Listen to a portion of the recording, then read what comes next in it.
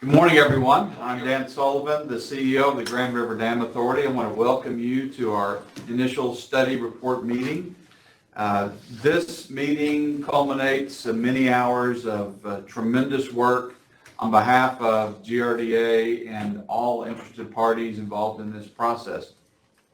I want to specifically thank Chuck Sensabaugh, our lead counsel from Troutman Firm, and Miro Kirka and his team from Mead & Hunt for all the support that they've given us during this time. We have many other consultants that have been involved in this process, many of whom you'll be hearing from during the next couple of days.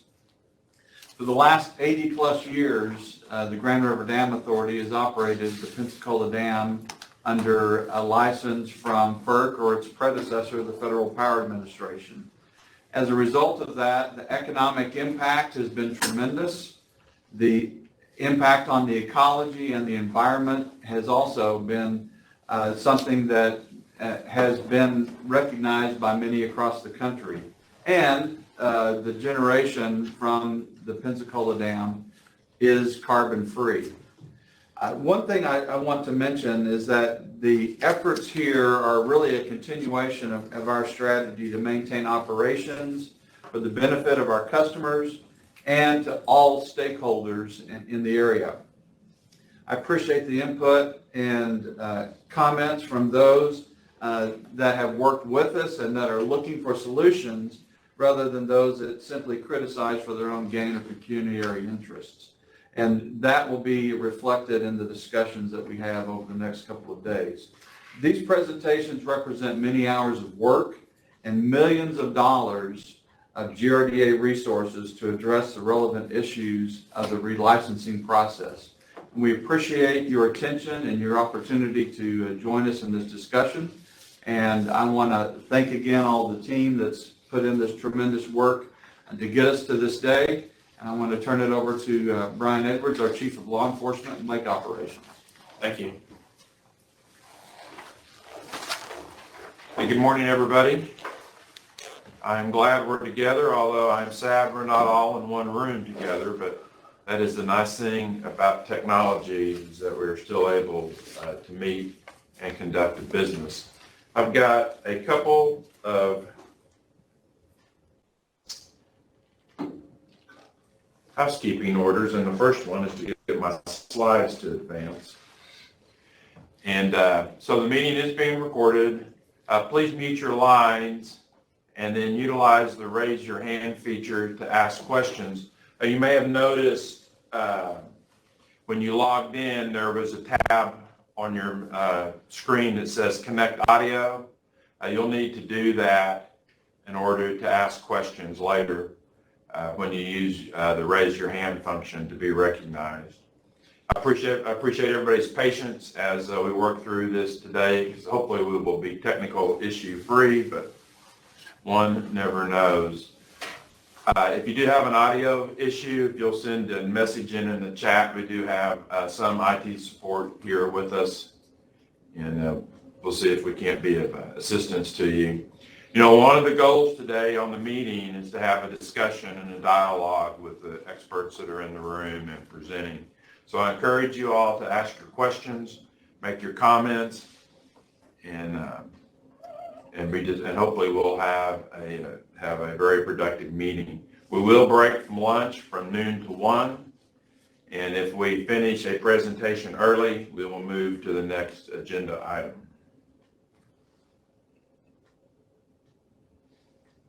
So the purpose of today's meeting is to describe GRDA's overall progress in implementing its relicensing study plan. The results for each study to date will be presented. GRDA will file a summary with FERC by October the 30th of 2021, and the meeting summary will include the meeting agenda and presentations. If you have comments or questions, those need to be submitted in writing, and the deadline to file the comments and questions is November the 29th of 2021. This is the schedule, and it's been the process that we've been following, and as you can see now, we are at where we have filed the initial study report, and we're having our meeting And then the rest of the deadlines are here. And we will continue to work towards the goal of filing our draft license application on January the 1st of 2023. But as you can see, there are several steps that we will complete to reach that goal. And with that, does anybody have any questions before we begin with Jason from the USGS?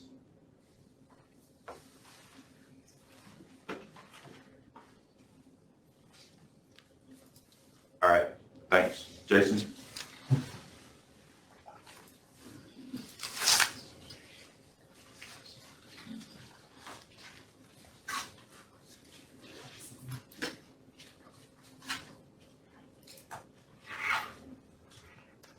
Walker has a question. Good morning, can you hear me? Yes. Great, thank you. And I popped the question in the Q&A box as well. I wasn't sure which is the best way to go, but just wanted to confirm our understanding is that the meeting is being recorded. Is that correct? Yes, that is correct. Thank you.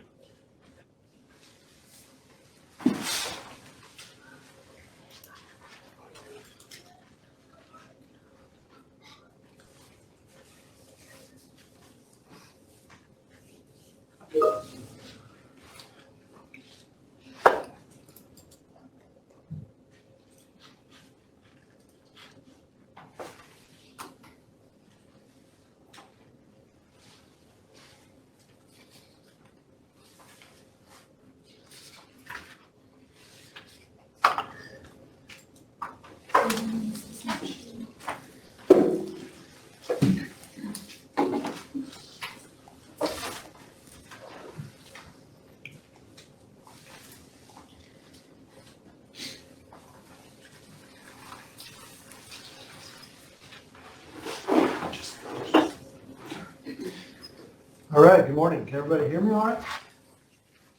Okay. My name is Jason Lewis. I am the branch chief of the Oklahoma district of the Oklahoma Texas Water Science Center. And I will be presenting our bathymetric work that we've completed from the years 2016 to 2019. Just to let everybody know that those dates are not the published dates, but are actually the dates that the field work were completed. Bathymetry has been done in this area before, but our goal was to either do areas that haven't been done before or to update it with newer technology and compare that with old bathymetric results. So here's our study area. As many of you know, there's three main tribs that flow into Grand Lake, and so today I'll be going over the instrumentation we use to complete the bathymetric work from these tributaries as well as Grand Lake itself. For this presentation, I'm going to work tributaries to main body, so I'll start with the rivers and then parts of the bigger rivers and then Grand Lake itself in the downward direction of the impoundment. If you can see that the red lines are the areas in which we used ADCP technology to complete the bathymetric surveys of the shallower portions of these tributaries.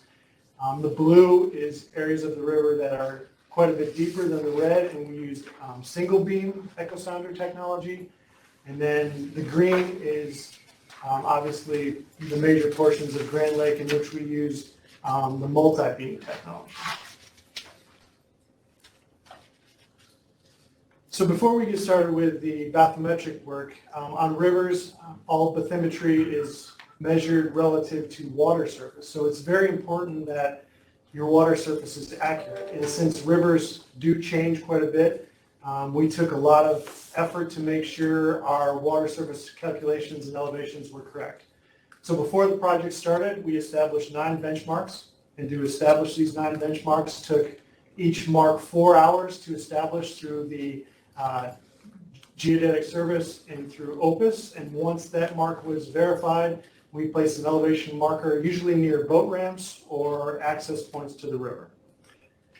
We use these 9 benchmarks every day to check our RTK instrumentation before the day started and at the end of the day started to make sure that throughout our work we were referenced to these 9 benchmarks and were in complete calibration. Throughout the river reaches, with the three rivers, we established 650 different water surface elevations that our bathymetric elevations were referenced off of. To get these 650 elevations, we took 3-minute RTK and then used the VRS network through the Missouri Department of Transportation. Rivers do have riffles and waterfalls and low water dams, so in portions of the river where we felt the elevation rapidly changed, we took closer water surface elevations than the 500 feet, so down to about 10 feet, so we could interpolate our depths more accurately.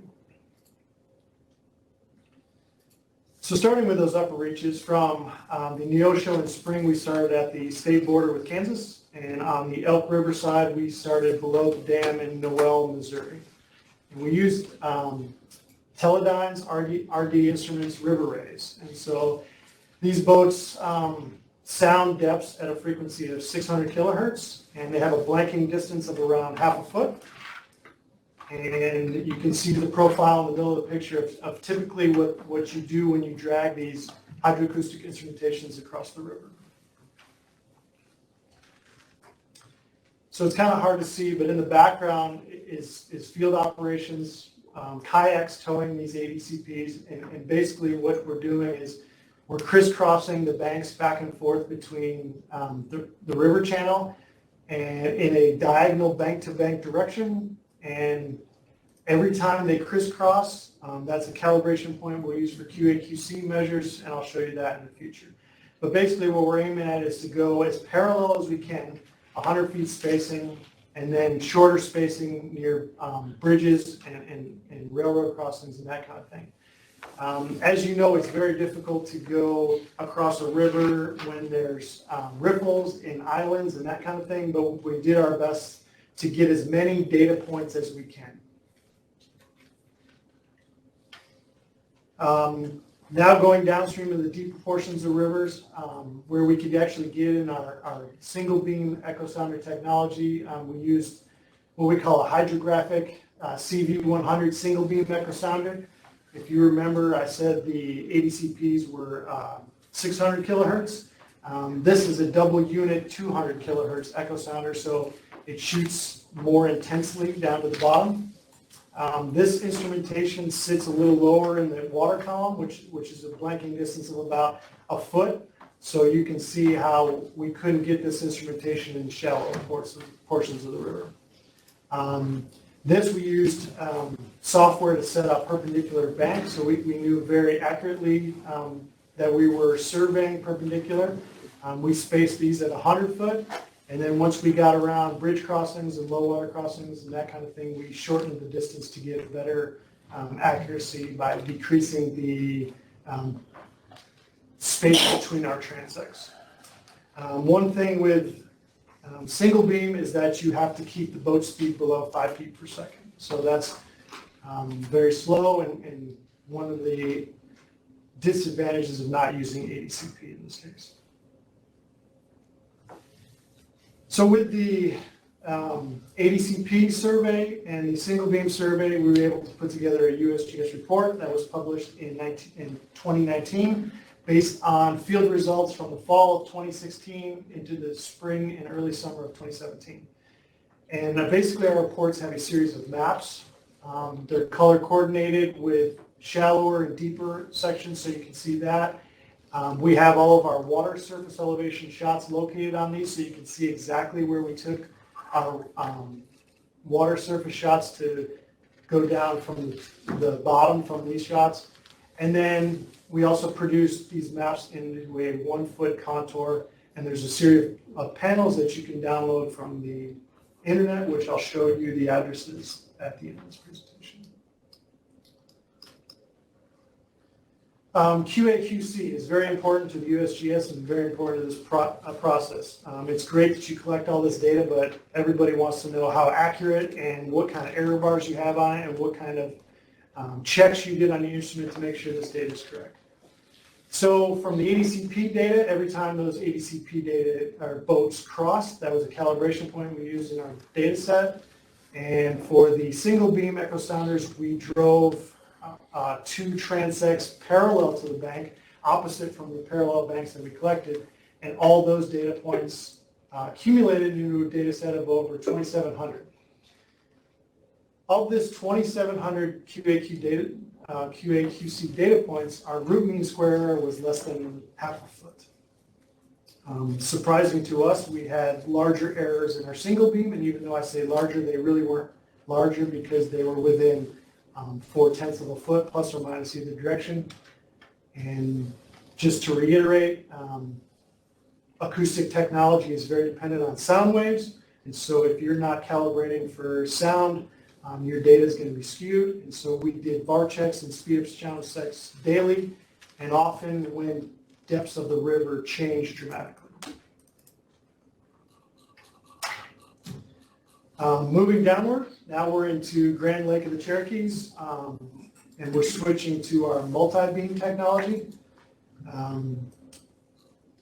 This is actually not the USGS's first multi-beam, but it is the first multi-beam data set collected in Oklahoma. But this technology has been around the greater part of a decade, so it's nothing new, and now has become the so-called industry standard. So what was our goals of this project? Our goals of this project were to first develop a contour map with 2 feet to show the depths of Grand Lake. The second goal was to develop an updated lake stage and lake storage capacity rating table, which was based off that multi-beam data. And then a third component was to compare what we've gotten this year with previously measured storage capacity of the Grand Lake. So here's just a little history of bathymetric data or elevation data in the Grand Lake basin.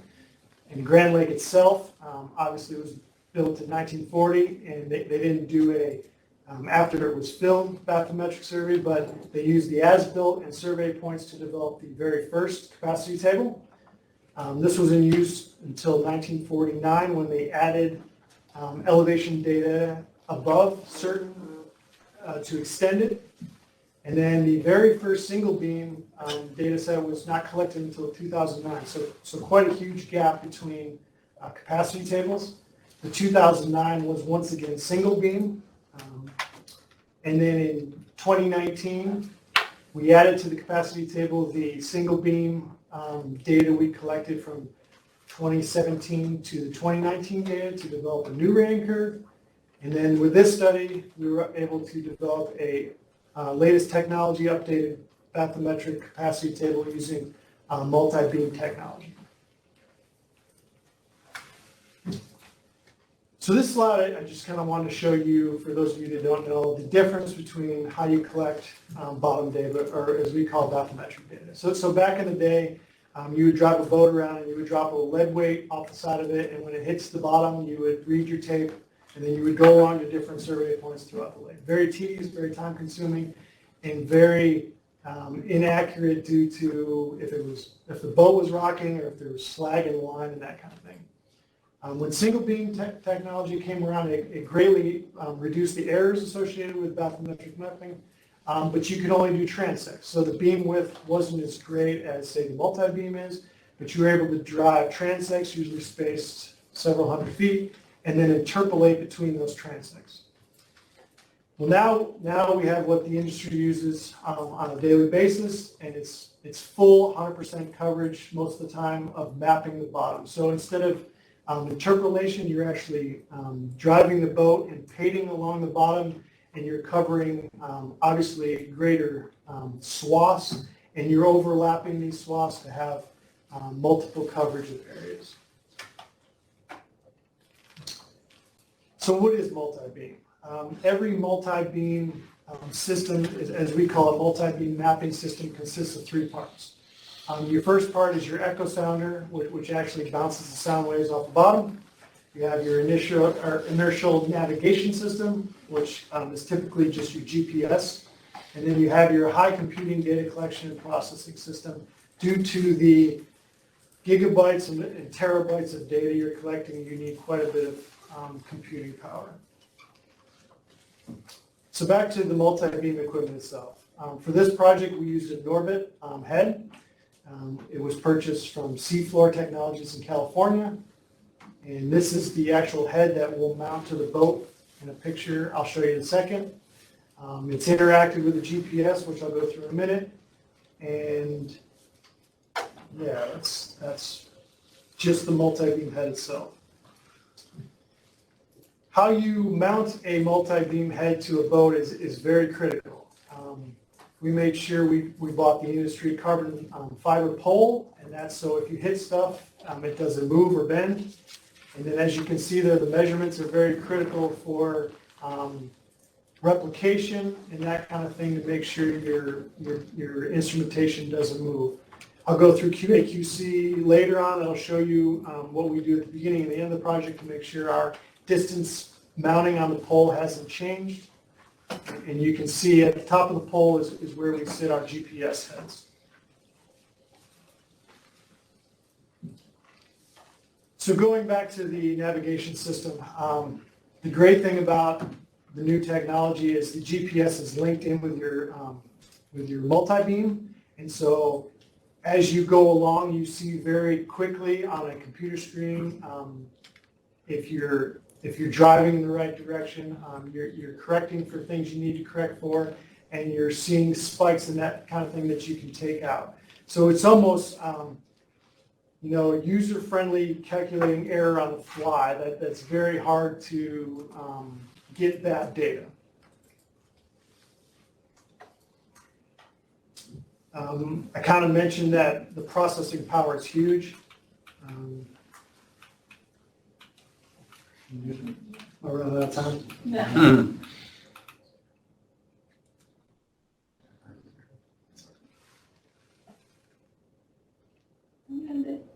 It's not for this one, because he's been. Oh.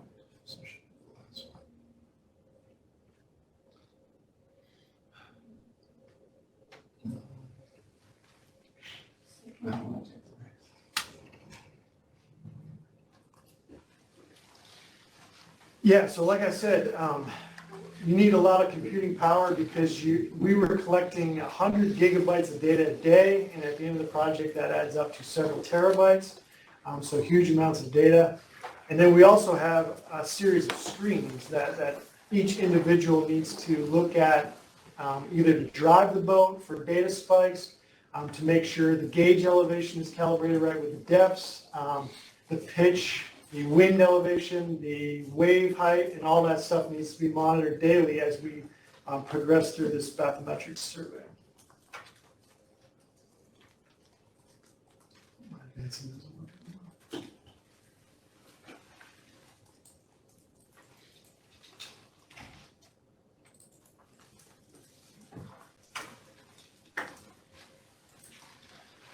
Okay, so with all that data, obviously we need computer software to calculate the thousands and millions of different data points. So we use the standard industry HYPACK, which is pretty universally used as the bathymetric software.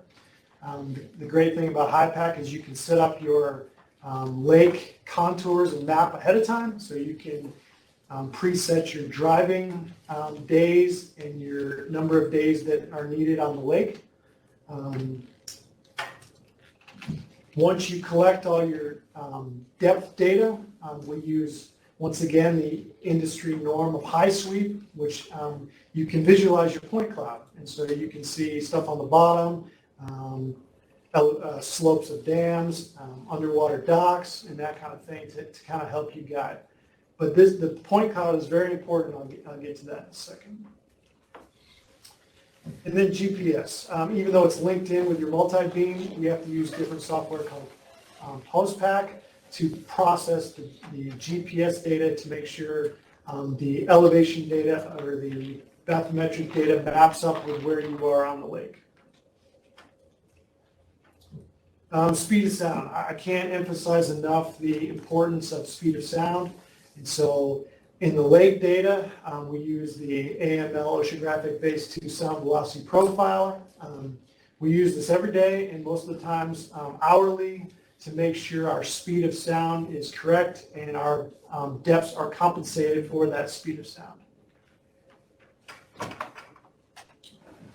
Collection methods. This is kind of a map showing where you've driven the boat.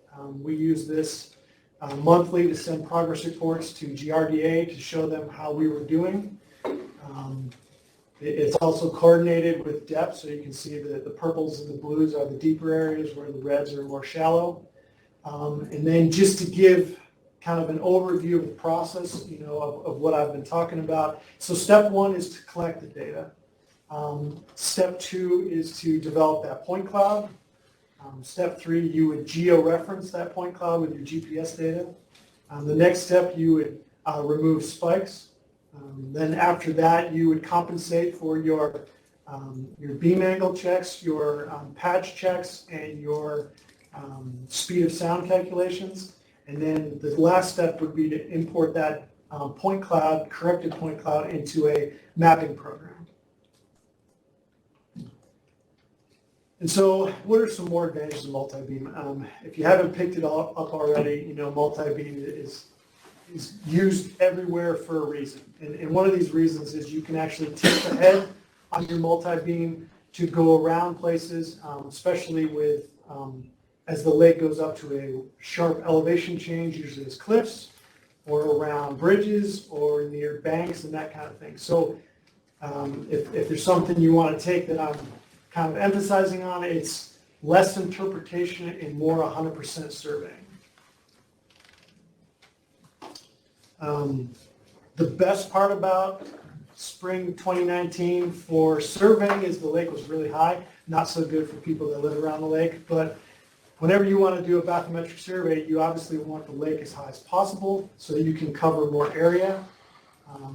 I should also mention, for areas we don't cover, we tied into the 2009 published 2010 LiDAR data collection. So even after areas that we haven't covered, we're able to tie in with that high-density LiDAR data. But here's a picture of the railroad bridge up below Twin Bridges. And back to, you can tilt the head of the multi-beam. So obviously we couldn't drive our boat through this gook, so we were able to tilt the multi-beam to cover the areas of the lake that were really high. And how do we know it was great? Because we already covered these areas with single beam, and so not only were we able to cover this with multi-beam, but then we were able to check this data with a single beam to make sure it was accurate. So another advantage of using multi-beam technology. Once you get your point cloud, you import that into a mapping software application. A lot of people use GIS, but GlobalMapper is what we use due to its ability to handle large terabytes of data sets. So GIS would work too, but it's kind of clunky with large data sets, so we use GlobalMapper, which is kind of what a lot of other people use with large data sets. One of the objectives was to develop an updated stage storage relation capacity table. And so here's our published new capacity table, ranging from a low of 626 all the way up to 500 or 758.4, and that's in NGV 88. Pensacola datum is also very important to GRDA and others in this area, as that's the datum which has been used. So we publish those values as well. That capacity table is important because it's linked to our gauge pages. Here's the gauge page for the Grand Lake stage gauge, all in Pensacola datum. You can see I grabbed these screenshots from the surveying period of Grand Lake, which was that high flood event there during the spring of 2019. And so you can kind of see the range and stage in which the bathymetric survey was completed. And then one of the other objectives was to compare these results to previous bathymetric tables. Just like any impound water system, you'd expect loss of capacity over time, and here's no different. But the only thing here is you've got to realize that we're comparing bathymetric tables of different methodologies. So it's good to just see how they compare, but you really can't put any validity into it because you're comparing as-built to single beam to multi-beam technology. And since several studies have proved that multi-beam technology is more accurate, it'd be really great in the future to maybe do another bathymetric study using multi-beam to compare to this multi-beam study to really get an idea of how Grand Lake is changing over time. So QAQC, once again, QAQC results are of the utmost importance, and so here's how we did our QAQC with bathymetric work. Once again, we did daily beam angle checks. These beam angle checks were done following the U.S. Army Corps of Engineers policy memos, and all of them obviously passed. The patch tests were once again to determine if our instrumentation on the pole changed positions from the beginning of the survey to the end of the survey, and they did not. So we have another agreement that our field equipment was set up correctly. And then when you do bathymetry swaths, you overlap. And so every time we were able to overlap sections or survey the same area twice, we use those points to develop a point cloud called our QAQC data set. That data set consisted of 6.8 million points. So, a very robust data set. And in analyzing that data set, we've determined that 95% of our data is within or less than half a foot or 0.47 of a foot. So tremendous accuracy. And now once we've done all that field work, how does the USGS go about publishing this data for public use? So here's our review process and publication process. It's very lengthy. I'll try to sum it up as it is, but just to give you an idea of what we go through. Field collection, publication methods, we have to follow the USGS fundamental science practices. Once the data is collected by a certain team, it is then reviewed by other individuals, and then that data set is then reviewed by a third set of individuals, and then given the data of approval. Once the data is approved, it may start to be used in statistic calculations and report writing. After that, scientists will develop the drafts of the report, and then it will go through author-colleague reviews, supervisor reviews, and 2 specialist reviews. So these data sets from the 2 publications on the rivers and the lake were sent out to other USGS specialists in bathymetry work, and they reviewed this data. Once that data comes back, corrections are made, and it's sent to the USGS reports team, where they go through to make sure the data is of USGS quality with figures and editorial review. Once those come back, then it's then passed on for bureau review to get the stamp of approval from USGS. After that, then it goes to a final publication and layout review. So then how can you all get this data, since that's what we're all after? So here's the websites. The 2 pictures are the 2 reports that were published, screenshots. The first website listed next to each picture is the website for the report itself.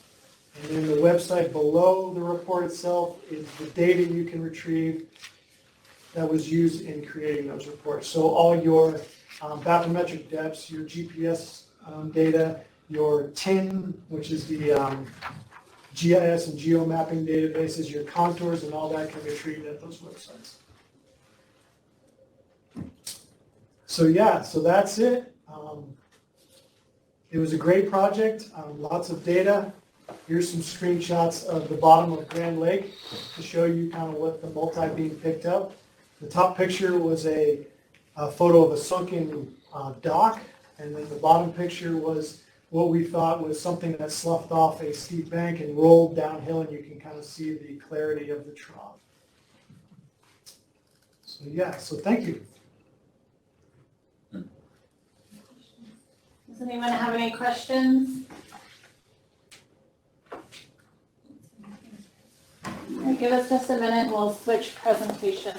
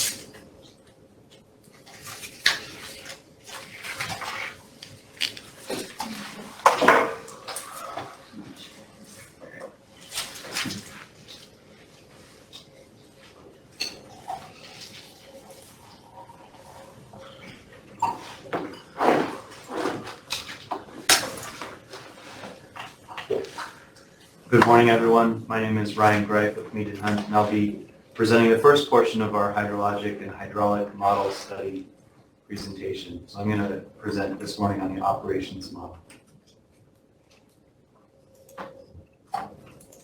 Just to give an outline here, I'm going to start out with just some overall data points about the overall timeline of the relicensing study, the study objectives of the H&H study overall, and vertical datums, and then I'll dive into the operations model specifically, talking about model objectives, modeling methods, give an overview of the models involved in the study, the Riverware flood routing model and operations models, talk about the input data used for the study, the actual solution of the model, and then cover some validation results comparing the model output against the Riverware model output. Then I'll talk about some improvements that we have planned going forward for the model and review the computed scenarios that were fed into the other parts of the H&H study. So first of all, just to give an overview of the complete H&H study and the three components that it entails. So the H&H study, hydraulic and hydrologic study, includes the operations model, which is the part that I will talk about, and that actually feeds into two other hydraulic models. Hydraulic model upstream of Pensacola Dam and hydraulic model downstream of Pensacola Dam. So the operations model is used to feed boundary conditions into the other hydraulic models, and then those hydraulic models produce the actual water surface elevations, which are informative for some of the other studies. So just a reminder that FERC's study plan determination and order on request for clarification and rehearing required a model input status report and a conference call to discuss the model inputs and calibration. And so that model input status report was filed with FERC on March 30th of this year, and we held that technical conference on April 21st. So some of the information that you'll hear from me today is similar to what was presented previously.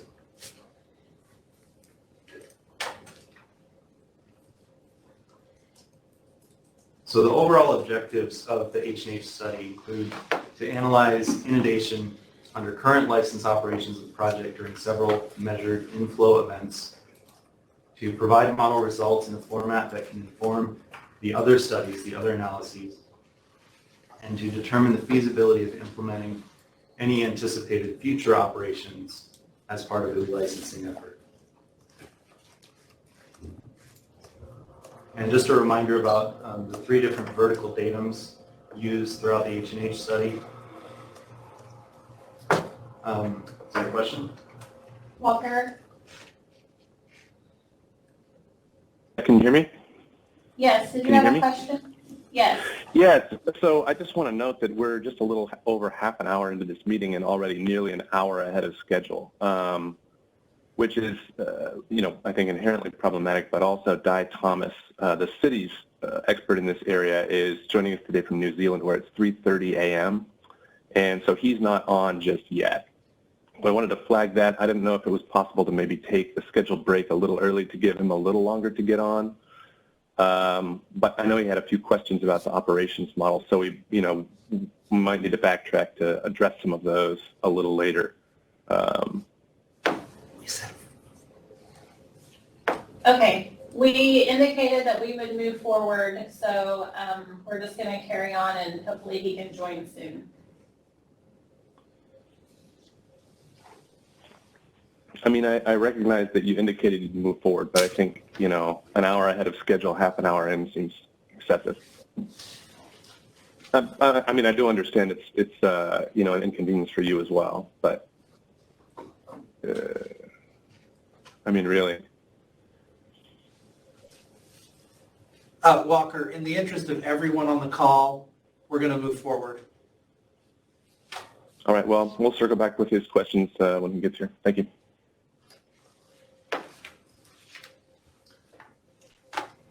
All right, so again, reviewing just the three different vertical datums used throughout the H&H study. The Pensacola datum, which is used primarily for Grand Lake Pensacola Dam, NGBD 29 and NABD 88, and the conversions between those datums used for the H&H study are shown in the table and the graphic here. So you might see some mixed use of different data throughout the H&H presentations. That's why we wanted to clarify the difference there. Ryan, can you stop just a minute? Sure. Nabreet, do you have a question?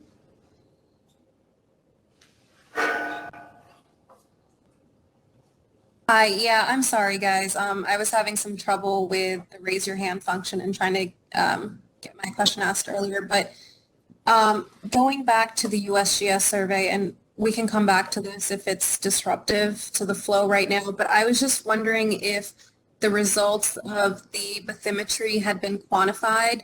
For example, X, Y, increase or decrease in sedimentation and the locations where that occurred. And where is that information available on the links that were provided on, I think it was the last slide? Yeah, so just to clarify, you're just asking about the sediment depths? The bathymetry. So with the bathymetry, we went over the QAQC and how the bathymetry survey was conducted, but I was wondering if the results of the survey had been quantified and where that information is available. So yeah, the bathymetric depths have been quantified and the QAQC data is available based on those links. The depth of sediment is not. So I just want to clarify that only the depths are available for public.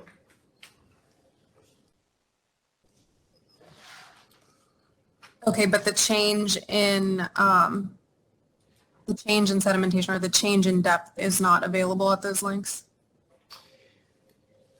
So the change in carrying capacity is available. Once again, not sediment depth. So the change in capacity is available in comparing to as-builts to single beam to multi-beam. So that data is available with the change in carrying or capacity of the lake. The change in sediment, we did not do that as part of the study. Okay, thank you. Yep. Sorry, Ryan. Okay. That's why we're here today. All right, so getting now specifically into the operations model.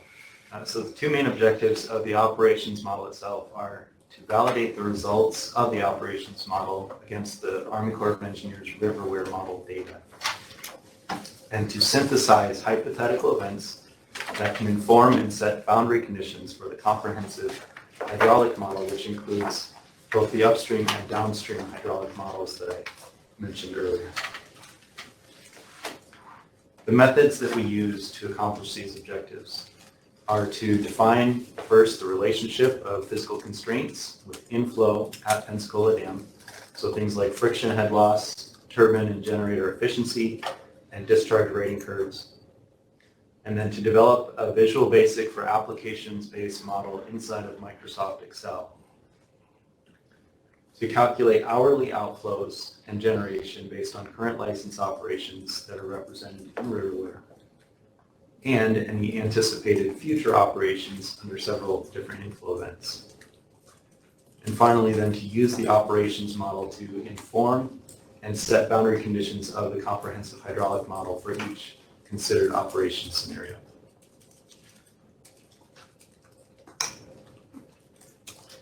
So I'll start with just giving a brief overview of each of the models involved in my presentation today, starting with the U.S. Army Corps of Engineers Riverware Model. And this is a period of record model for the basin upstream of the gauge at Van Buren, Arkansas. So this includes a time series that starts in 1940 and goes through the end of 2019. It uses a daily time step for the calculations, involves over 30 reservoirs, and the methods used in the Riverware model include hydrologic routing, flood control, and water conservation and power generation rules. So the main purpose of the model is, to simulate the water moving through the system and predict primarily the flood control operations that are used to regulate flows at Van Buren, principally, and also at other locations throughout the system.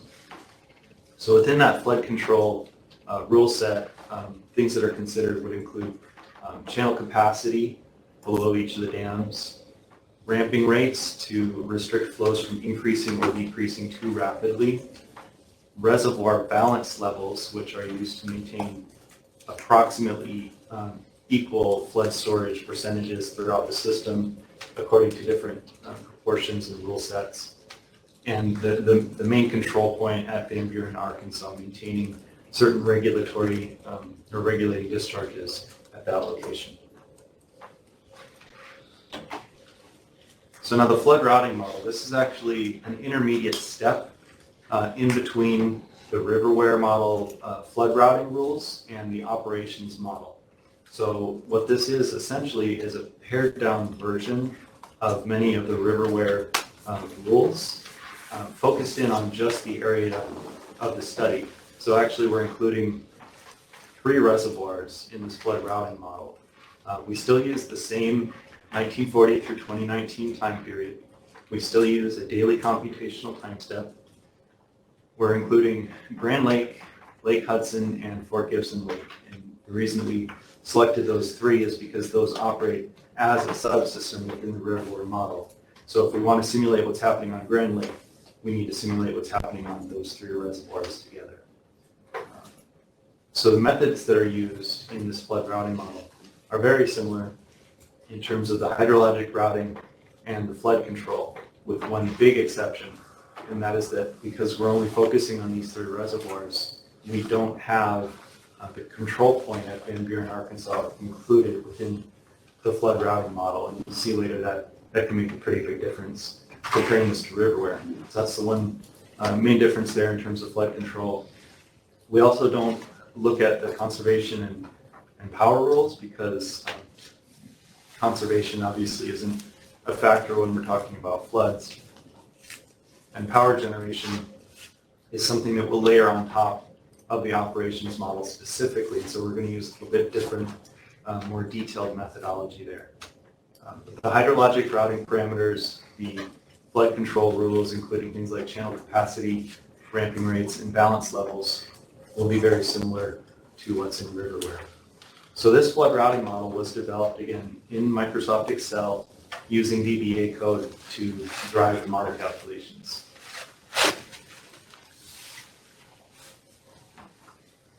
So the final piece of the model study here is the operations model. And the operations model is different in that it uses an hourly time step for calculating. And the main reason why that is because the actual hydropower operations at Grand Lake are much more refined than what can be captured in a daily time step model. Power prices fluctuate throughout the day. And so in order to capture the actual essence of how that facility is operated for hydropower generation, we needed to step down to something a little bit more finely resolved than the daily time steps in Riverware. So the hourly data to drive the model begins approximately in 2004. And so that's the time period that we selected for the beginning of the operations model. It just doesn't make sense to try to simulate things prior to that because most of the data doesn't exist on an hourly time step or smaller prior to 2004. So this model goes from 2004 through 2019. And again, we're focusing in here just on Grand Lake and Lake Hudson. So we're not simulating Fort Gibson Lake as part of the operations model. We're simulating the 2 reservoirs that GRDA operates here for hydropower. So the methods, again, are pretty similar. So we're going to inherit things like the hydrologic routing parameters, the flood control decisions. Those are coming from essentially Riverware through that flood routing model and then being fed into the operations model. And then we're layering on top of that more detailed hydropower operations rules to get a complete simulation. And again, this is developed in Microsoft Excel using VBA code to drive the model calculations. So just to recap the whole process of the data flow through these models, starting with Riverware, we're going to look at the hydrology, so the historical inflows, the hydrologic routing parameters, and the flood control rules. We're going to disregard conservation and hydropower from Riverware. So we're going to use all this to build that daily flood routing model, simulating 3 reservoirs together on a daily time step. That flood routing model then is going to make decisions about how much flow should be passed downstream of each dam on a daily time step and feed that into the operations model, along with some other information such as seepage rates, evaporation rates, that sort of thing. Then in the operations model, we're going to layer on top of those flood routing decisions rules and optimization criteria for power generation and for reservoir management. And there we're talking obviously elevations below 745 feet Pensacola datum. Above that elevation, obviously, the Army Corps of Engineers has jurisdiction for flood control. So we're just talking about sort of normal operations within their power pool. The operations model then simulates on that hourly time step, and it produces reservoir stage and discharge hydrographs that can inform the boundary conditions for the HEC-RAS models. It also then produces outputs including power generation on that hourly time step. So now I will review the input data that was available for the operations model. So starting with Riverware, we got time series data from the Army Corps of Engineers that was calculated by the Riverware model. And that includes both inputs to the Riverware as well as calculated outputs. So things like river discharge, local inflows to the reservoir, so things that aren't necessarily coming from the main stem of a river, but it could be an ungauged tributary or direct rainfall in the reservoir itself, for example. So those local reservoir inflows are represented throughout that historical time period. Evaporation and seepage rates. Where's my mouse here, guys? Can you say continue? No, it's good.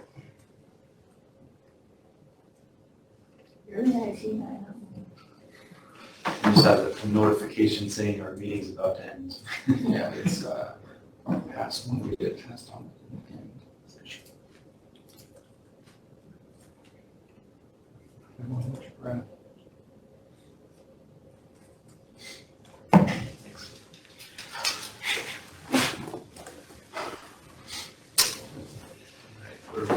Okay, so Riverware model data.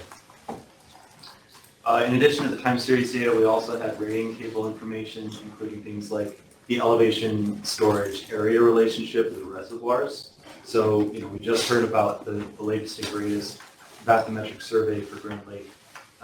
For this stage in the process, for this operations model, we're going to still use what's in Riverware for the elevation and storage relationship, at least until we get past this model validation step, because there's no point in putting just inherently different inputs in the two models before we try to validate them against each other.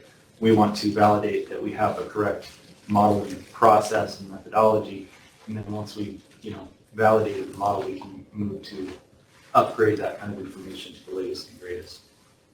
So for now, we're bringing elevation storage data from Riverware. We're also looking at the operating balance level versus storage information, things like the maximum regulated spillway capacity, the induced surcharge curve. So once you get above a certain elevation, essentially you have to start spilling water, seasonal reservoir elevation targets, and hydrologic routing parameters. So all this is data that's available from Riverware to feed into the operations model. In addition to what we obtained from Riverware, we also have other information that we can layer into the operations model.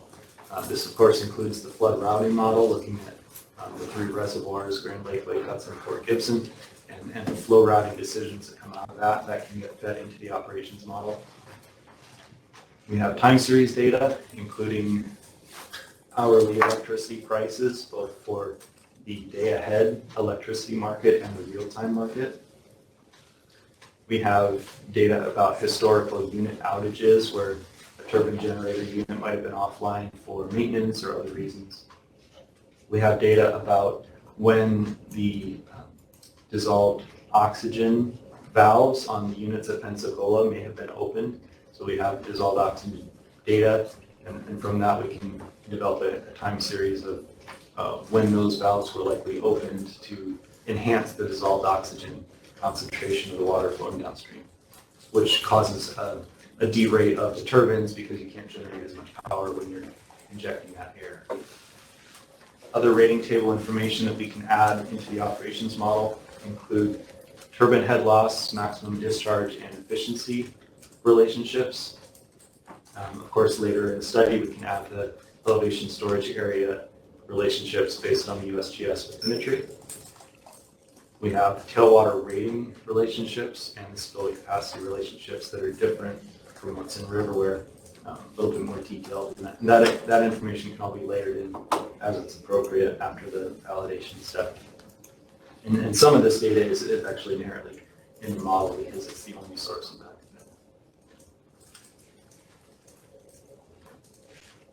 So how this all comes together.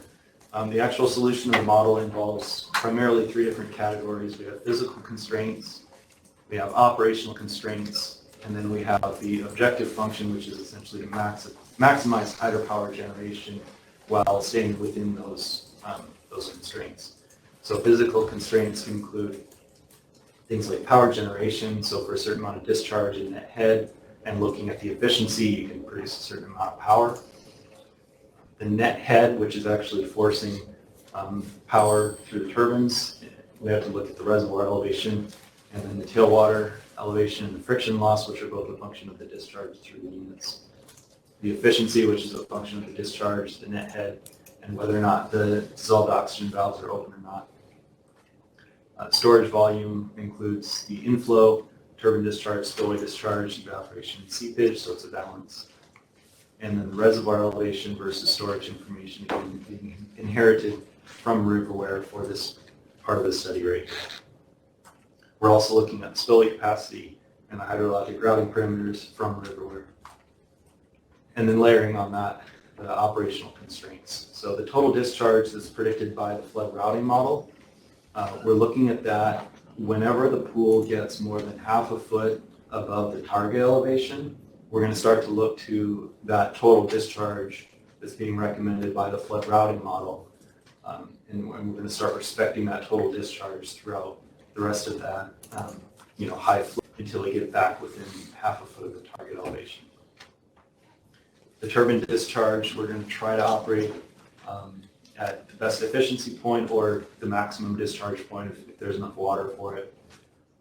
We're going to look at relationships between the storage volume currently in the reservoir, the forecast, the current inflow, electricity prices, the production costs of running the units, and whether or not all the units are online. So those all factor into the decisions about what turbine discharge to run. And then the target reservoir elevation, which varies seasonally at Pensacola, or at least there's a certain seasonal relationship within the Riverware model that we need to mimic in order to validate against the Riverware model. So the output of this is to try to maximize the hydropower generation, as I said. So we schedule power on that day-ahead market based on which times of the day are predicted to be, the best power prices. And then as we see the real-time power prices change, the model will then make decisions in real time for each hour about whether to maintain that scheduled generation, to generate in real time in brackets where it wasn't scheduled, or in some cases, if the power price drops on the real-time market, you may have already scheduled generation, but you may decide to buy back that generation in order to not operate at a loss. So the model is trying to keep all of the physical and operational constraints in check as it simultaneously maximizes the generation and revenue of the project.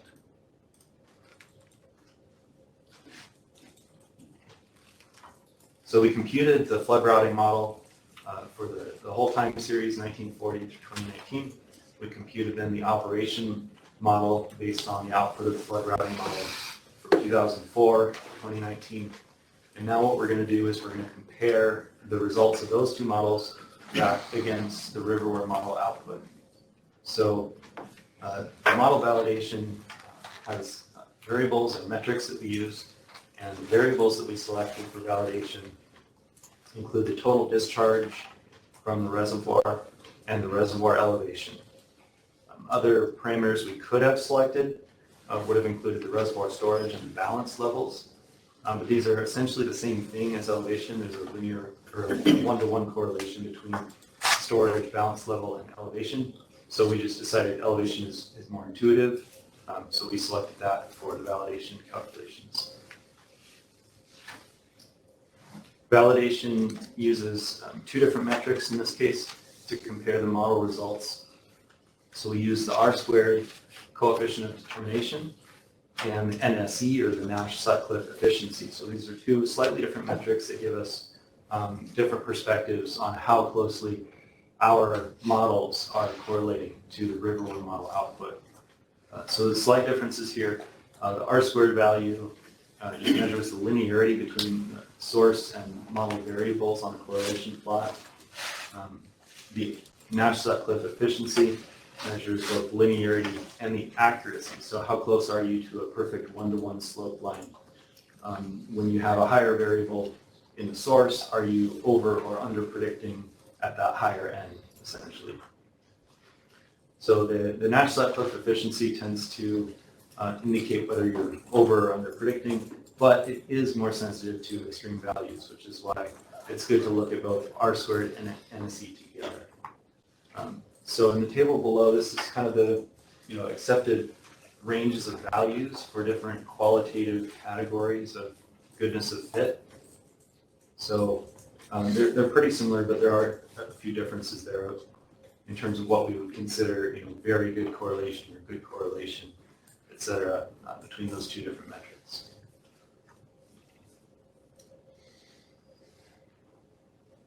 So first we're going to look at the flood routing model comparison to the Riverware model output. Again, from 1940 through the end of 2019.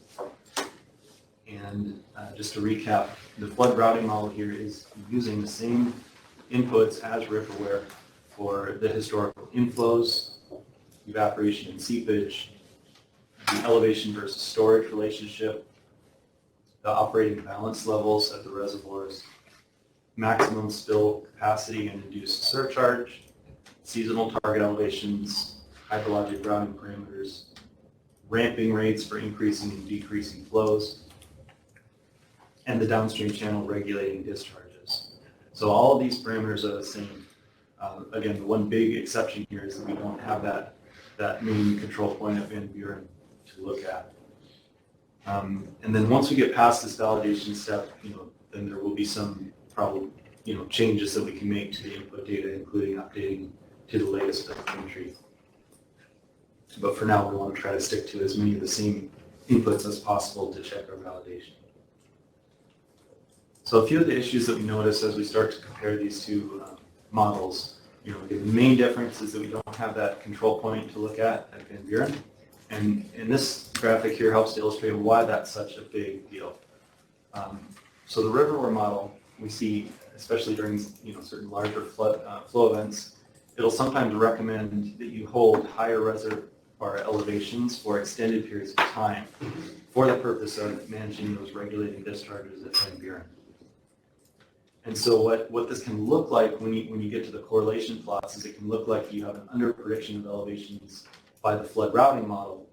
But really what this is an under-prediction of the duration of the peak stages by the flood routing model.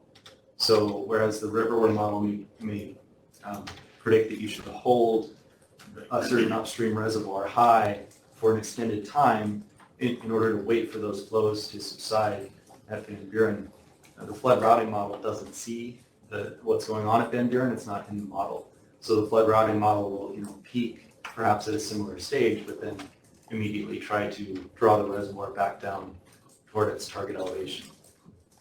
So you see a pretty stark difference depending on the event between when the Riverware model would finally reach the target elevation versus when the flood routing model will.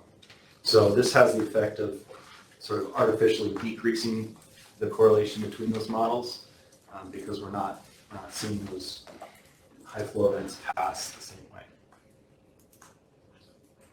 Another issue that we see when we look at these two models and comparing them is that there can be this time step oscillation because it's a daily time step and because a lot of water can move from one day to the next. You can get these oscillations where the results kind of bounce around a similar solution, but they're not necessarily synced up with the way that they bounce around. So this can happen where you have rule set changes at key elevations or balance levels. So for example, when you get to the top of the conservation pool and you're getting into the flood pool, there can be sort of a rule set change that can affect some forced oscillation like this. You can also have balance level changes between reservoirs at different alternating time steps. So you release water from one reservoir, it goes to the next reservoir downstream.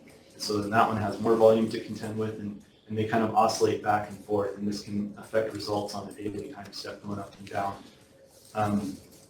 So this is something that we see affecting both the Riverware model and the flood routing model, but they can be affected at different times, and sometimes, as shown here, they sort of offset from each other. So when we're trying to compare the results of one model to another, if we're just looking at each daily time step by itself, the correlation may not look that great because they're oscillating at different times.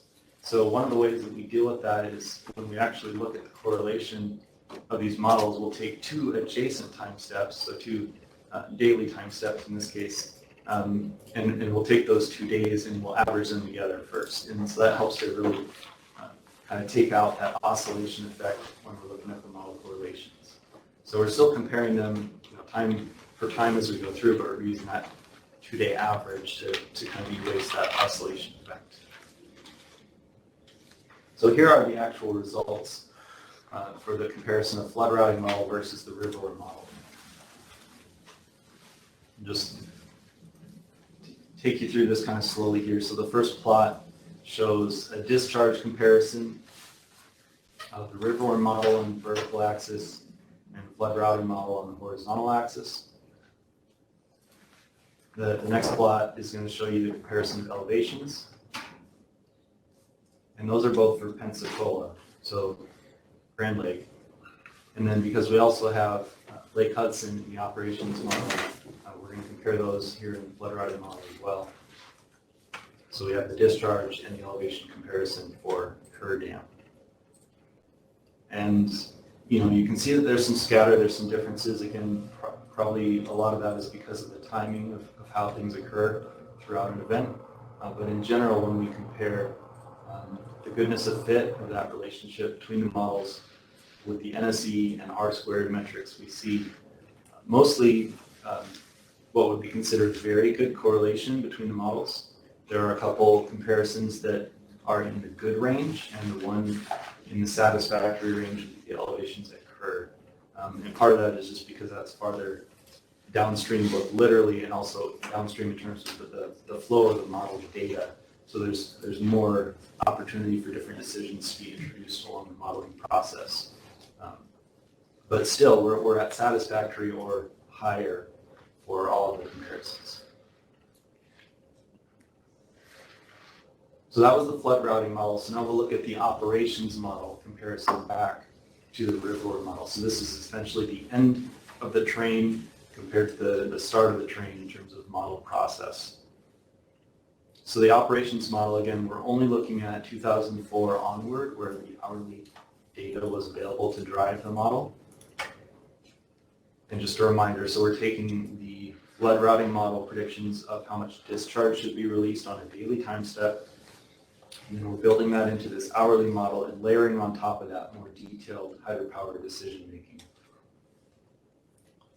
So the transition between when the operations model is only operating for hydropower optimization and when it is looking to the flood routing model to help make decisions about the hydrograph routing is whenever the pool gets more than half a foot above the target elevation, which is, it's a little bit of a simplified approach, but it seems to work, and that's something that we can work on building a little bit more sophistication into going forward. So we'll see that the correlation metrics are slightly lower here than the comparison of the flood routing model because we're building more into it. It's an hourly model, we're layering some more information in, so slightly different decisions are being made. But still very good results. So same plots in the same order here. You can see that the correlation metrics are still in the range of satisfactory to very good for all of the metrics and variables that we looked at. Yeah, and just to note, if you notice that on the left axis, the values of the Riverware model of discharge, for example, might be a little different than the previous set of plots. That's just because, again, this is 2004 onward, so we're not looking at all the same events in the operations model because we can only simulate starting in 2004.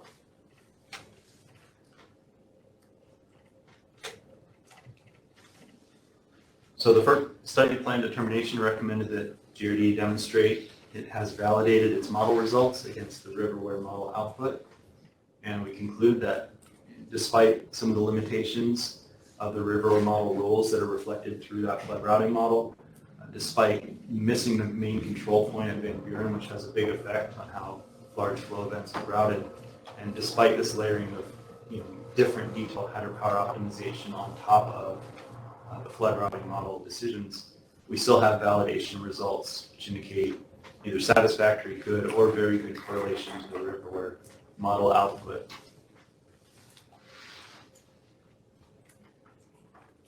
So going forward, we do have a few improvements planned.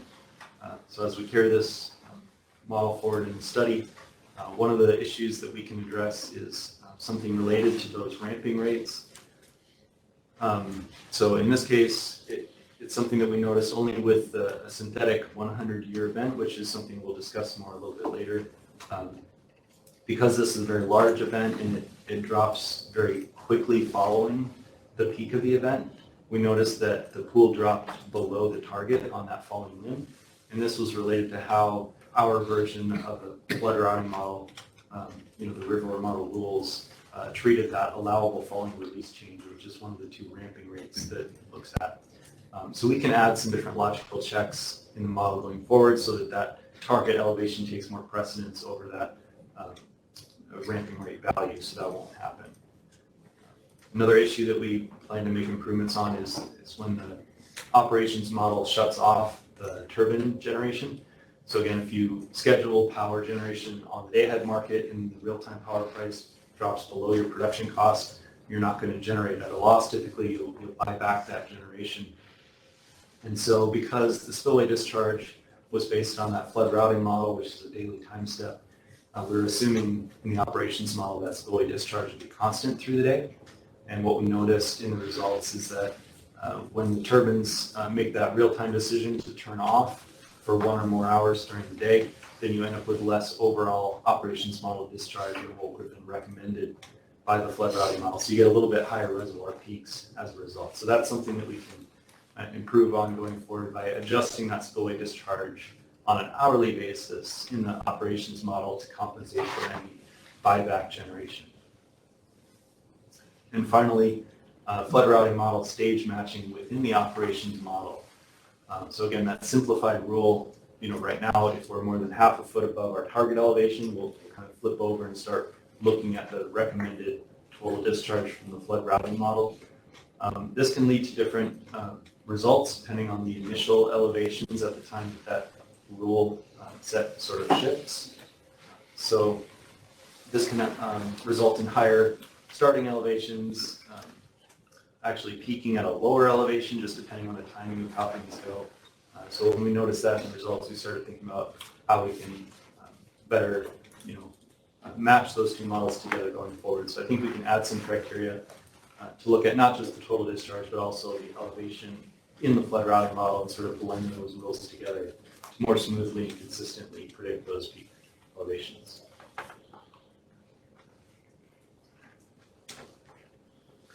So with the operations model validated against the Riverware model output, we computed several scenarios then to feed into the boundary conditions of the hydraulic models. And so these are all the events. Everything that has a green check mark is where we simulated the operations model in order to provide those discharge and stage hydrograph inputs to the upstream and or downstream hydraulic models.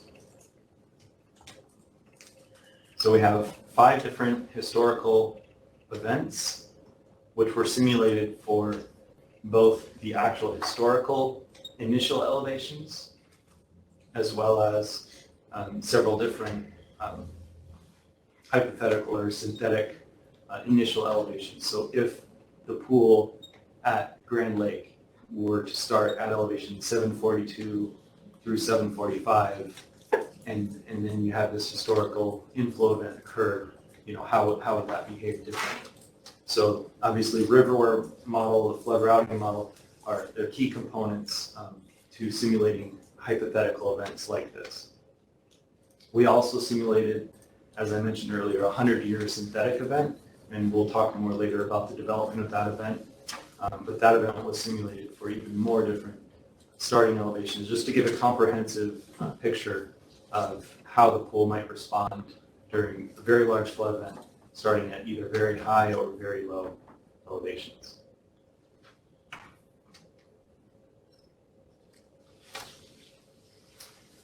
So thank you for hearing me out this morning. We'll take questions. So far, Ryan, we don't have anyone raising their hand for questions. Does anyone have any questions of Ryan?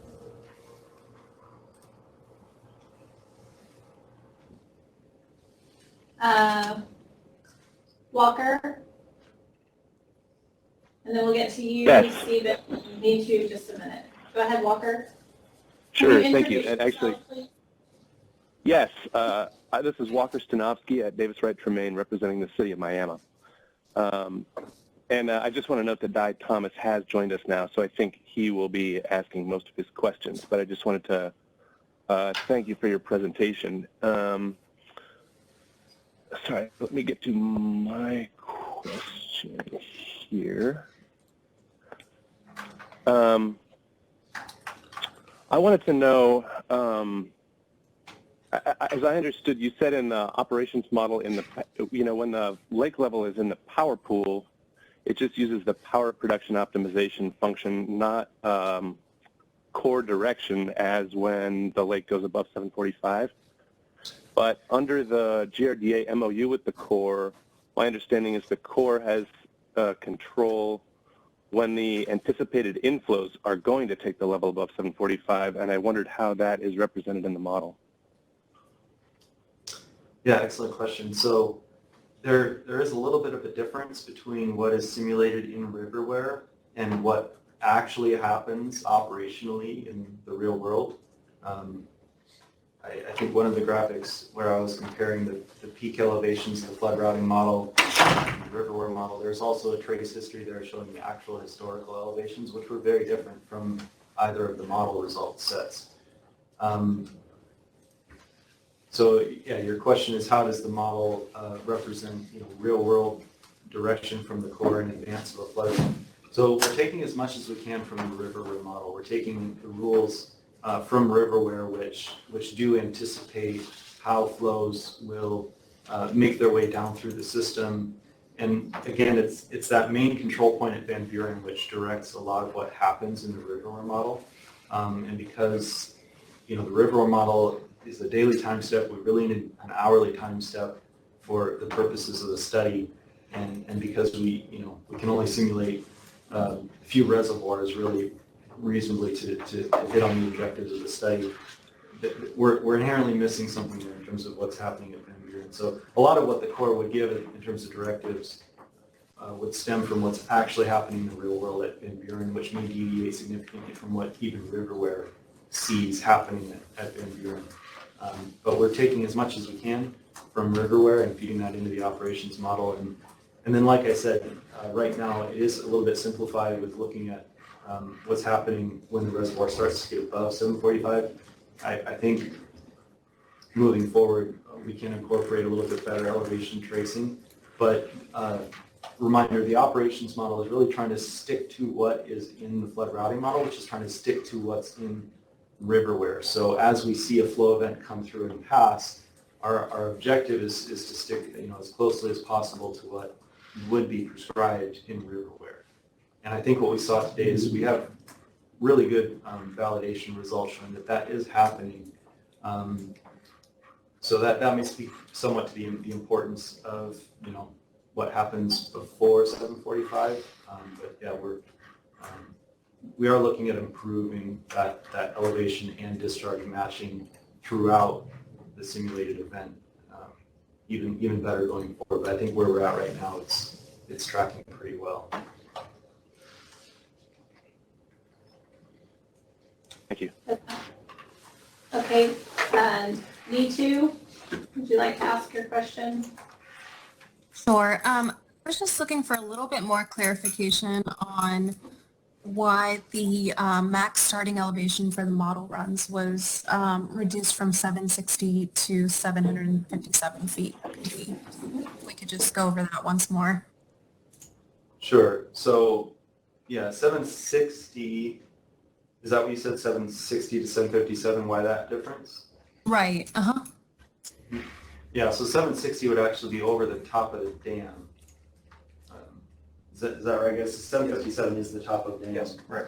Yeah, so if the pool were to start at 760, you'd already have 3 feet of flow over the entire, top of Pensacola Dam. So that, I guess that just didn't seem like a reasonable place to start a simulation with all that water just suddenly dumping. So we backed that off to start at 757, which is actually the physical top of dam. Still, you wouldn't want to get that high. Most historical events won't top out any higher than 755 because that's really the kind of hard limit in terms of the operations. Does that answer your question? Yes, thank you. And just for clarification, Nitu is with FERC. Any other questions from you, Nitu? No, that was it for me. Thank you. Okay, perfect. Mr. Thomas, you have your hand raised? So, good morning. Can you hear me? Yes. Yes. Yeah, I had two questions. One was, were the flows from the Riverware model compared to the recorded gauge values? And if so, what was the result? And if not, why were they not compared? That was the first question. Okay. So the Riverware model results were not compared to actual gauge data for the purpose of the study. We were tasked with validating the results of our model against the Riverware model results. There's a lot that goes into Riverware. It's trying to run a whole period of record simulation. So there are adjustments to things like the evaporation rates, for example, to compensate for historical instances where a reservoir wasn't built yet, but we still wanted to accurately simulate what happened in the past. So a lot of effort's gone into Riverware to try to make it as historically accurate as possible by the Army Corps of Engineers. Obviously, it's one of the main tools they've used in the past to predict flood routing. So in the grand scheme of things, we thought, all right, we're validating against the Riverware output, and it's already had a lot of work put into it by the Army Corps to try to make it as historically accurate as possible. So it just would have been sort of an extra, superfluous or extraneous task to also compare to the actual gauge record. And we already had the Riverware model data, right there in front of us. So we focused in on that in developing our models. Okay. My second question relates to the slide that you're showing at the moment for the scenarios. Why did you not run the other floods for the starting water surface elevation of 734 and 740 feet? Oh, why did we not run, the historical floods at those other elevations? Yes, it seems as though those floods would be much more meaningful than the 100-year flood. So why were they not run? Okay. Yeah, well, I guess we wanted to respect, the request to look at the full range of elevations. 734, 757, those would be well outside the range of starting elevations that normally would have been represented. We did include them with the 100-year event to make sure that we showed that kind of that full hypothetical range, but in terms of the actual historical events, they just seemed a little bit too extraneous to what would be considered the normal operating range. So we, I guess, want to burden down the study and the data sets with a lot of extra comparisons at those more extreme elevations. Okay, thank you.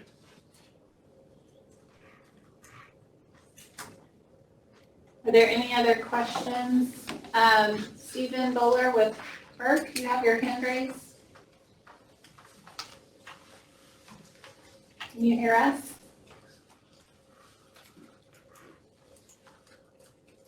Stephen?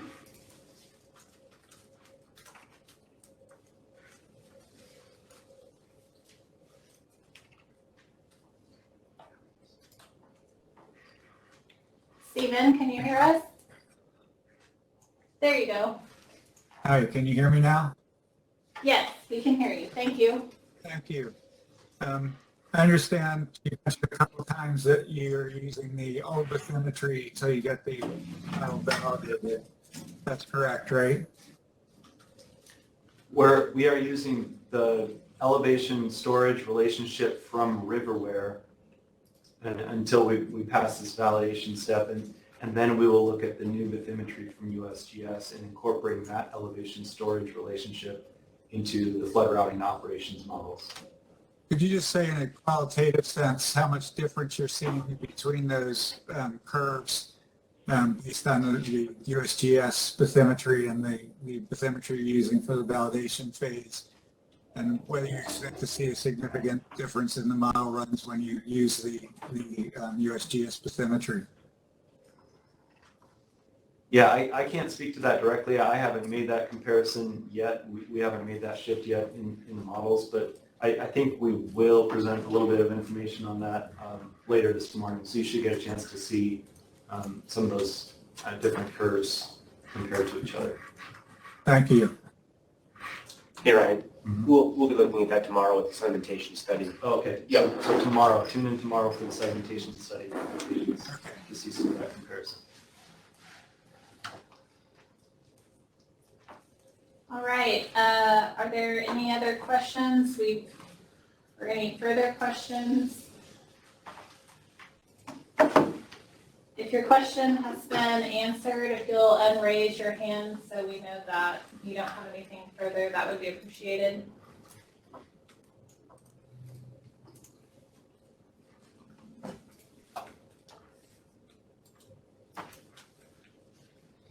Okay. Looks like, oh, hold on, we go.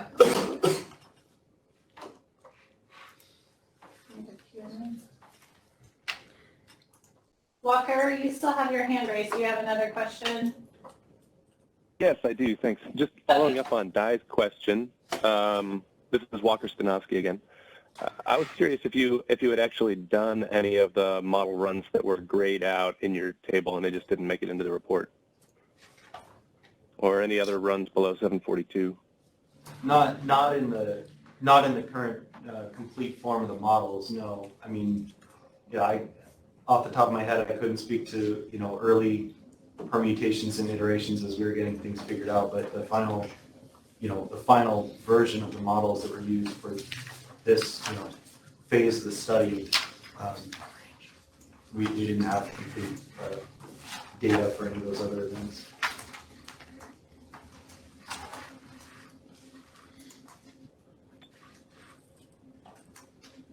Thank you. And then I had one other question about, and forgive me, I'm doing my best to understand the technical stuff, so, please treat my question liberally. But you mentioned the operational constraints that when the flood routing model, that it transitions to flood operations when the pool elevation is more than half a foot above the target. First of all, just to confirm, target in that context means, and this is your slide 20, target means the rule curve elevation under the license, is that right? I'm trying to find the slide that you're mentioning here. Sure. There's, a few different parts where I probably mentioned it. Slide 20 is what I had in my notes. Well, this is slide 20 right here. Oh, well, I'm sorry about that. Well, here you there. go. Okay. So, well, top right. The target elevation, that's the seasonal target elevation for Grand Lake that's in the Riverware model. Let's see, if I forward, you can kind of see what that looks like here. So it varies between elevation 741 Pensacola datum up to 744. So each year there's a different target elevation at different times of the year. So when I say target elevation, that's what I'm referring to. It's, it's Okay, on thank you. Yeah. And so then follow up to that, and I think this is the last thing I had, is whether it's your understanding that GRDA actually transitions to flood operations anytime the reservoir is half a foot above the target elevation. Yeah, that's the tricky part, because that's all based on real-time communication that happens with the Corps of Engineers. And so when they're flood fighting or getting ready to pass a large flow event, they're just doing everything they can to make the best predictions in real time, and using maybe Riverware, maybe other tools, and maybe some calculations specific to that event.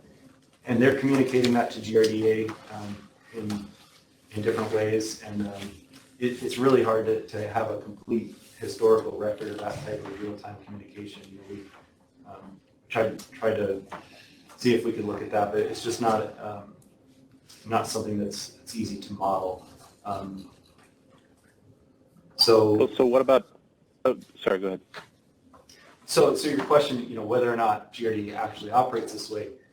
No, essentially that's us trying to blend these models together as well as we can, so that the operations model is doing something to look at the flood routing decisions that are coming out of Riverware for validation purposes, and because it is a good tool for managing the full system.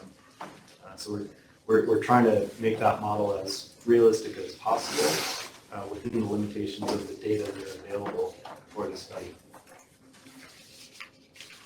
And so I guess if final thing, I promise, if say the target is 741 during a period and there's some, flows coming in, the level is going above 741.5, but not predicted to go above 745. So, it would not involve the Corps' direction. How does the model handle operations that are in that window between you're above the target but not going into flood pool?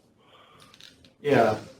So again, there's a distinction between sort of when the Corps is taking jurisdiction over the operations of the project and providing that specific direction on a case-by-case basis versus the Riverware model or the flood routing model generally just handling the balancing of the storage levels in the system, which is a more automated, rule-driven decision.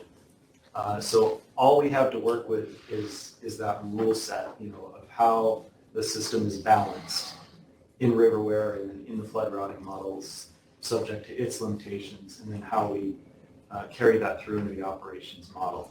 So, it's a little bit of a compromise, but it's sort of the best that we can do based on the data that's available to us.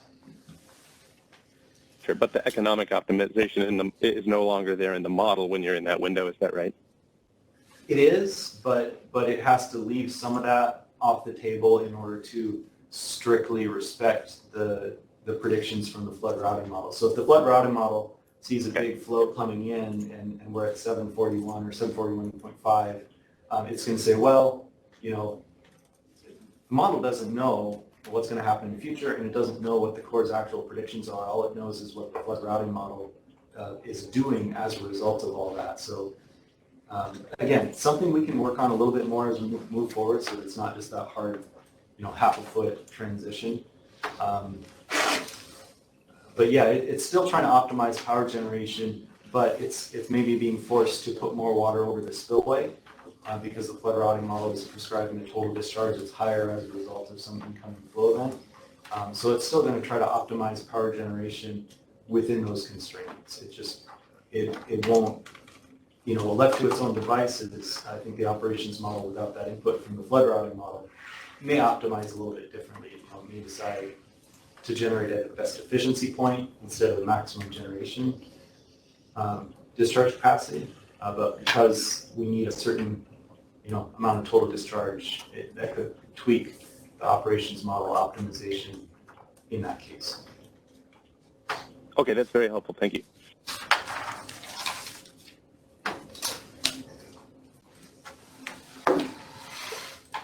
All right. Walker, can you unraise your hand for me just so I don't get confused? Any other questions? Thank you.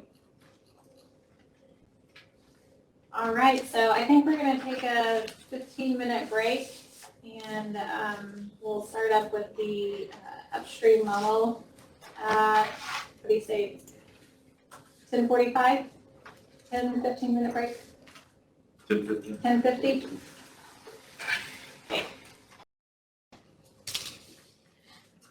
All right, we are back. Jesse, the floor is yours. All right, thanks. Yeah, it's 10 till the hour, so we're going to get started on our next presentation regarding the hydrologic and hydraulic modeling study that has been performed.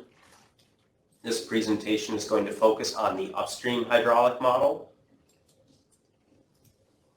So just a brief outline of our presentation that we're going to go over, and just note on housekeeping. We are going to carry this presentation forward until approximately noon, or if we finish early, we'll break for lunch, and then if we have more of this presentation that remains, we'll pick it up after the lunch hour. So I'm not going to read off the slide here for the outline of the presentation. I just want to make mention of one item, and that's you're going to see this acronym UHM, and that is for the upstream hydraulic model. As part of our study plan determination, we have this unit we call the Comprehensive Hydraulic Model, or CHM, that encompasses the model upstream and downstream of Pensacola Dam. And so this presentation focuses on the UHM, or upstream hydraulic model. Again, I just want to make sure that everyone's familiar with that acronym, which is a little bit specific to this study before we move on. So let's briefly talk about the purpose and objectives of the UHM. The goal here is to analyze the inundation upstream of Pensacola Dam under the current license operations, and we're going to do that for several measured inflow events. We're going to make sure that we can provide the model data in such a format that it can inform the other analyses that are being conducted, the other studies that are going on. In fact, this afternoon I'll be talking about the infrastructure study. Also, to determine the feasibility of implementing anticipated future operations that may be proposed by GRDA as part of this relicensing effort. So a lot of the discussion of the development of this model was covered in the technical conference that we held in April at the direction of FERC. So I'm going to quickly review model development, but I'm not going to belabor this as we've already presented this to the public. Here is our study area. Toward the bottom of the image, you can see Pensacola Dam. We have USGS gauges listed there on the figure with the Commerce gauge at the upstream end of the Neosho River. We also have the Miami gauge. We have Tar Creek, Spring River, and Elk River.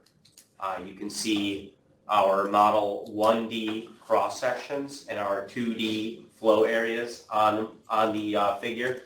Again, not going to belabor this because this was presented in April.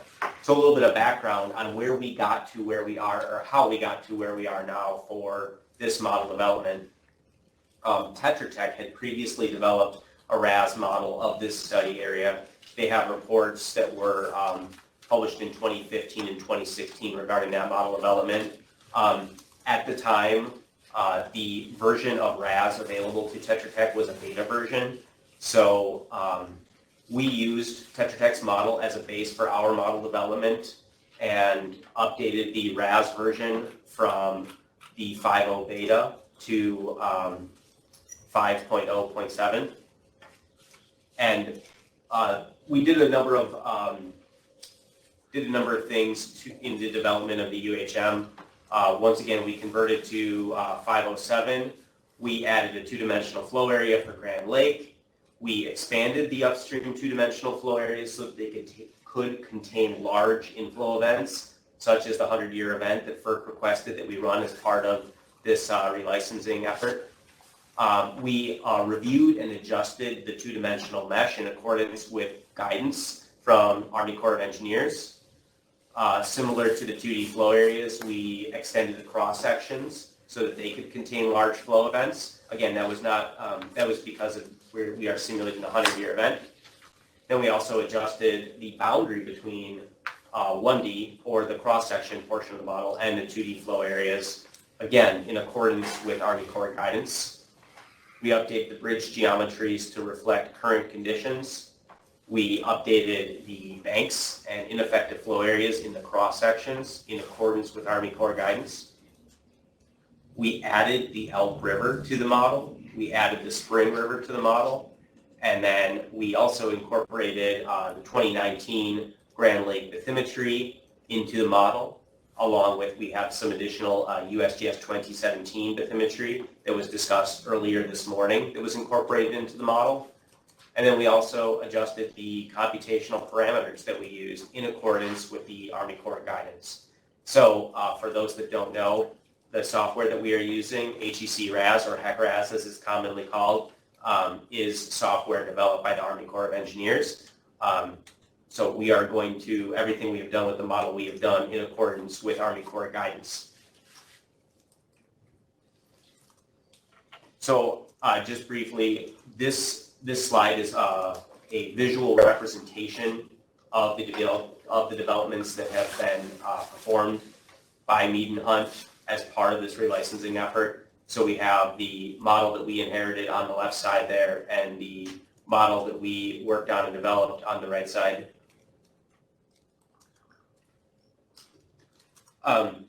So there you can see the visualization of the addition of the downstream two-dimensional flow area. You can see the differences in the cross sections, the clear addition of the Spring River and the Elk River, so on and so forth. Just briefly discussing elevation sources for the model. The bathymetry was discussed this morning, so we have 2017 USGS bathymetry and 2020 or 2019, whichever you prefer, whether it's the data collection or data publication of USGS bathymetry. We also have LiDAR in the overbanks. Again, this is all covered in our April meeting. Also covered in our April meeting was calibration of the model, which I can discuss next, but I'll just do a quick check-in to make sure, see if we have any questions thus far. Okay, no questions, so I'm going to move on forward. Oops. Just a brief overview of the calibration of our model. We did calibrate the model using several historical events. We used stream gauge data as our boundary conditions to the model. And then we had our simulated water surface elevations from the model. We compared those to measured water surface elevations, which we'll discuss in detail in a little bit here. Here is just a listing of the USGS gauges. Believe it or not, I'm going to not read off all of the gauge numbers. But you can see here we have the Commerce gauge, Miami gauge, we have the Tar Creek, Spring River, Elk River, and then we also have the Grand Lake gauge. Here are the historical events we used for calibration of our model. We have the July 2007, October 09, December 2015, April 2017, and also May 2019. We used a broad range of events to calibrate the model, so this is a robust model. Our goal is to have a single model geometry that we can use to analyze a variety of theoretical or synthetic simulations, which is what we are going to present today for our results. So to that end, when we are calibrating this model, we need to make sure that this model is robust and can handle all those conditions. So we have a broad range of calibration events here, once again, discussed in detail in April. This is just an overview of the Manning's N values we use in our model. Manning's N is your primary parameter when you are calibrating a model to known or measured water surface elevations. It is effectively a measure of roughness of either the cross sections or the two-dimensional flow area cells. After defining our Manning's N values, we also applied flow roughness values. This is an augmentation of the roughness factor, so it's a slight modification to the roughness factor based on the flow that is going through the model. Not going to read all these values off, but these are basically set in accordance with the variety of data sources we had to calibrate the model to. This is a slide that we previously presented in April, but these are the results of our model calibration. Another graphic here showing the results of our model calibration. This is for the July 2007 event. The HWM on the title of the slide there stands for high water marks. So we had high water marks that were available, and so we used those as part of our calibration process. We also had high water marks available for the October 2009 event and also for the December 2015 event. Finally, our last source of calibration data, so we have which I didn't mention on that bar chart, was USGS gauge calibration data. These were the sets of high water marks. And then finally, we had loggers, water surface elevation loggers, that our sedimentation team deployed throughout the study area. They will be discussing the use of logger data for their own purposes in the sedimentation study during the meetings that are going to occur tomorrow. But we were also able to make this data work for us in multiple ways and use some of this data in calibration of the hydraulic model. We were not able to use all of the loggers because we didn't have data for all the loggers. The sedimentation team will get into that a little bit more tomorrow. There was some loss of the loggers, whether it was through the logger washing away or from theft or something else. And some other loggers, because of their placement and because of the goals of the UHM, were not necessarily applicable for the calibration of the UHM, but we used the loggers that were applicable to calibrate our model. Again, this is a recap, a brief recap of what we presented in April. So similar to the comparison to the USGS data, we have comparisons between our logger water surface elevations measured data and the simulated data from the model. So before I move on, do we have any other questions that have come in? We do have one question from Rebecca Jim. She asked us at the conclusion of Ryan's, why wasn't 2019 examined on the historical events? I don't know if Ryan needs to, you can answer that. Why wasn't 2000? Why wasn't 2019 examined on the historical events? And this is in relation, I'm sorry? The inflow event. The inflow event. The inflow event for 2019. And I'm sorry, did this question come in as part of the response to Ryan's? Yes, when Ryan was at the end of Ryan's. Okay, I mean, I guess Ryan can jump in and talk if he wants to, but I will offer this up for the UHM. When we were setting forth in doing our proposed study plan and the revised study plan, obviously the May 2019 event had not occurred yet. We had not planned to use it at all. We thought it was in the best interest of everyone included, because the goal here is to make sure that this model is as robust as possible. We thought there would be interest in the 2019 event, and we elected to basically go above and beyond what we had put in our proposed study plan and our revised study plan and include the May 2019 event in our calibration of the upstream model. So that is why we are seeing data for the May 2019 event in the upstream model calibration. This was not part of what we were required to do. We just felt that it was a good idea to include that to give everyone the best product possible, basically. Okay, thank you. And that was the only question. So far. Walker? Yes, thank you. Just quickly, your slide that showed the bar chart of the calibration errors. Nope. That one. I noticed that it looks like the three largest errors are underrepresentations in the model of the water surface at Miami. So I wondered if you could talk about any concerns you have there, or whether that might indicate a systematic problem with the model. Sure, and I do find the phrasing unique, saying it's an error in the model. As any good, by all means, please correct my terminology. Oh, sure. I just, we like to say in the H&H business, all models are wrong, some are useful, meaning that no model is ever going to be perfect. You could build a, computational fluid dynamics model of this reach, and that model is only going to be as good as your calibration of the model, and it's always going to have some difference between the model and reality because we're dealing with partial differential equations here, and this is an approximation of what's going on.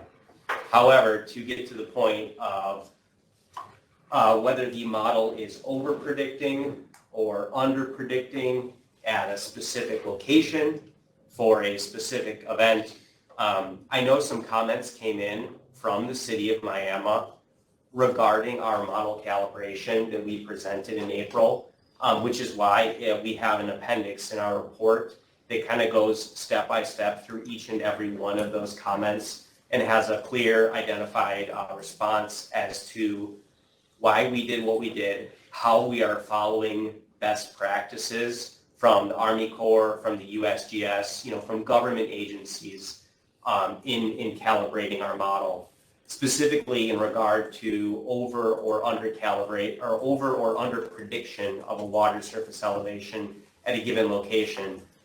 The Army Corps guidance, and I'm quoting from the appendix of our report here, the Corps guidance is not to try to match every single high water mark or at every single USGS gauge exactly. That sort of approach is actually not recommended by the Army Corps because you can end up kind of torquing your model in a way where it becomes an unuseful tool for your ultimate goal. So when we talk about model calibration, we need to keep our ultimate goal in mind, and that is to have a robust model that is going to be useful to simulate a variety of theoretical scenarios that can inform what is occurring between inflow events and the operations of Pensacola Dam and how that interplay happens. Does that make sense? It does, and I understand the need not to sort of overfit the model, at least at a very conceptual level. I guess my question was more about why this particular set of calibration results, meets those criteria. I'm sorry, could you rephrase that one more time, please?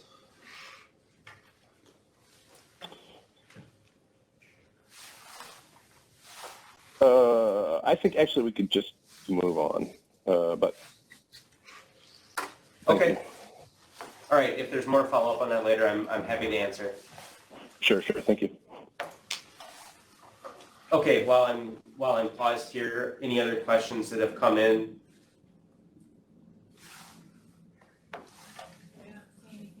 Okay.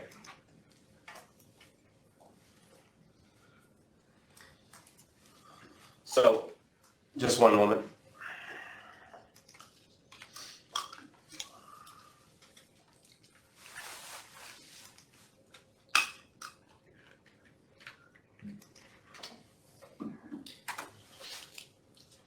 So we were just talking incidentally about some of the comments of the city of Miami regarding our model calibration. And we fully understand why those comments are being given to us. Everyone wants to make sure that this calibrated model is meeting the goals of the study. And so to that end, we felt that it was relevant to have a specific section in our ISR report discussing the July 2007 event, because there was some interest in the July 2007 event. So we presented our calibration in April, and following that, the city of Miami provided a comment via FERC regarding the 2007 data and requested that we go to USGS and request data that was for the July 2007 event that is not, or is not, I guess, as of this day, currently available on the web, but USGS does have available. And this is stage data in hourly increments. If you go on the web today, the data is available from October 2007 forward. And so we requested from USGS data we requested from USGS to receive that data for the July 2007 event. So USGS did provide us with this data. The USGS did give us a disclaimer just saying that prior to October 2007, these instantaneous stage values were not considered a reportable product. And basically there's a possibility that exists that the data that USGS is giving us is not processed in accordance with the current standards. We are engineers, they are engineers at the USGS. I fully understand the inclusion of this disclaimer. And I'm going to try to go through this as quickly as I can because it gets in kind of some of the hairy details of how data is collected during a flood event. So USGS delivered this hourly data to us, and we felt that it was in the best interest to look at additional publicly available USGS data for the July 2007 event and compare and contrast these data sources. So I have two graphics here on the slide to give everyone a conceptual idea of what these two terms mean that I'm going to present. One is the peak stream flow. So you can see here we have this blue hydrograph that purposely does not have units on it. This is just kind of a schematic, a representation. But at some point that hydrograph has a peak value on it. So the peak stream flow is the maximum flow that occurred during the USGS water year. And the USGS publishes that stage value on their website. The reason I'm saying this is that because that data was available prior to or that data has always been available on the web, rather. We didn't need to specifically request that. The other piece of information that USGS makes publicly available on their website is their stream flow measurements. So these are USGS field measurements. These are independent of gauge reported values. So we did some comparisons of the various data sources from USGS for July 2007. I have the stream gauges presented here, kind of coupled together. So first I'm going to discuss the Neosho River at Miami and then the Elk River near Tiff City. And you're going to see in a moment why I'm discussing these two gauges together. That is because we have multiple pieces of information available from USGS. One is the peak stream flow stage. The other is the pre-October 2007 USGS maximum water surface elevation. This is data that we requested from USGS and was delivered with that disclaimer. And then for the Neosho River, we also have the daily maximum water surface elevation. So specifically for the Miami gauge, USGS also reported daily maximum water surface elevation, which was publicly available data, still is publicly available data, and what we used as part of our model calibration. There are no stream flow measurements available for the Miami gauge for the July 2007 event. And the stream flow measurement that is available for the Elk River near Tiff City occurred 6 days after the peak. So this will make a little bit more sense in a minute as to why I'm explaining this, but the upshot is that we do have some USGS data, but there's a few different data sources that are basically identical to each other. So it's not like we're actually looking necessarily at different data here. So we don't have a way to compare and contrast USGS data for the Neosho River at Miami gauge and also for the Elk River near Tiff City gauge.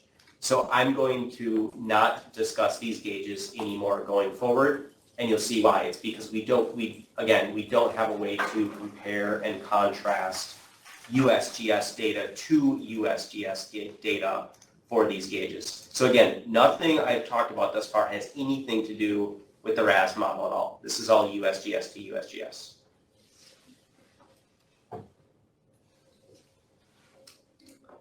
Next up, we have the Neosho River near Commerce, and we also have the Spring River near Quapaw. Now, these gauges are different. There are USGS stream flow measurements available, and there are also the USGS, there's the pre-October 2007 data that we requested from USGS. So at these two gauges, we can compare and contrast the USGS data. What we find when looking at these comparisons is if we look at the magnitude of differences between the RAS model and the USGS data, that magnitude is similar to the differences between the USGS measurements themselves.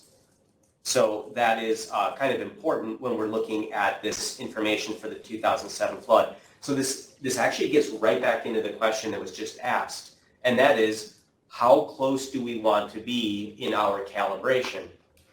Well, if we have USGS source of information A and USGS source of information B, and those two values have some sort of difference between them, and then we look at either one of those USGS values and we compare it to our RAS model, and we have the same sort of difference between the USGS data and the RAS model, what that indicates to us is that you should not be really honing down to like the 100th of a foot or something like that, your calibration of your RAS model, because even the USGS they are out there collecting what they can from this flood. They are making all of their best efforts to extract data from this flood as it's moving through the system, because this is critical to their ongoing work.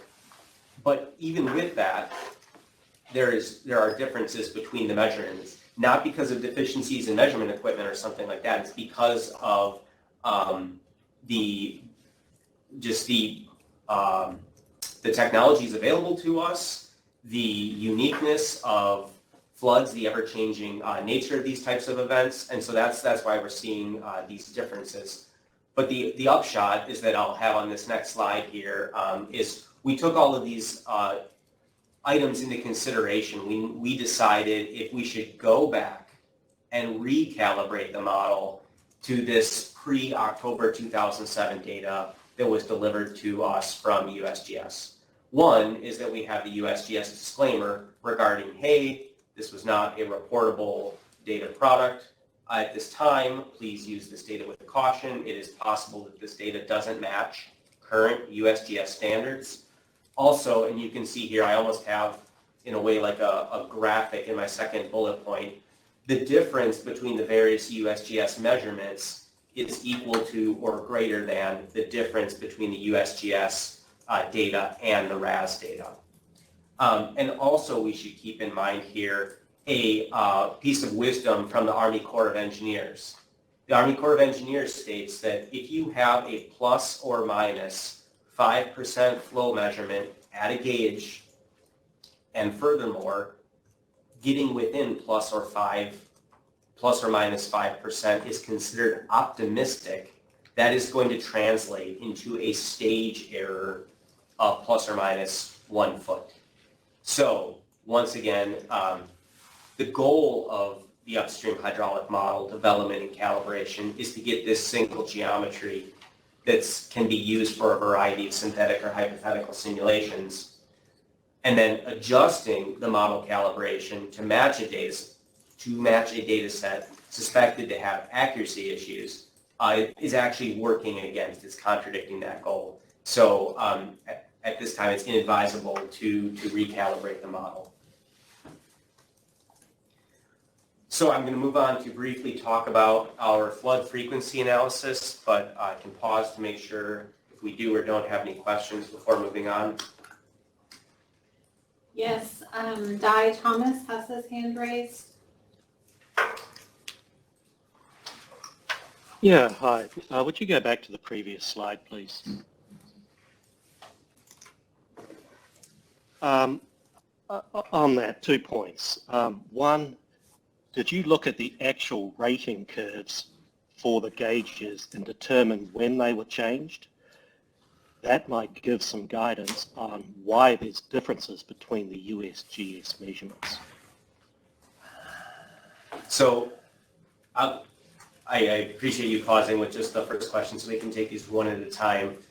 I understand the idea of looking at these different rating curves and considering kind of mixing and matching the rating curves. But what the USGS does with a given rating curve, they are basing these rating curves on field data, on the conditions of the river, and they are saying this rating curve applies from time X to time Y based on their observations in the field. These are the people who have the field office, who are close to the gauge location. They are responsible for collecting this data and setting the rating curves. So if they say that you can use rating curve number 1 in this time range, and then you can use rating curve number 2 in this time range, for me to come along and to try to mix and match and kind of cross-wire those rating curves is not really something I want to consider doing. Well, I don't think you answered the question. So are you saying you didn't look at the rating curves? No, I'm sorry, that's not what I'm saying. And I'm trying to answer the question to the best of my understanding. I do understand that USGS used different rating curves. I'm aware of that. We looked at the rating curves. What I'm saying is you cannot take a USGS rating curve that the USGS, they themselves have not approved for use on a certain time period. Okay, let me kind of talk about a theoretical for a minute. They're used 5 or 10 years ago. Let's even take it away from a specific USGS gauge. There is the Apple gauge on the Apple River, right? And in 1990, it has a given USGS rating curve. Well, in 2021, the USGS, it probably has a different rating curve for that gauge. You cannot take the 2021 rating curve and apply it to the data from 1990. Okay, I would disagree with that. For example, let's take the commerce gauge when the USGS surveyed near the peak of the high water and they changed the rating curve during the middle of the flood. I would argue that justifies going back and reevaluating the rating curve, or at least the flood. Okay, let me come at it from a different angle. The USGS has published the flow and the stage data for the commerce gauge for the July 2007 event. It is approved data. They have decided, as the people who collect the field measurements and as the people who are responsible for the gauges, to publish that data. And if they get it wrong, it's on them. I mean, they have, culpability there. I'm not sure why someone is going to come along and be that me or anyone else and change official USGS data unless I have some sort of purpose that's, I guess I don't know why you would do that. It doesn't. Because before you previously said that the gauge data there's a small possibility it might not have been done in accordance with USGS standards. No, I think now we're combining two different issues together. That's the hourly stage data that we received from the USGS that had the disclaimer on it. The USGS isn't putting a disclaimer on their own gauge data, on their own rating curves. All right, I'll leave that one for now. The second question, you have point 3 there. USGS guidance of plus or minus 5% of flow measurements translates to a stage area of 1 foot. Does that apply to all rivers?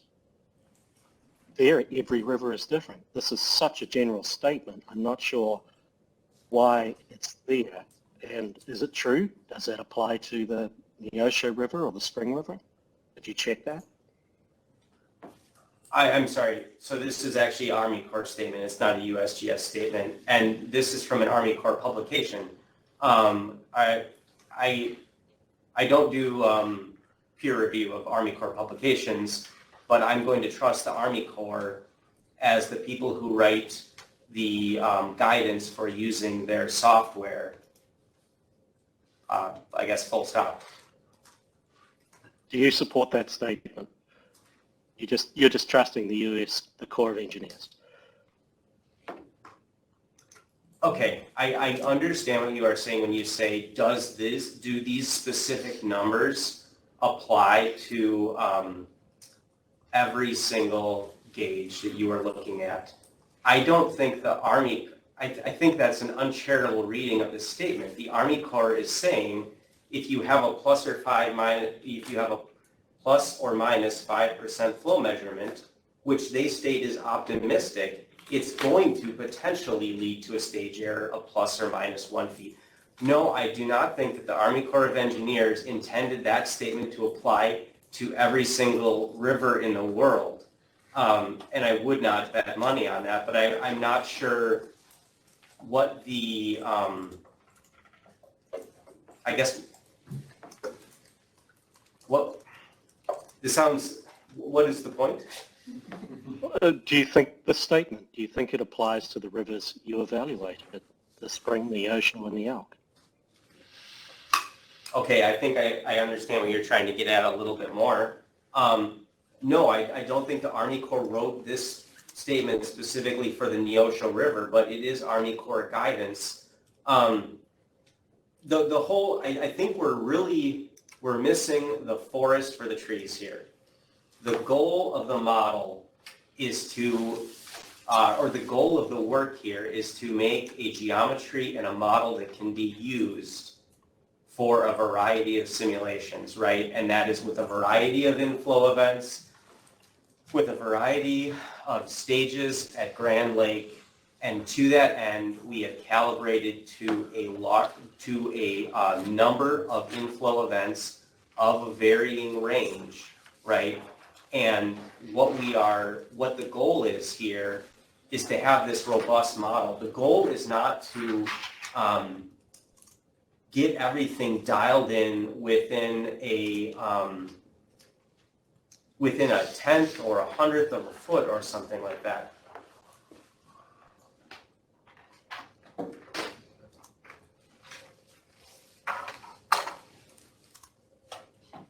Did I answer that question? Well, yes, I'm still trying to think my way through it. Yeah, you've got a calibration error of about 0.7 feet of difference, and then coming up with these justifications of looking at different gauge measurements, and then the statement 3 of guidance, which is sort of justifying why you're not in it, why 0.7 feet is acceptable. I'll move on to that. So do you feel that if we are off from a specific measurement, so you have a field measurement and you have a RAS model, are you saying that if we're off by 1 foot that discounts the model results? Well, That's a yes or no question. It's not a yes or no question. And so let me rephrase it again then.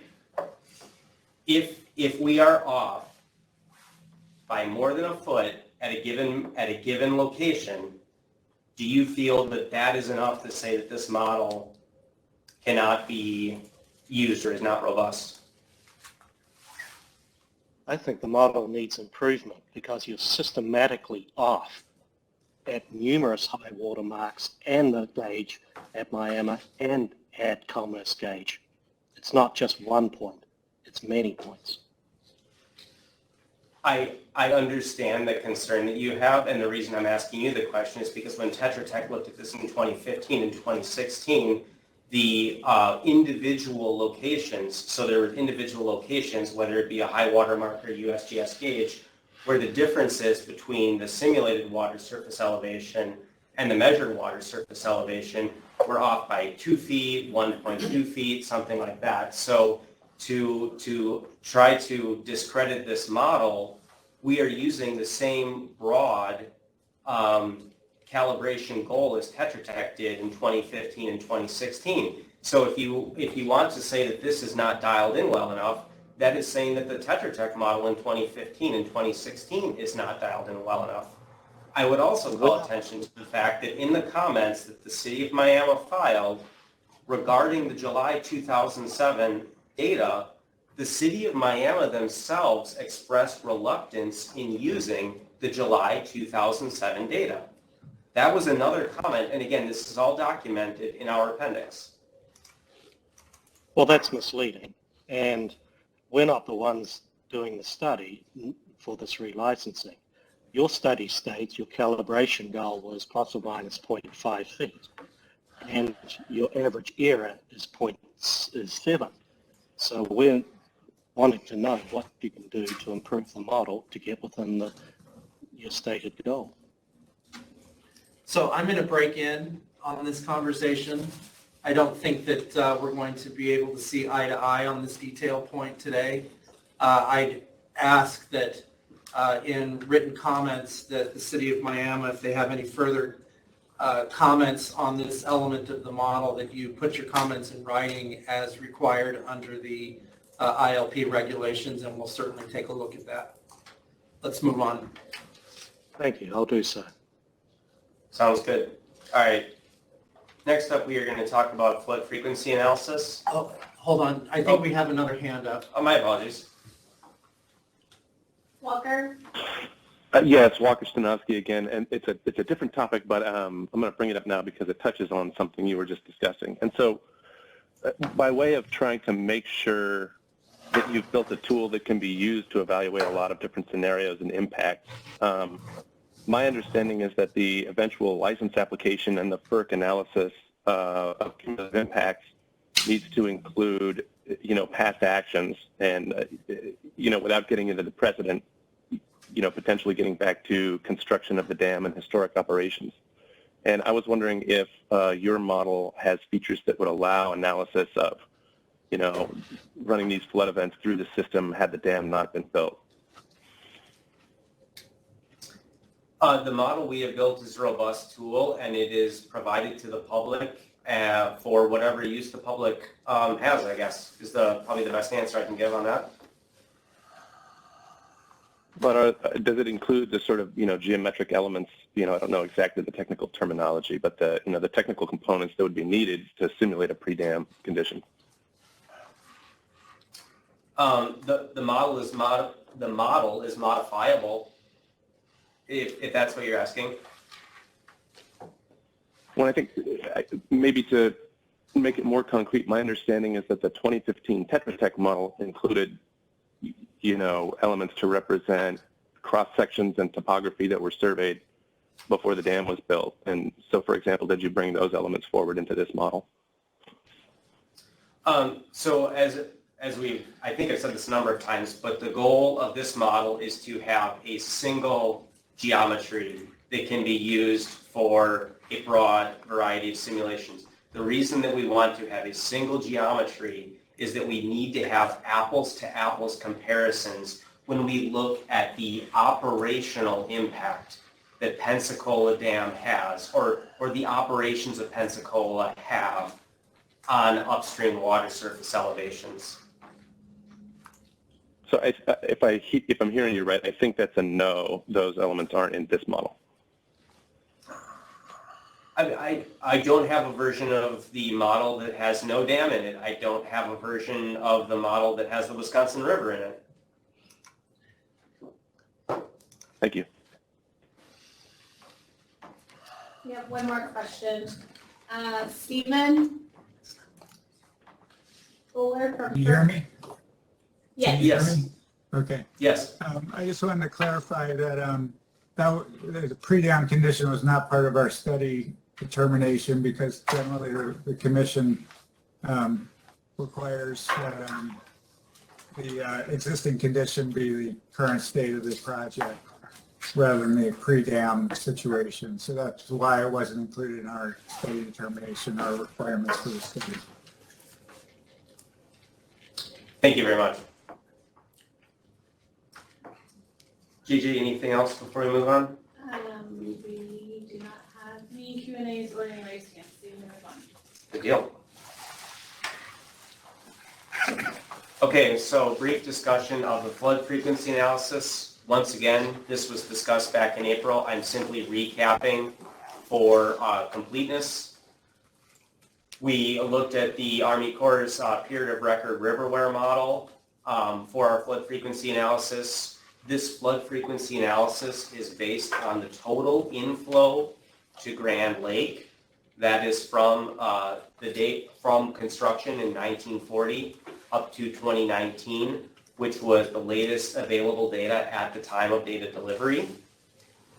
We extracted the peak flows on an annual basis in HEC SSP version 2.2, and then performed a graphical frequency analysis of the peak inflows, coming up with a 100-year flow of just under 300 cubic feet per second.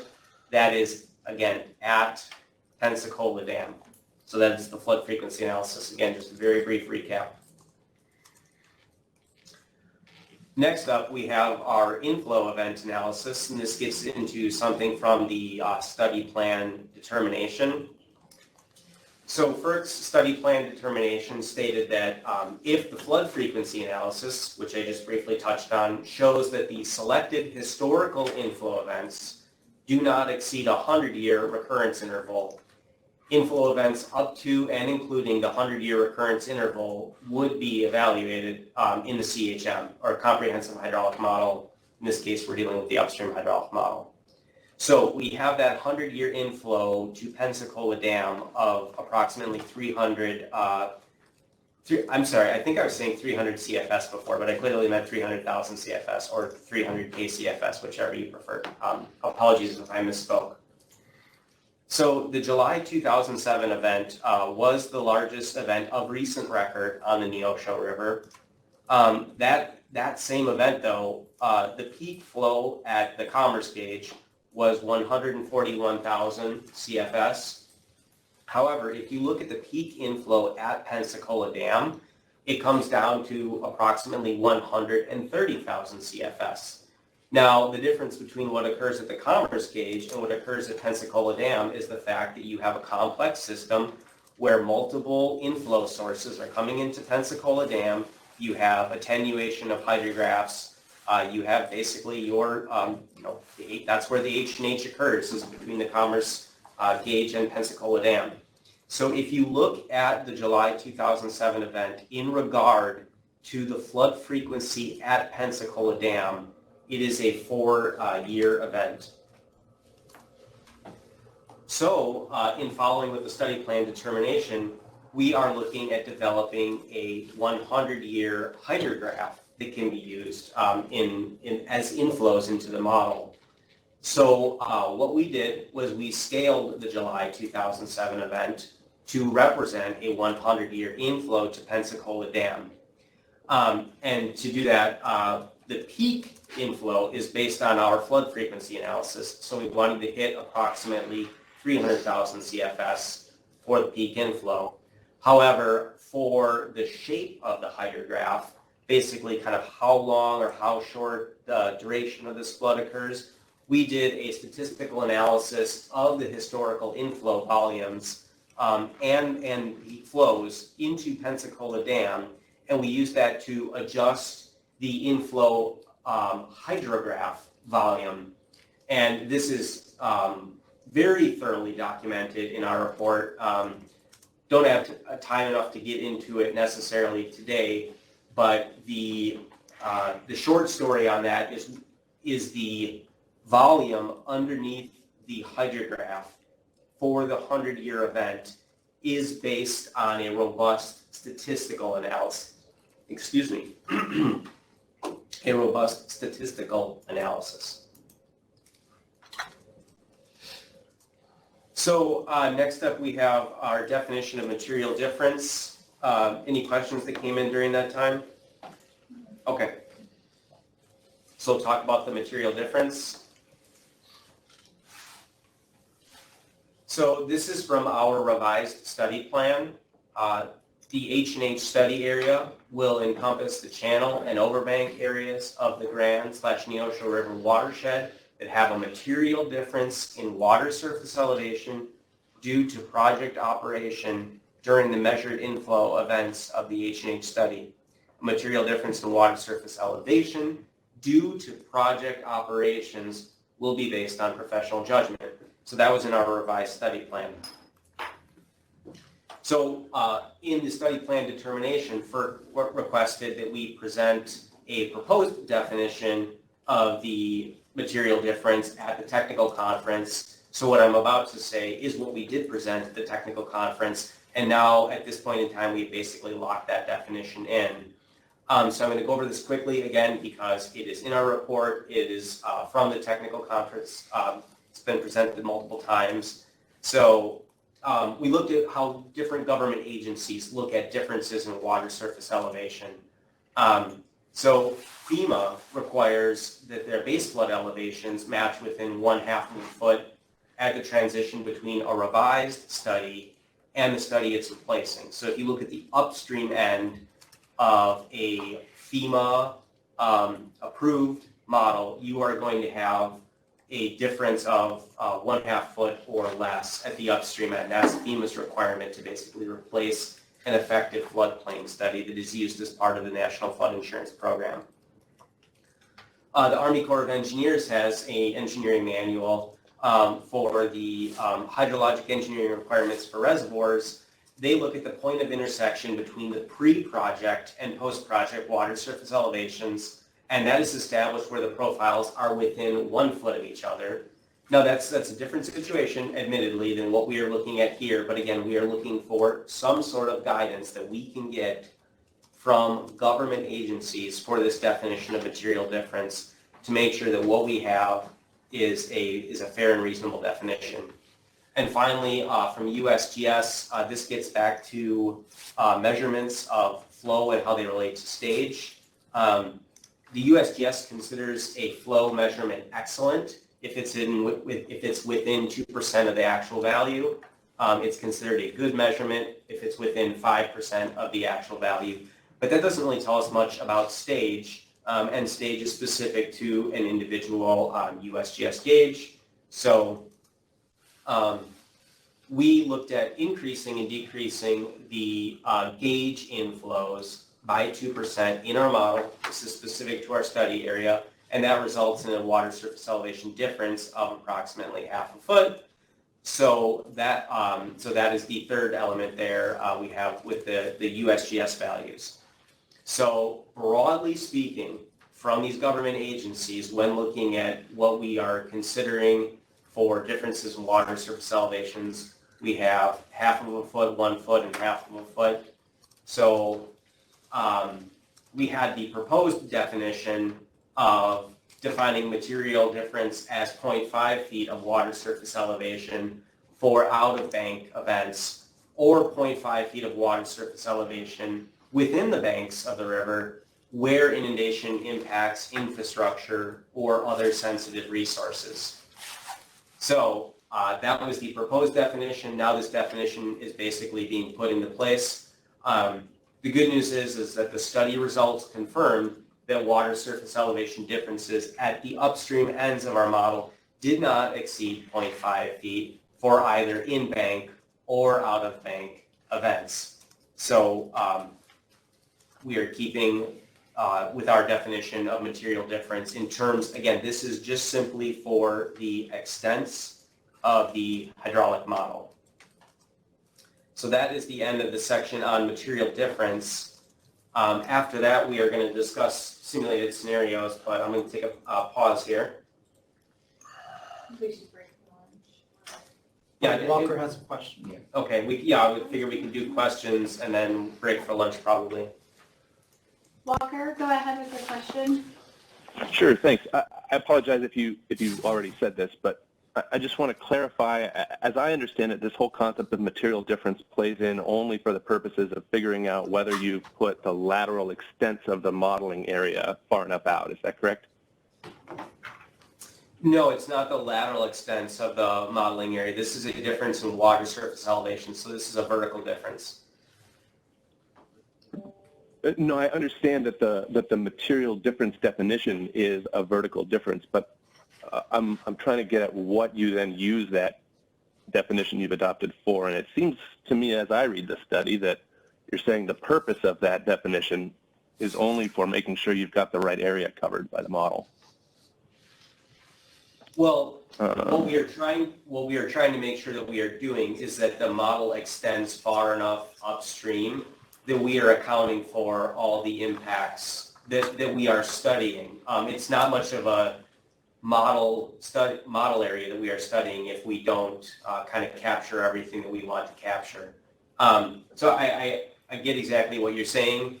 At some point we have to come down on a definition, and that's why we're talking about the half foot, but it is fundamentally your difference in water surface elevation does dictate your lateral extents of inundation.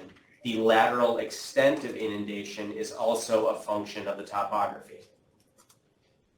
Yeah, I guess what I'm getting at is, you know, you're using material, I think, in a pretty narrow sense, right? Not to say it doesn't matter if there's flooding, you know, of less than a half a foot at a given place or time. Simply, as long as we get the modeled surfaces within a half a foot at the outer bounds of the area, we're happy with the model. Is that right? The definition of material difference is just for a very narrow use, and that is for determining the upstream extent of the model. Okay, great. That's helpful. I thought I understood that, but I wanted to be sure.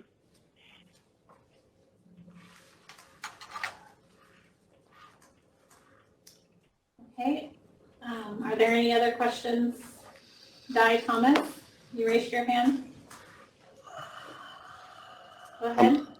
Just going back to the flood frequency, did you take into account will you be taking into account any climate change effects in the future? And say, you know, if there's a 20% increase in rainfall in Oklahoma over the next 50 years, will you be evaluating any scenarios like that? Sorry, there was a little bit of breakup there. I want to make sure I understand the question correctly. That you said, are we taking into account climate change? I'll rephrase that. Will you be doing any assessment of climate change as in terms of flood frequency? So no, that was not part of the revised study plan, nor was it part of FERC study plan determination. Thank you.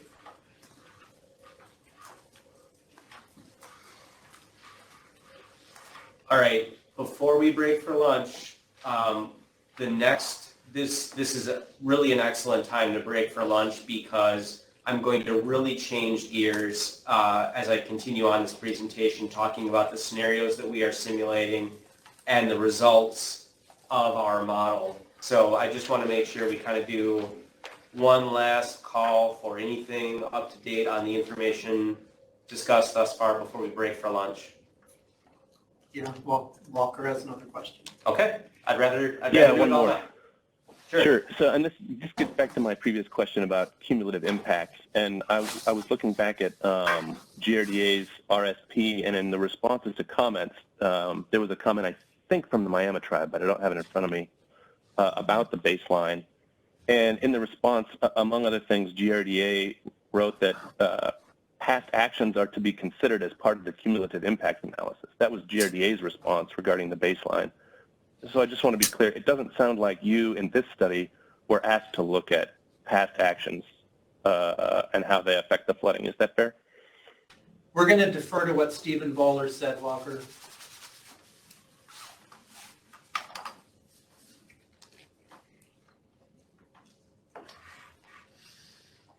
Lunch. Yep, okay. Okay, We're- Oh, go ahead. Yeah, no, you go ahead, please. Before we break for lunch, please do not disconnect your meeting. We had a couple of people disconnect at the break and they had issues getting back in. So if you'll just mute your lines and stay connected to avoid any connection issues, that would be appreciated. Otherwise, I think we will break for lunch and we will start back at 1 o'clock.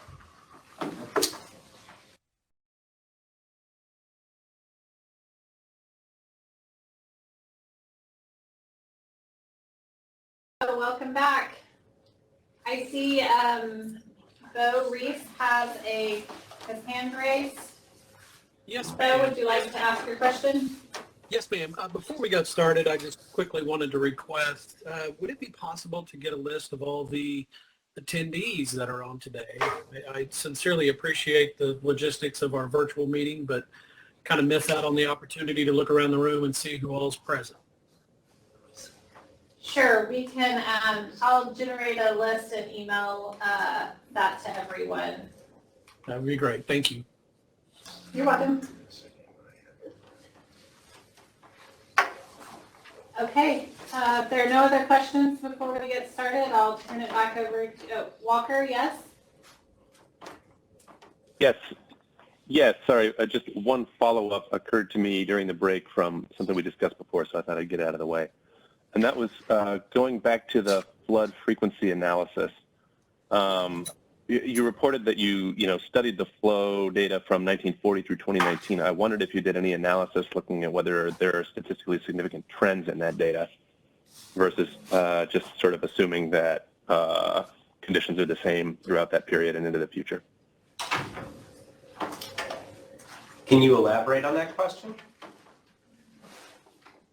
Well, I mean, for one example, you compare the results from your flood frequency analysis to the one from the 1998 study, and you note that there are some differences, and you say they're primarily due to the additional 2 decades of data, right? So, I mean, maybe that's just natural variability, but maybe that is the result of, a trend where conditions are changing over time. So I wondered if you did anything to try and look at whether, there's a relationship between, what water year you're looking at and, what precipitation events you see. So Walker, this is Chuck. Can you point to any place in the FERC study plan where we were required to do that? Well, I mean, I think there has to be a baseline level of, responding to best available science in conducting any of these studies.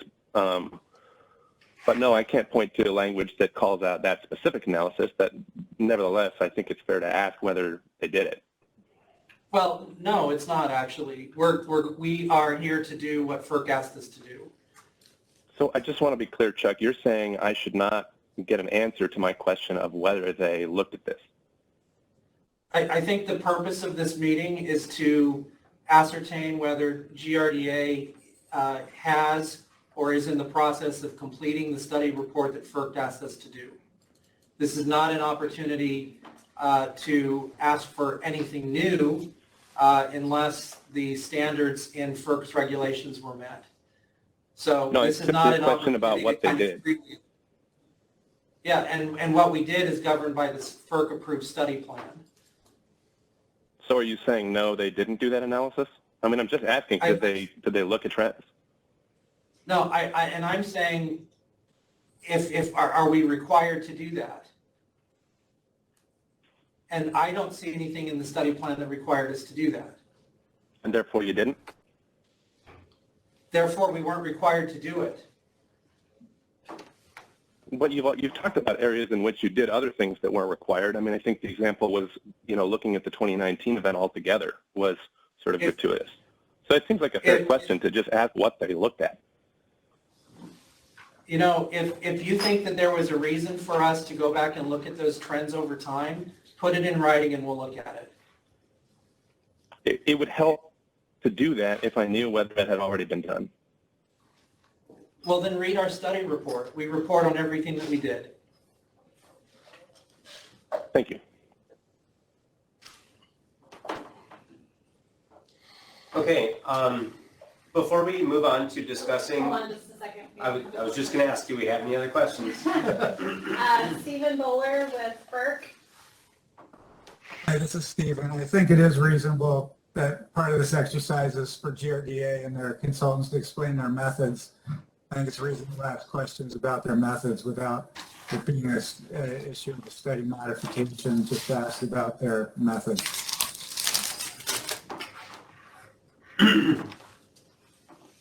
Okay. Do you mind if I add a little bit, Ben? Sure. Okay. So I'm just going to talk broadly on that topic, Walker, of flood frequency analysis, and this is more for the broader group, maybe those who aren't as entrenched in the H&H world as some of us on the call are, like the folks at FERC or Mr. Thomas or someone else. What we are looking at when we do flood frequency analysis is you take as much time as you have of a record and you look at, and I'm going to speak in as many or as much as I can layman's terms here.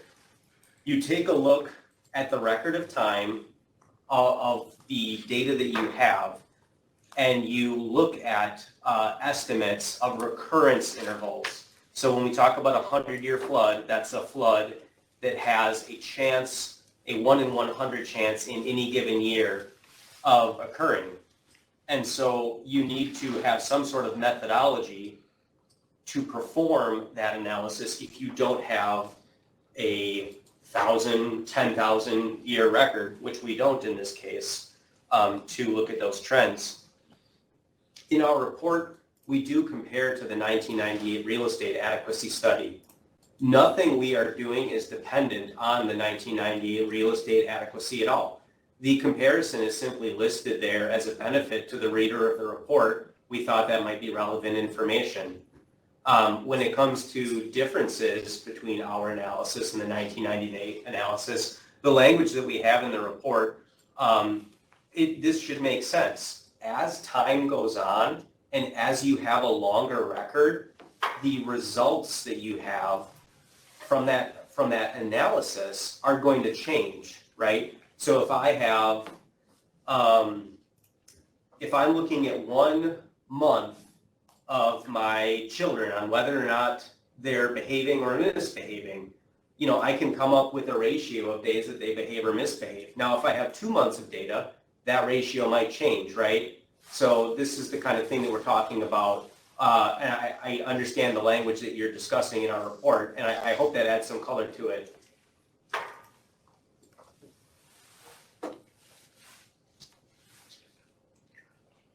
Is Walker muted, or can he respond? Walker is muted. Okay. Yeah, thank you. That does make sense and it's helpful, but you could equally, be looking at data about how tall your children are month to month, and adding data will change, the calculated average then too.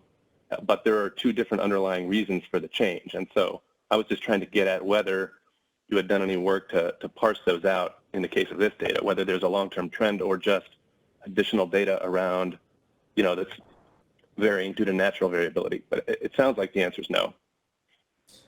Walker, I don't want you to, I'm not going to let you put words in my mouth, is the short answer on that, okay? Sure. But what we have written in our report is the analysis that we conducted. I think that's the simplest way to say it. And with the children, I'm just trying to use a metaphor to help make this more understandable for a layperson. My children are absolutely well behaved, and they would never misbehave at all. So that record doesn't change if it's 1 month or 2 months of data. Fair enough. Thank you. Okay. Okay, we have one more question. Kevin Stubbs with the U.S. Fish and Wildlife Service. Kevin? Yes, Jacqueline. There's a couple of other, watershed issues that I can see, could factor into flooding frequency in the future. You have a couple of core reservoirs upstream and multiple private, impoundments of multiple sizes. And those are all obviously aging and filling with sediment as we speak. So, over time, there's some changes in their storage and ability to control flooding. And there's also landscape changes that, change your roughness factor for flood events. And so all of those things, are going to change over time. It just depends on how long a time period you want to look at them. But definitely with John Redmond Reservoir, the Corps itself has brought up issues of how rapidly it's filling with sediment. So I think those things probably should be considered over some future frame. That's it. I guess, was that more of a comment than a question? It didn't appear that those things were factored into the current analysis.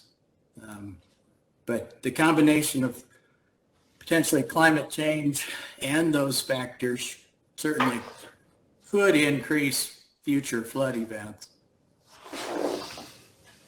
So I think I want to respond to this in two ways. And the first, I'm going to kind of jump ahead and spoil my own presentation and say, I think if we get to the end of the presentation, which lays out what we've written in the report, everyone is going to see how some of these questions kind of become moot points, whether that's some kind of, small potatoes issues with the calibration or with other things. I think once we get to the end of the presentation, we're all going to see kind of the big picture situation here. And secondly, was this, I guess, in specific regard to the flood frequency analysis, or was this the discussion? I guess I'm not sure how the discussion of John Redmond Reservoir fits in with the discussion of the relicensing of Pensacola Dam. Well, the operations of John Redmond are to reduce, downstream flood frequencies. And over time, its ability to do that are going to be impaired, through filling the sediment. And so its storage capacity is dwindling. So I'm just saying it could be a factor in the future.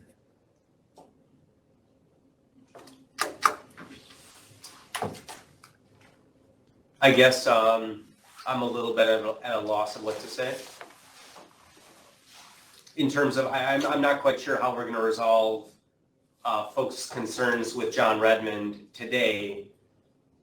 And I think probably the best course of action would be, submit this in writing, and then we kind of have it on the record. Okay. All right, if there are no other questions, looks like Walker, unless you have something else, if you and Kevin will unraise your hand so we know that you're good. We will, Walker, do you have another question or? Yes, just very quickly. I missed who the last speaker was that was asking the question. It was Kevin Stubbs with the U.S. Fish and Wildlife Service. Thank you. That's all. Okay, unraise your hands, please, and Jesse, you can carry on. Okay, just to confirm, we have no other questions. Is that correct? That's correct. Excellent. Okay, just because, like I said before lunch, that we were going to be switching gears a lot, because the information that I have presented up until now has been information that I, presented at the technical conference, including, might I say, the flood frequency analysis. So it is a little bit interesting to have more conversation on that after the technical conference. Regardless, we'll dive into discussing the simulated scenarios that we looked at. So this gets into the interplay between the operations model that Ryan presented this morning and then what I'm going to be presenting now. So there's a lot going on this slide. This table is in the report as well, so I'm going to break it down kind of step by step so that we can all understand what is going on, because a fundamental understanding of what we simulated is going to be crucial if we're going to understand the results from the modeling analysis. So we looked at a number of different inflow events. That is on the left column.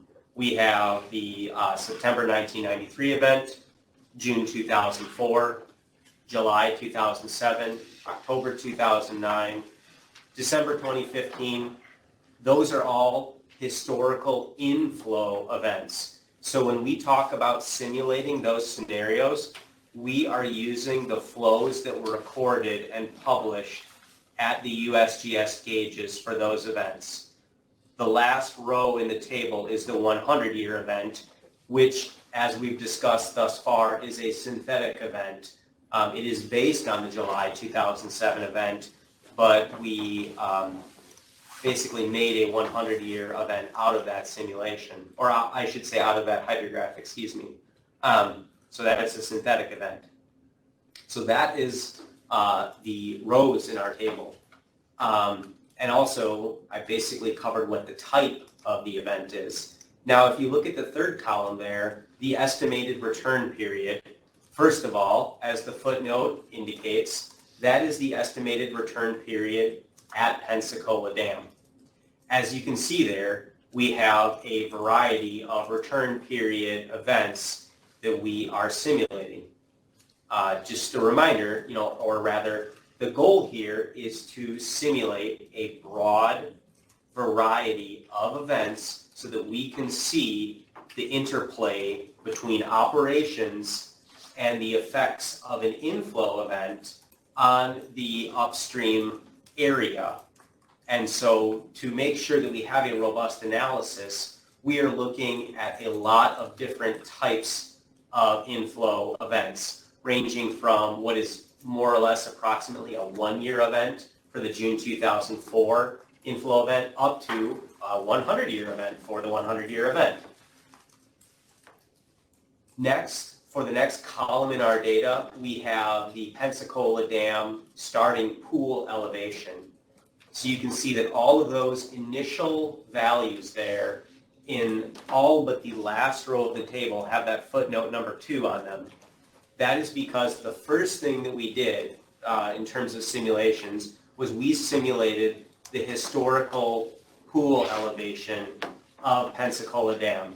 So let me give an example here which should help everyone understand what we are talking about. For the September 1993 event, on September 24th, 1993, the pool elevation at Pensacola Dam was 743.85 feet. That's in the Pensacola datum, PD. That is the historic recorded water surface elevation at the start of our simulated inflow event. So in addition to just simulating the historic inflow event, we also had a simulation where we also simulate the historic starting stage. Then after that, after the comma there, the other values in the table, we then simulated a starting pool elevation of 742 feet, 743, 744, and 745. That is, those values are the same in the sense that, of course, the historic starting elevation changes as a function of the inflow event, but then the other values, 742, 743, 744, and 745, are the same for the rows 1993 through 2015. For the last row in the table, the 100-year, you can see we simulated an even broader range of events, ranging all the way down from 734 feet up to 757, in following with the study plan determination with the asterisk that we capped it at 757 rather than 760, because 760 is the top of the dam. Of course, then we also 757 is the top of the dam. I'm sorry, what did I say? 760. Oh, my apologies. So I just got corrected there, obviously. That 757 is the top of the dam, whereas we were requested to go up to 760, but as Ryan mentioned, that would be 3 feet over the top of the dam. So those are our simulated scenarios that we are looking at. I know at the end of each kind of section we've been discussing, or kind of holding for questions. But I really want to make sure that everyone's on the same page here. So I'm going to hold for questions for a moment. Does anyone have a question as to what we simulated in our model?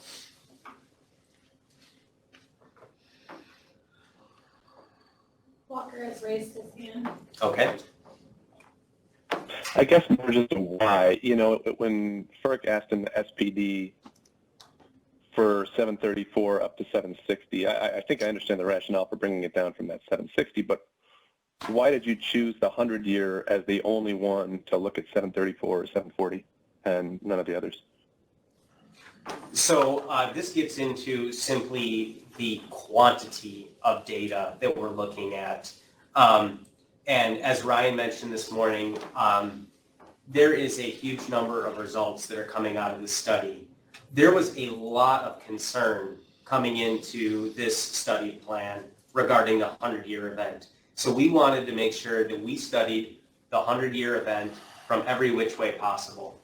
And when we simulated, and we're going to see in a moment here, that when we look at a starting elevation of 734 feet versus 757, which is water virtually lapping over the top of the dam, when we look at the results of that, when we look at the upstream area, you're going to see why we did not feel that it was necessary to take that 734 and 757 and carry it through for all the other events. Actually, when we submitted just the upstream hydraulic model report to FERC, please don't quote me on the number, but I had to split it into something like 12 pieces of different PDFs because of the 50 megabyte limit, just to get all of these maps and tables and charts and everything in to be submitted to FERC. So we are dealing with a massive amount of data here that we had to look at. So we tried to minimize as much as possible the amount of data that we're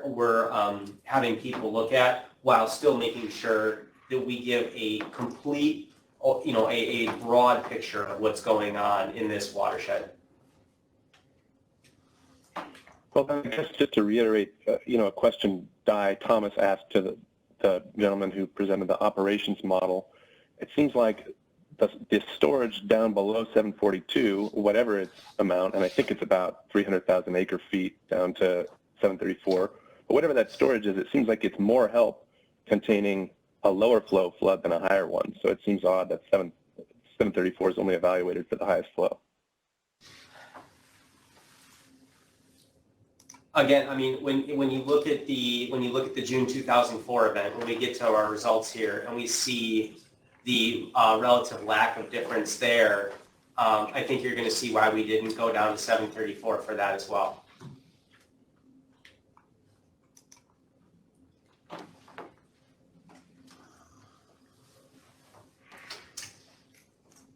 Other questions? That's all for now. Thanks. Guy Thomas has his hand raised. Okay. Guy?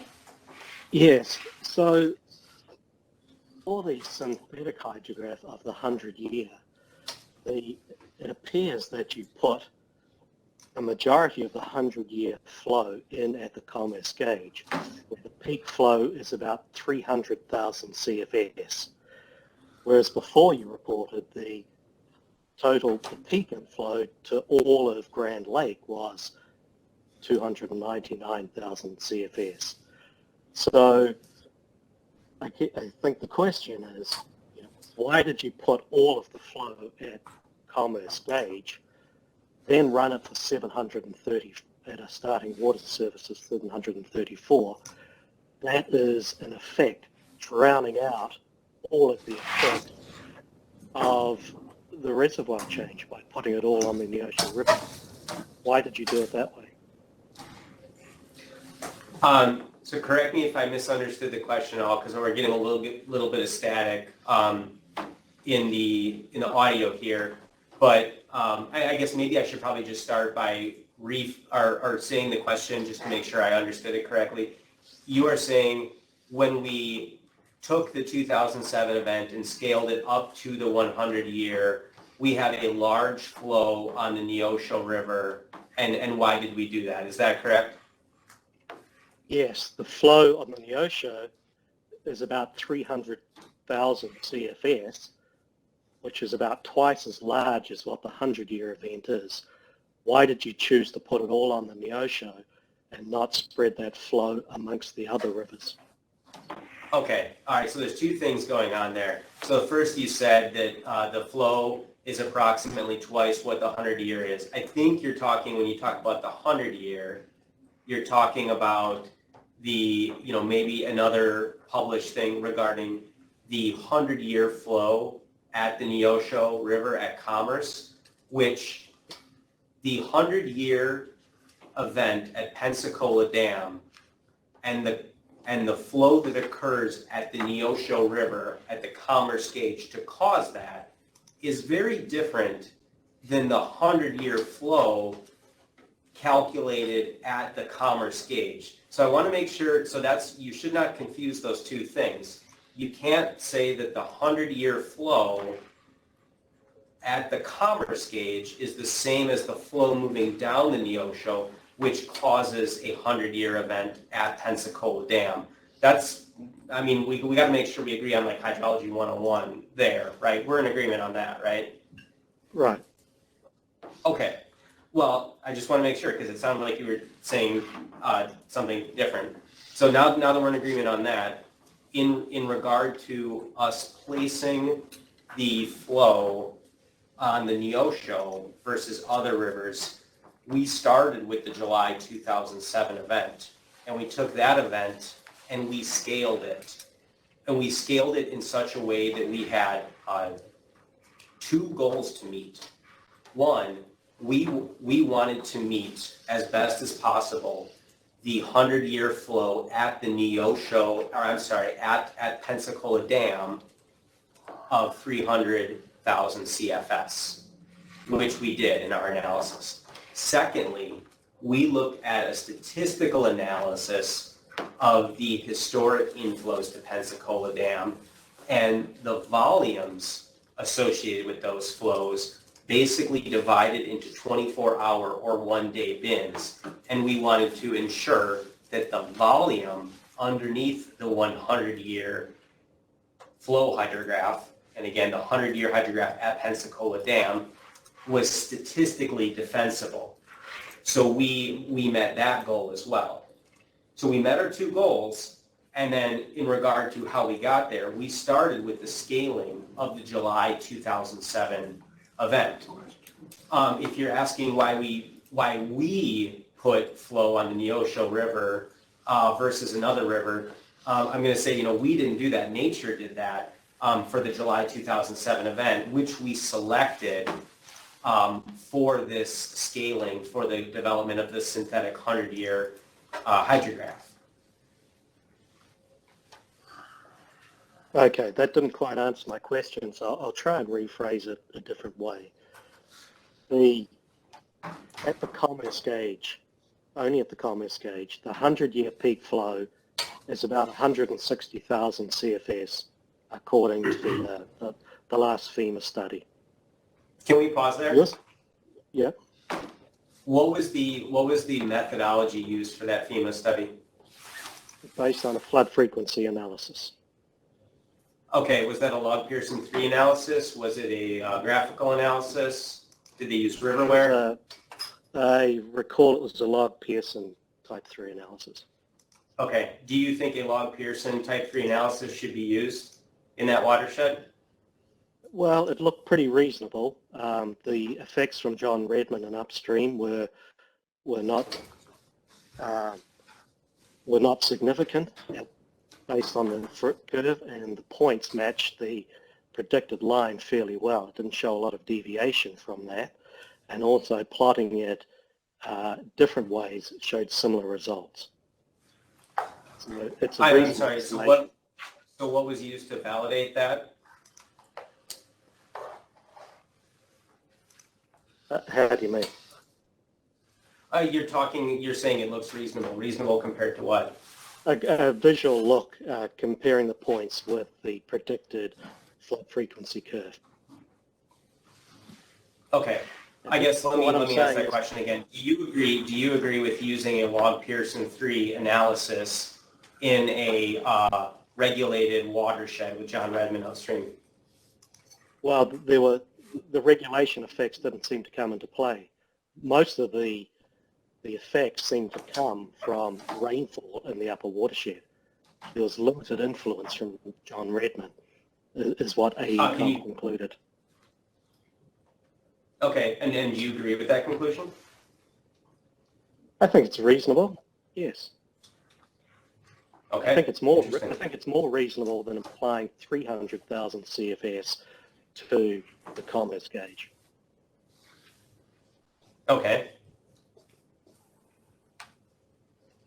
So do you have what's the quantification for that, or?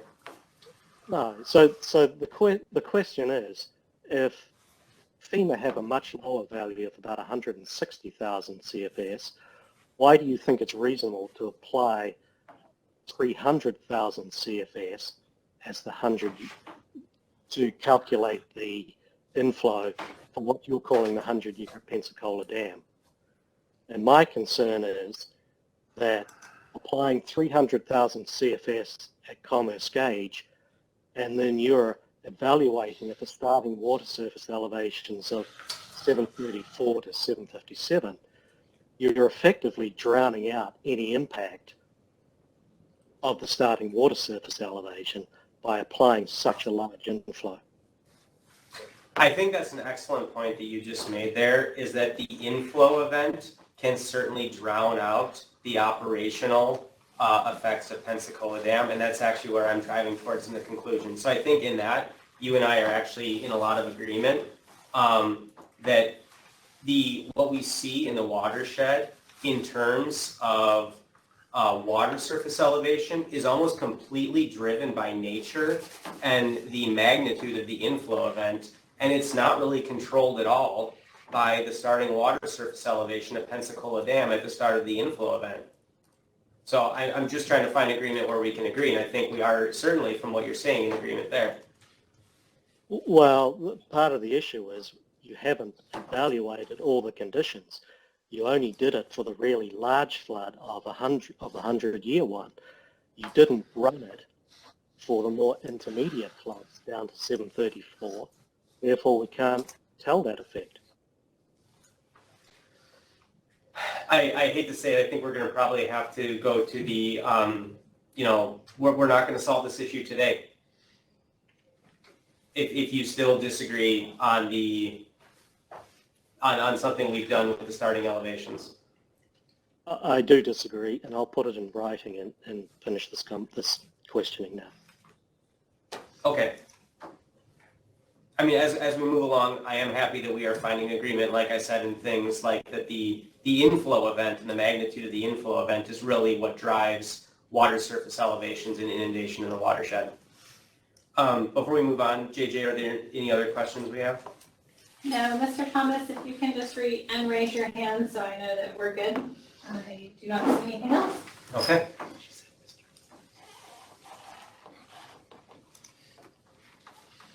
Okay.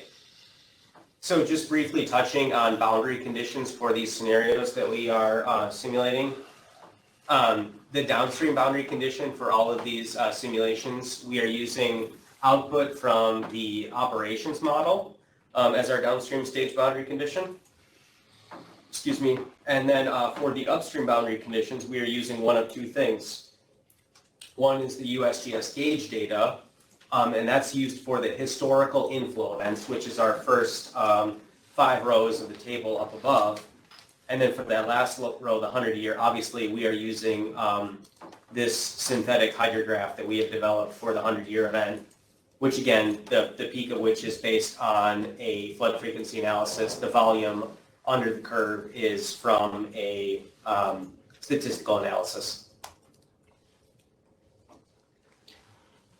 So just looking at the peak inflows for the various sources here, Adai and I were just talking about the 100-year. So there you see we have it. I mean, we're putting our numbers front and center on what we're using for these various events. You can also see the absolute wide variety of peak inflows that we have for all of these scenarios. The real thing that we're doing here with this study and why we even, why we are putting so much, pen to paper in the first place and putting all these maps and charts and everything together is to show that we are searching in every nook and cranny for a way that we can find if the project and the operations of the project have an impact, or if it's completely driven by the inflow events. So I'm not going to read off all the numbers unless everyone wants to have a quick nap, but we're looking at a smorgasbord of inflow events here and scenarios and combinations. So we try to come at this thing from every angle. Similarly, just taking a look at the peak pool elevations, and the key there is peak. These are not boundary conditions, these are boundary conditions, but these are not coming, or rather they are coming from the operations model. So this is something that we have built. When I talk about the lowest peak and the highest peak, you may think, well, lowest peak sounds like a little bit of a contradiction there. But what we are saying is, let me break it down for one example.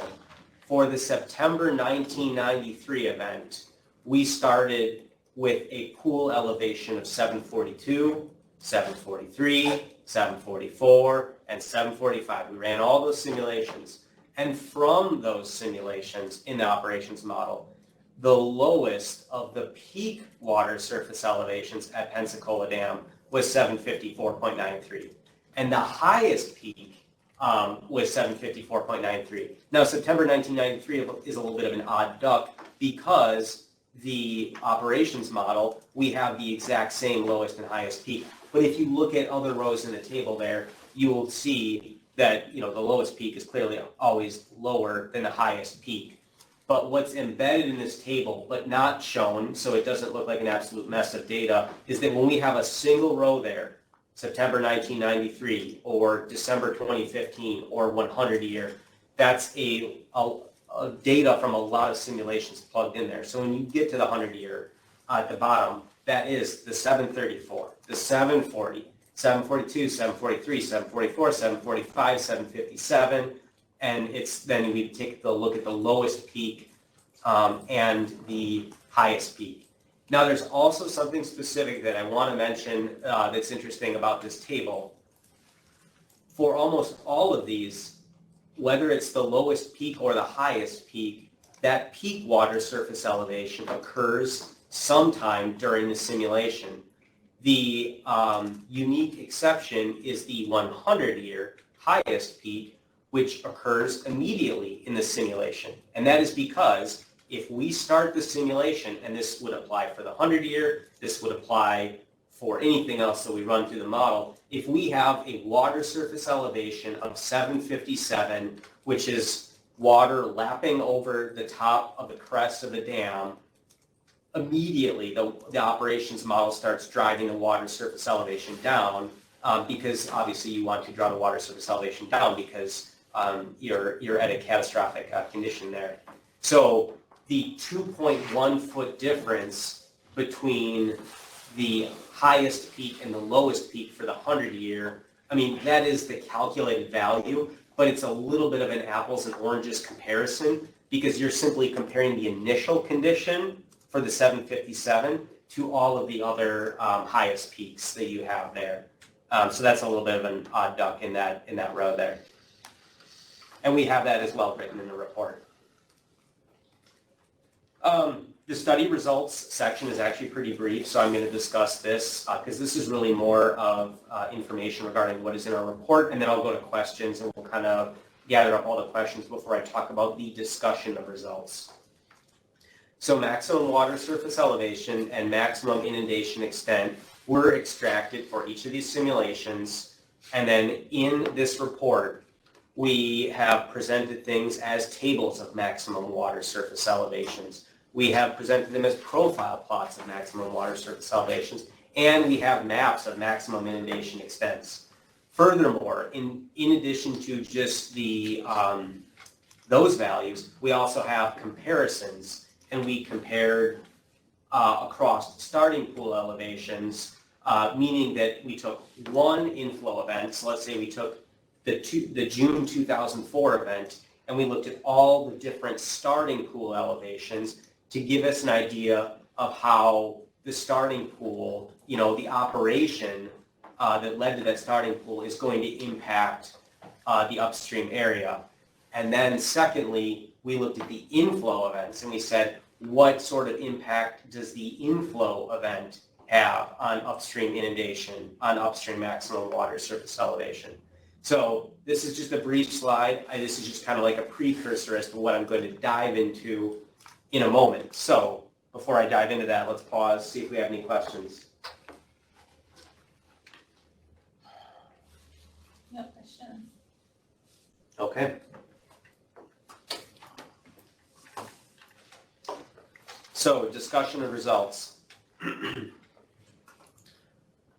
First of all, we have the maximum water surface elevation differences. These are maximum water surface elevation differences along, we have it divided by each river and creek there. We have the Neosho River, Spring River, the Elk River, and Tar Creek.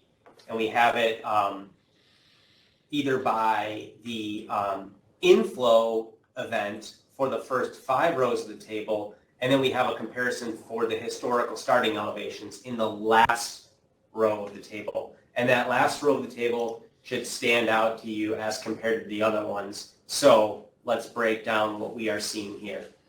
Let's take it maybe just 1 or 2 examples at a time to help everyone understand what we're looking at, and then we can probably look at the whole table and understand what's going on. So for the September 1993 event, for the Neosho River, what we are saying is we looked at a starting pool elevation of 742, 43, 44, and 45, and we simulated the inflow that occurred in September 1993 into the model. For those conditions, if you look at the lowest maximum water surface elevation and the highest maximum water surface elevation, the difference between those two is 0.36 feet on the Neosho River. So that's just one example from the whole table so that we can kind of fundamentally understand what's going on.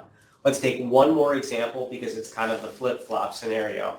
If we look at the bottom row, if we look at historical starting elevation and we look at the Neosho River, what is embedded in that text, historical starting elevation, means that for all of the historical inflow events that we simulated, we took the historical starting stage and then we compared all of the maximum water surface elevation profiles. So we took the September 93, the June 2004, July 2007, October 2009, and December 2015 events, and we plotted all of those water surface elevation profiles along the Neosho River. When you look at it that way, there is a 20.95, almost a 21-foot difference in maximum water surface elevation. So we'll talk about that more in another few slides. Once again, an odd duck on this slide is the 100-year for the Neosho River. The maximum water surface elevation difference of 2.10 feet, that should look familiar. Let me go back here. That was that same 2.10 feet you see in the bottom right of this table. That is entirely driven by the starting water surface elevation of 757 feet at the dam. It's not actually a function of something that occurred during the simulation. It's a function of initial conditions. So just wanted to call that out. Now, no one necessarily wants to look at a table of numbers, so we're going to look at this graphically in just a minute. Before we do that, though, I'm going to look at inundation area differences. And what we are going to see here is kind of the same story. Just one moment. There's a question. Okay. Go ahead, Di. In the table of maximum water surface differences, where are you reporting those differences? Are they at the gauges or are they along the entire length of the model? For example, for the Neosho River. That's the entire length of the stated location there. So yeah, Neosho, it's the entire Neosho. Spring, it's the entire spring.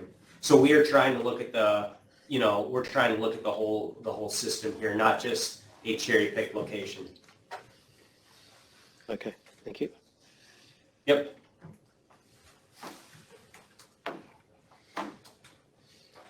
Okay, so for inundation area differences, this table looks at the difference in inundation area for these various scenarios that we simulated. It's organized very similar to the previous data of maximum water surface elevations. So for the September 1993 event, I'm just going to kind of beat a dead horse here, but we simulated the 742, 43, 44, and 45 starting water surface elevations. We looked at the inundation areas, and so then we took the smallest inundation area, and we took the largest inundation area, and then we looked at the difference, and we just simply presenting the difference as a percentage, so it can kind of be compared across all the events. Again, the standout there should be the last row. So let's look at that difference column, and let's go down the line here. We're seeing incredibly small differences. We're seeing differences, in the ballpark of 1 to 2%. And surprise, surprise, the 1.7% that we're seeing in the 100-year, that's also a large function of the fact that we are comparing here a starting water surface elevation of 734 to 757, and that results in an inundation area difference of 1.7%. Conversely, let's look at it a different way now. Let's compare the different inflow events, and we are using the historical starting stages for the inflow events. So these are things that occurred in history, but we're running them through the RAS model. When we look at the difference between the smallest inundation area and the largest inundation area, the difference is 47.5%. So we see a very, very large difference. So what that is telling us is that the inflow event is having the largest impact in terms of inundation area. Same as the last slide. The inflow event is having this outsized impact on the difference in maximum water surface elevation. If you take, we're kind of doing what ifs here. If you take a historical inflow event and you say, what if we started the dam at a different water surface elevation? Maybe that would, kind of solve everything. It would make the flood go away. And the answer is no, it doesn't. It has, very little impact at all. I mean, the language you use in the report is an immaterial impact as compared to the inflow event that has an outsized impact. So I'm going to, continue to say that as we go through these slides, but the data is the data, and that's what we have here. So I'm getting a signal that we got a question here. Yes. Mr. Thomas, you were first, if you want to ask your question. Yes. Would you go back to the previous slide again? Thank you. Would you restate what you mean by historical starting stage in that table? Yes, and that's why I wanted to make sure I reiterate this. I'm happy to say it once again because I want to make sure that everyone is on the same page here in an understanding of what we're talking about. When I say historical starting stage, and we're looking at the smallest and largest inundation areas, we are looking at the September 1993 inflow event, but also the historical starting stage at the dam for the September 1993 event. And then we're also looking at June 2004, the historical inflow, but also the historical starting stage, and so on and so forth, and through the December 2015 event. Obviously, the 100-year is a synthetic event. It hadn't occurred, so we don't have a historical starting stage for the 100-year event. And I even now repeating that, I realize I said that quickly. I'm happy to go through it once again. No. So a follow-up question. I think you just said is an immaterial difference. Are you using the same criteria that you stated before when you're talking about half a foot of increase in water surface elevation? No, and I don't want to confuse those two things. We're not talking about the definition of material difference that we're talking about before, and that's why we really, to put some space between these definitions, that's why we really did everything we could in the report to drive this home by showing table after table, figure after figure. When we say immaterial difference, we are talking about, we have to have some sort of way to describe what's going on here.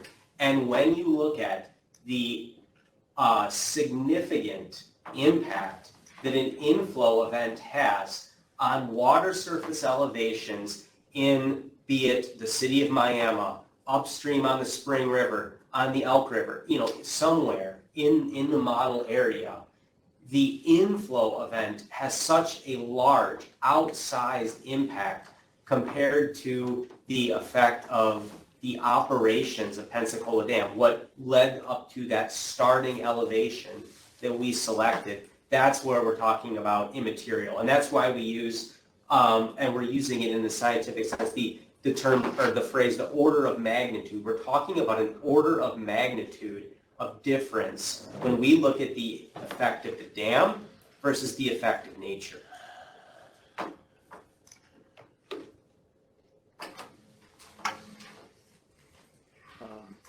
Okay, thank you. I think that helps clarify it, though. I'll just leave it there for the moment. Carry on, please. Okay. One more question from Walker. Okay. Walker, go ahead. Sure. So I think a couple of questions here. First, I understand that different floods are more different than the same flood with different dam operations. But nevertheless, it looks like in most of these cases on this table, you're looking at hundreds of additional acres of flooding due to dam operations, and again, only with that 3-foot range of different starting elevations considered. So I guess I want to be clear, you're saying that hundreds of acres of additional flooding, depending on that operational decision, is immaterial in terms of its impact? I understand the question that you are asking, and I'm going to try to answer it as directly as possible.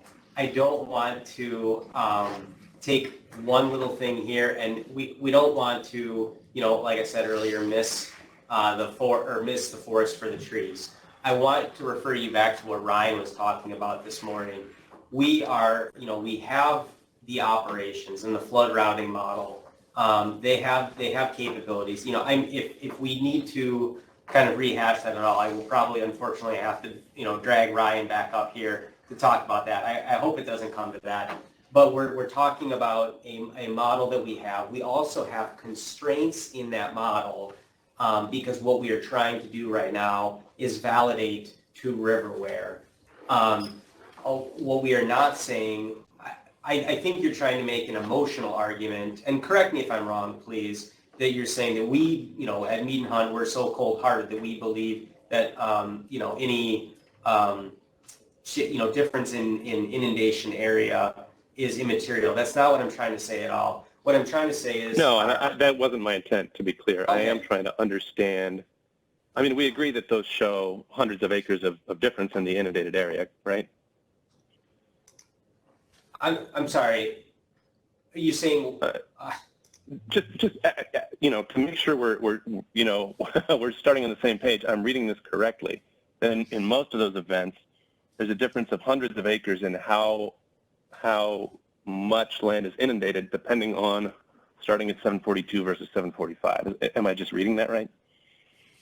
I see what you're saying, that what you're reading off the table there, but we are trying to look at extremes here, and what we are trying to do is compare the impacts of dam operations to the impacts of the natural inflow event. And so what we should be looking at is the 47.5% versus the maximum in the first rows of the table of the 1.7%. So if you want to talk about, the point here is we're talking about the impact of nature versus the impact of operations. Well, so So suppose in the second row, that 1.4% difference, suppose that were a 14% difference. Would that be an immaterial impact? Like, I'm not trying to make an emotional argument. I think, like Di, trying to understand, when you say immaterial, how do you know? What is your criteria? What is it based on, and how are you applying it? So when we can't, I had to settle on using a word at some point, and that describes in a single sentence what is going on with this system. If you would like, you can refer to my other statements about a order of magnitude difference, because that's a quantification that we agree on. So if you want to disagree with my use of the word immaterial, I would say look at my use of the term magnitude of difference. We can discuss what a magnitude of difference is, although I think we all know what it is, and that is what we are talking about. I mean, I understand what an order of magnitude is, but I mean, you could equally say, you could compare to extensive forest fires and say, look, dam operations have no effect on forest fires, and therefore dam operations are immaterial. It seems like you're asking fundamentally different questions. Hold on, I don't. Yeah, let's move on. I think we understand your point, Walker. We're not going to admit your question, and this is not a deposition, so let's move on. No, that's fair. I guess I would just offer, before we move on, one last chance. If there's anything you would point to as a numerical basis or a citation for what's immaterial, I'd appreciate it. If not, we'll proceed accordingly. I think that what we're saying is there is professional judgment being exercised here, and we will leave it at that. All right. Any other questions, AJ? We have one from Nitu Deo with FERC. Okay. Nitu? I actually am following up on the last comment. That's something that I was wondering as well. If you would please quantify what is meant by material difference for lay individuals to understand. Are we talking 1 foot and above qualifies as a material difference, or, that's something that I think we need to know to be able to understand the results. So elaborate. Yeah, I absolutely understand that concern, and I think what the broad thing that we need to keep in mind is when we're using the word immaterial, we are talking about a comparison.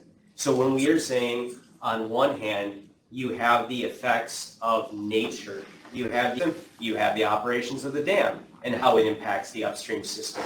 When you compare those two things, the dam has an immaterial effect in comparison to the effect that nature has. And that's why we bring up order of magnitude, as a quantification. I wouldn't have put the word immaterial in there if it wasn't combined with a quantification that the differences are an order of magnitude different. It's kind of like saying, to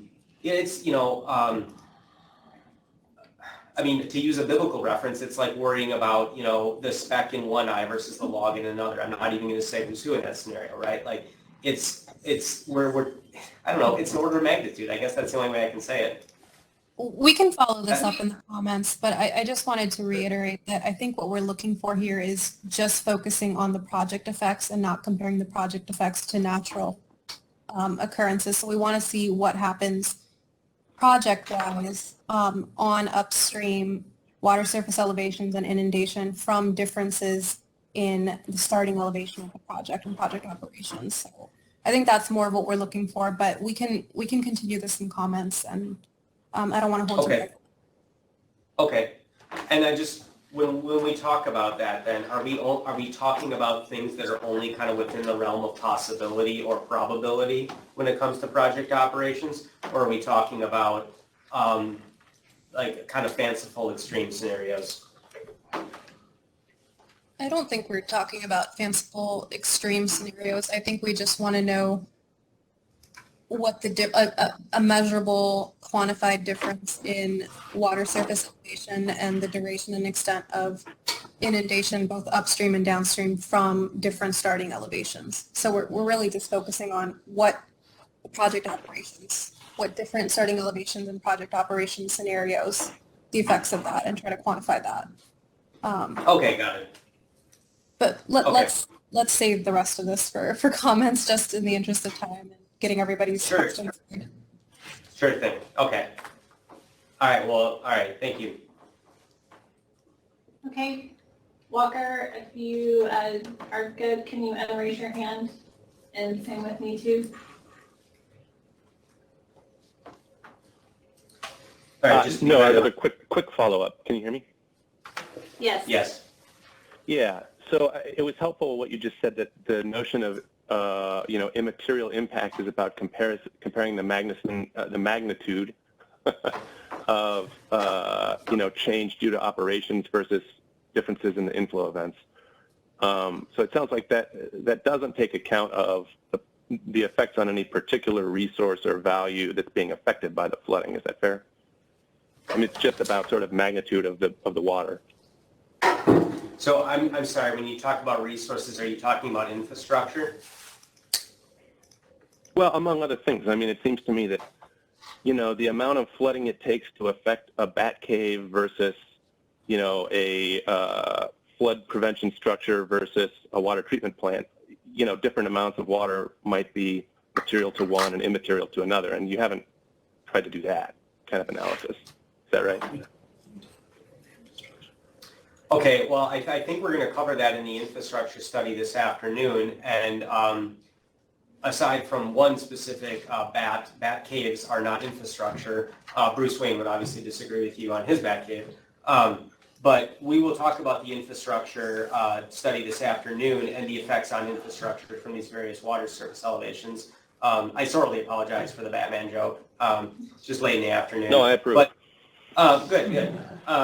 But I don't think we can cover all of these things in the H&H study. The H&H study and the results of the H&H study are meant to be used to inform the other studies. That's the purpose here. We can't unfortunately, kind of get off into all the tangents. When we're talking, we got to keep laser focused on the H&H study for now. Okay, thank you. Okay. Good to go? Good to move on? Walker, can you raise your hand, please?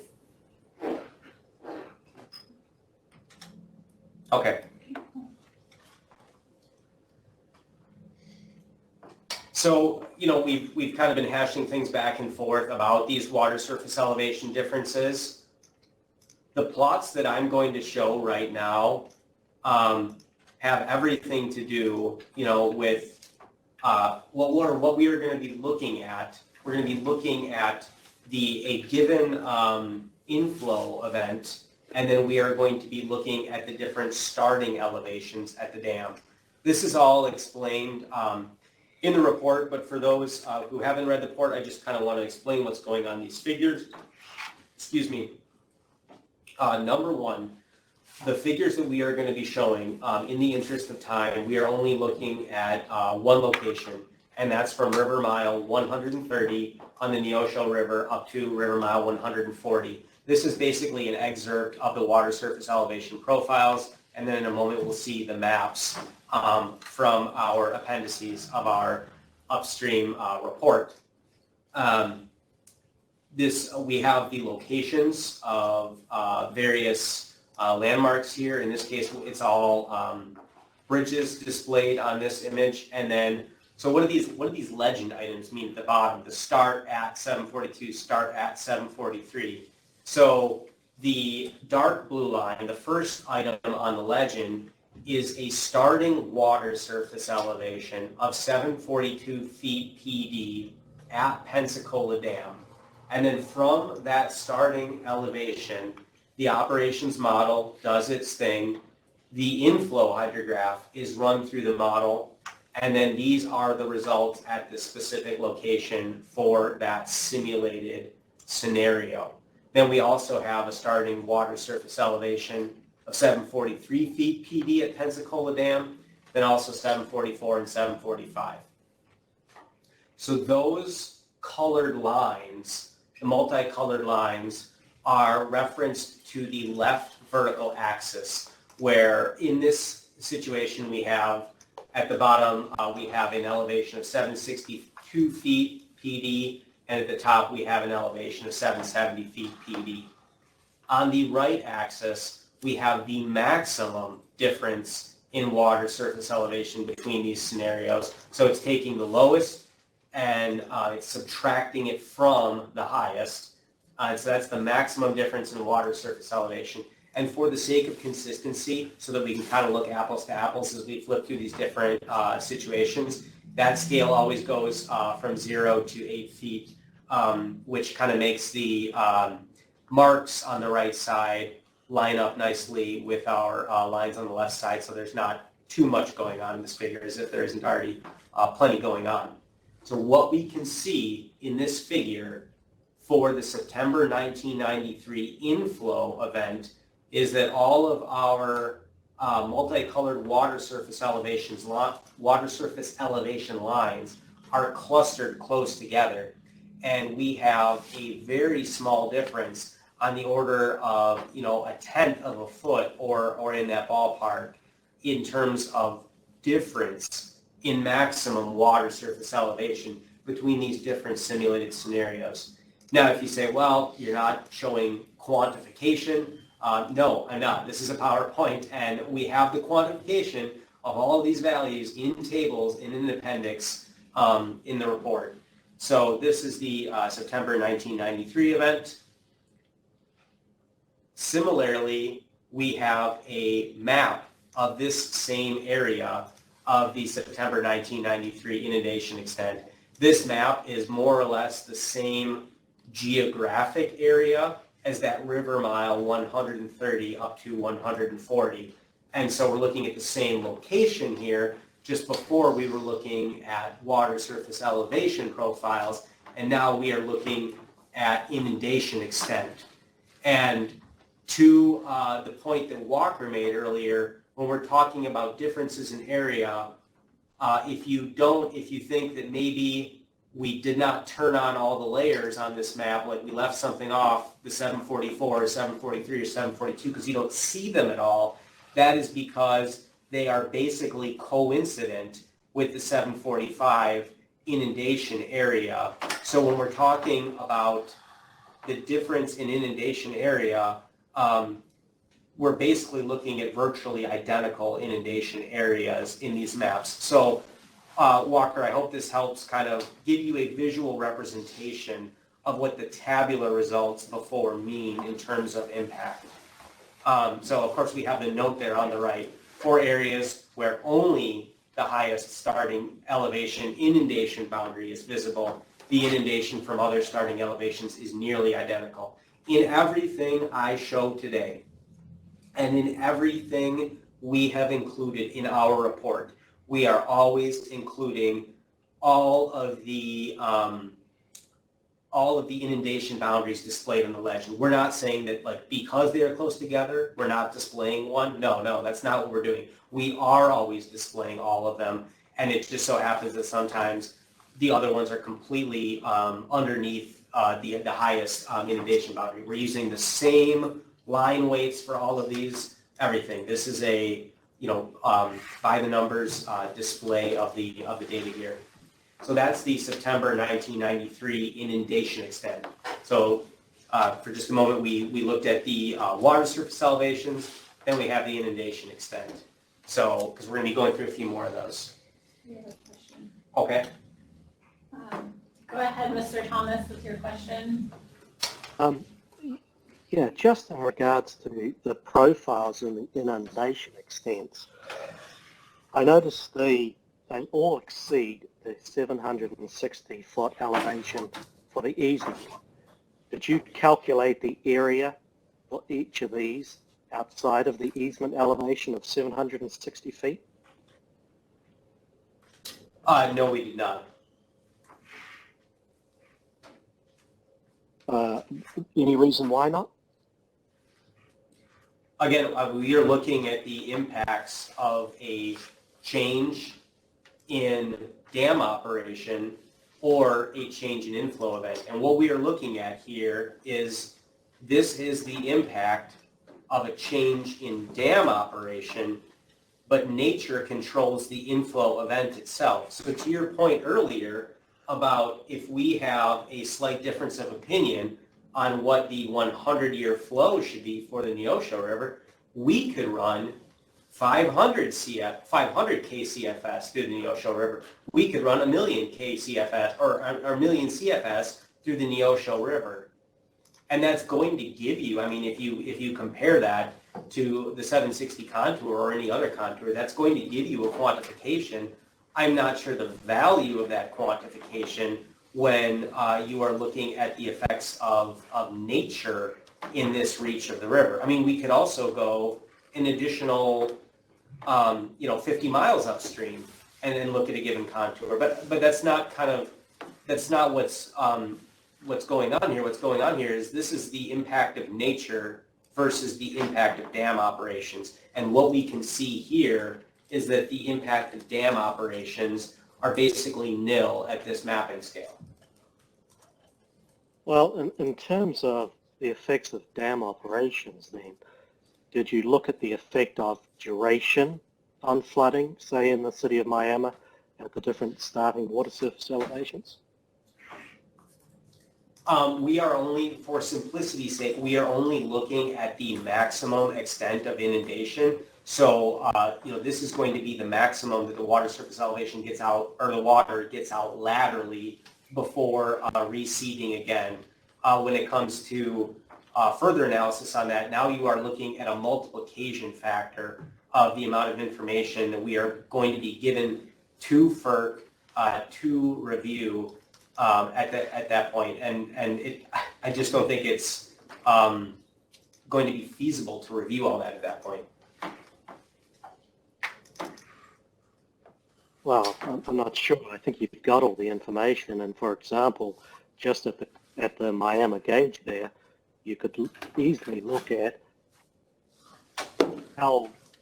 what the duration is above 760 for each of those starting water surface elevations. I think that's pretty straightforward. You already have the information, but I'll move on and make that request in writing. Sure.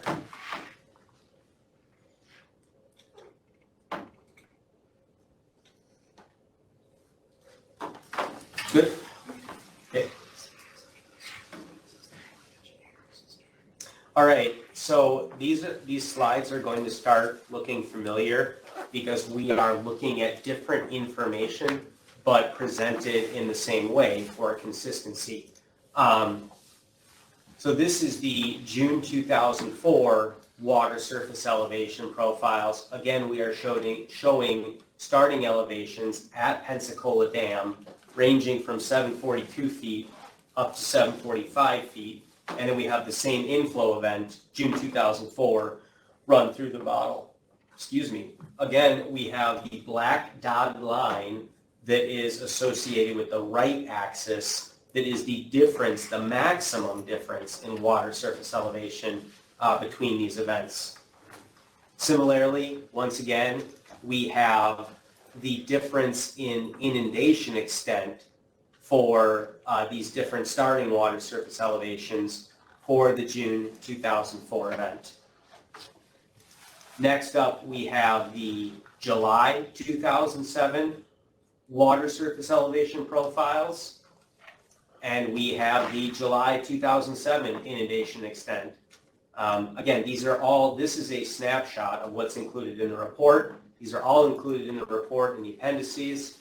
So we have October 2009 water surface elevations, and we have October 2009 inundation extents. We also have December 2015 water surface elevation profiles and December 2015 inundation extents.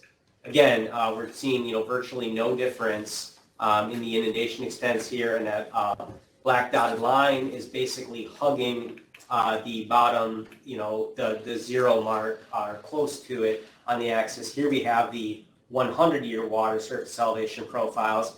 You can see that the lines are almost, entirely overlapping one another, and the difference in water surface elevation is basically zero or zero in this reach. Again, if you want to look at any other location, we have the full reaches of all the rivers in the report. Here is the 100-year inundation extent, and I just want to call attention to something. because we've kind of been going through these, they're very similar. But I don't want this to be lost on anyone.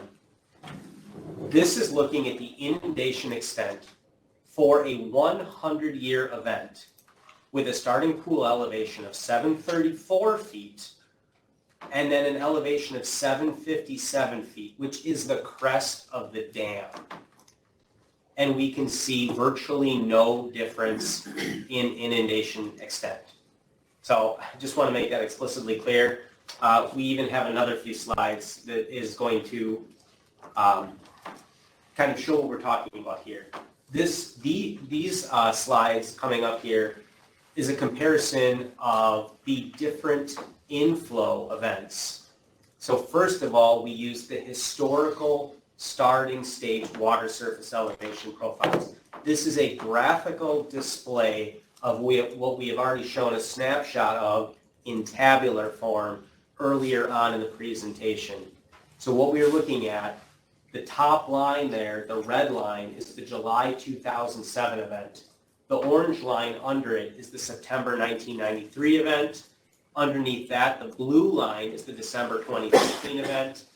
Then the purple is October 2009. And of the colored lines at the bottom, the brownish line is the June 2004 event.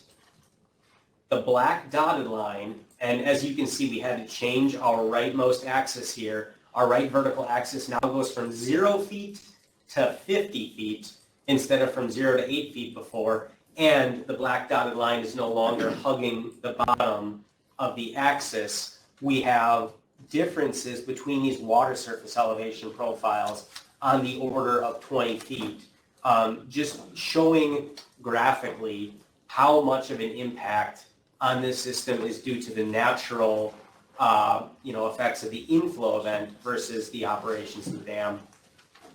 Here is the mapped extent of these different scenarios. So you can see the dark brown line close to the channel is the June 2004 simulated event, and the outer red line is the July 2007 simulated event. And you can see the not just visual, this is kind of the first slide that we actually have a visual difference in inundation extent, but not only do we have that, we have a massive difference in inundation extent between these different simulations. Once again, driving home, this is the impact that nature has on the system. So maybe it's part of the effect was the starting water surface elevation of Pensacola Dam for the historical, or for these historical events, because in that last slide, we were showing the various historical starting water surface elevations for those events, and we were showing the various inflow events. So let's take it one step further. Let's take all of the historical inflow events and let's give them all a starting water surface elevation of 742 feet. So they're all starting from 742 feet at the dam, but then the historical inflow events occur as they did. And so you can still see here, we have huge amounts of daylight vertically between these different lines, and that black dotted line, which is the difference in water surface elevation, is up either above 15 feet or 20 feet in this area. Here is the mapped extent of all of these different inflow events, all with a starting water surface elevation of 742 feet. We also did the same thing for 745. We started all of these historical inflow events with a water surface elevation of 745 and then pulled out this comparison. So this is kind of a different way to look at the data as well. Here's 745. You can see just once again, very similar to 742, huge amounts of daylight between the lines, large differences in water surface elevation. We also have large differences in inundation extent. We have one more way to look at things.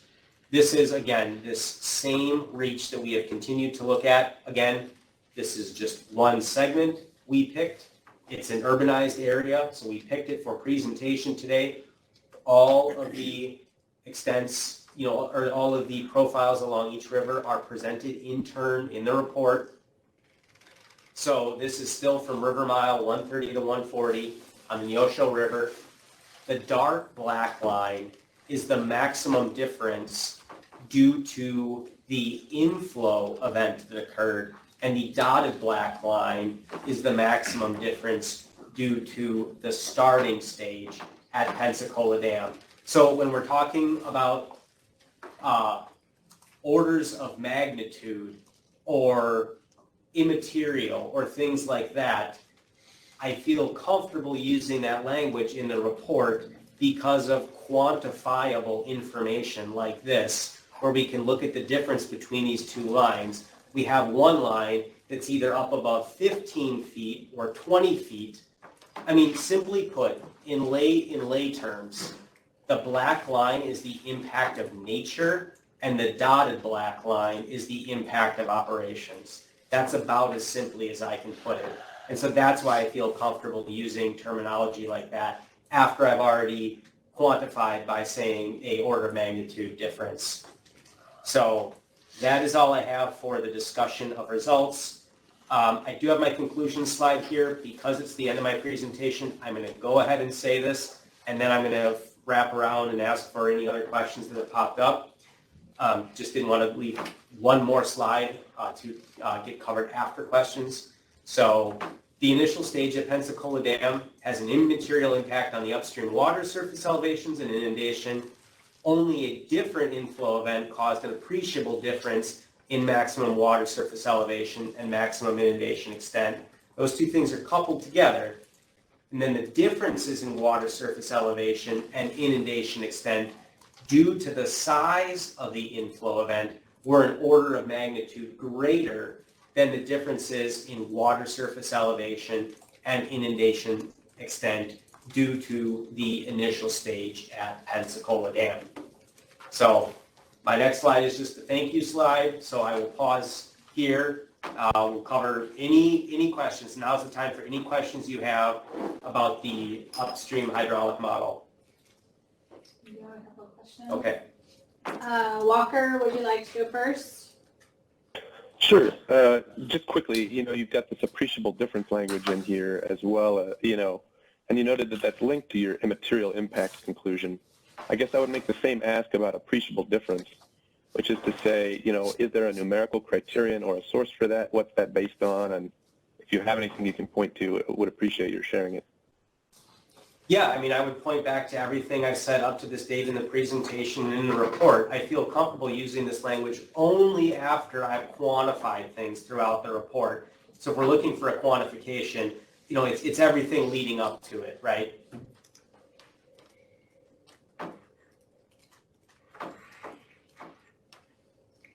Other questions? Mr. Thomas? Yes, Hello? I'm sorry, just about the conclusions. I'll just reiterate that I don't think you've run the full range of flows to come up with that conclusion, and we'll certainly be recommending more. My question is the... Oh, can we break things up here just because I don't want to have to try to remember all these? Is that all right? Yeah, sure. Okay, I apologize for interrupting. I just want to, put things in buckets as much as we can. So on the, you said you don't believe that we've run the full range of flow events. I'm not going to flip back to it right now, but we have flow events that go from 1 year up to 100 years at Pensacola Dam. I don't know what other events we could add on to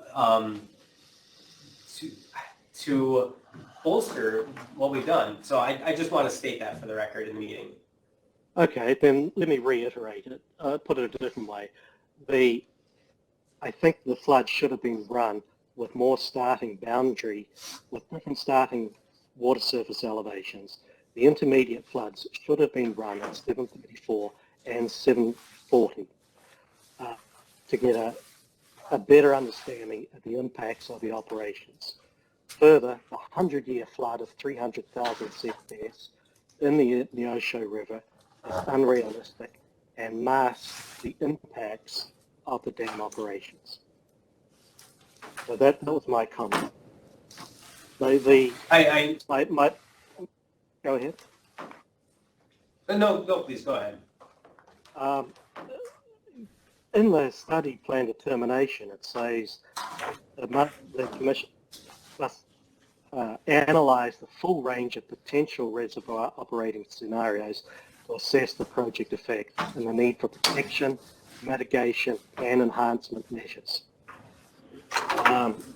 It also indicates FERC recommends that the H&H study plan include methods for performing evaluations of alternatives to potentially reduce inundation. To my knowledge, these have not been done yet. What do you plan to do over the next year to evaluate methods for potentially reducing inundation? So I'm going to say hold tight on that because we are going to address that in a separate presentation. And what presentation is that? It is the area of potential impact we're going to talk about. And then there's also a report filed with FERC as part of this filing that discusses the plan moving forward. Thank you. Okay.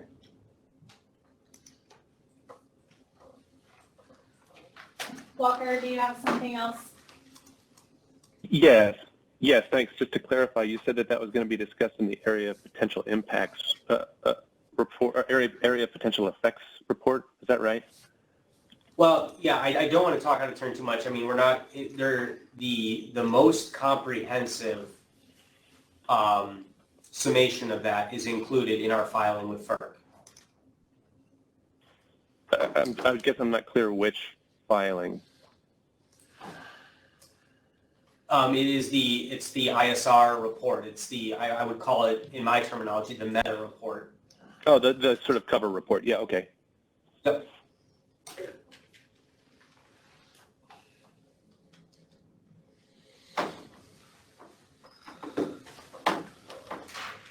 Okay. Any other questions? If not, will you unraise your hands, please?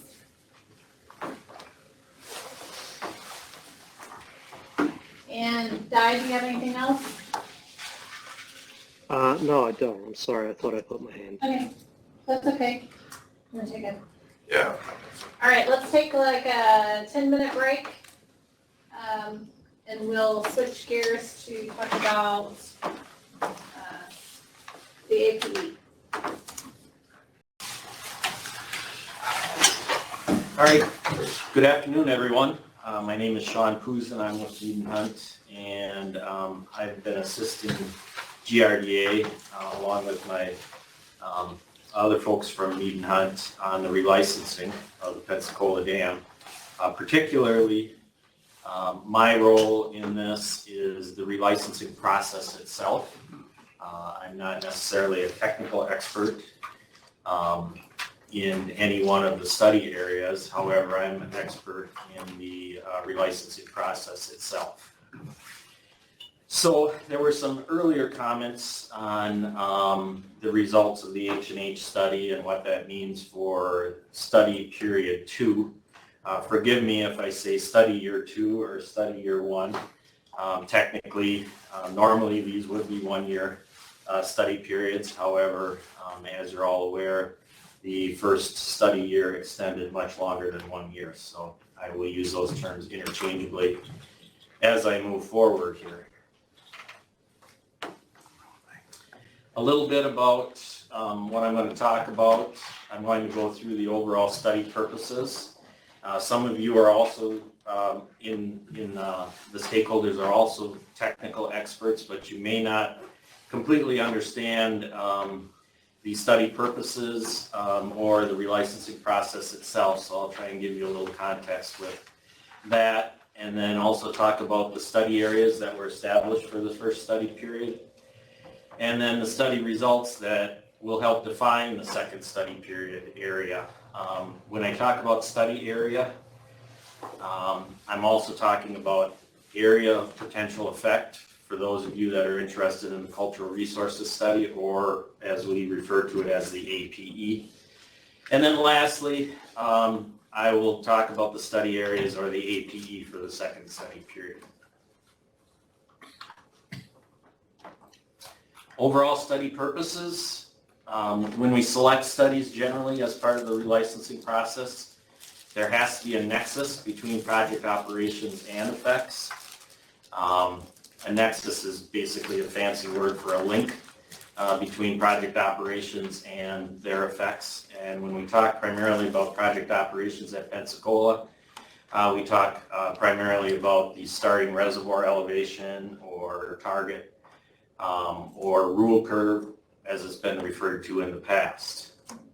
The study results that we receive from any of the studies that are conducted shall inform the development of license requirements eventually in the new license. What should the studies accomplish? Just as a general, they should address identified data needs that are required for looking at the operational effects. And then, as I said, reasonably inform analysis of the effects of the operation. A majority of that analysis often occurs in the license application itself. Looking at the first study period study areas, or the APE in the case of the cultural study. For the H&H study, there was a lot of talk earlier on upstream model extent. For the H&H study, the study area is the anticipated upstream model extent.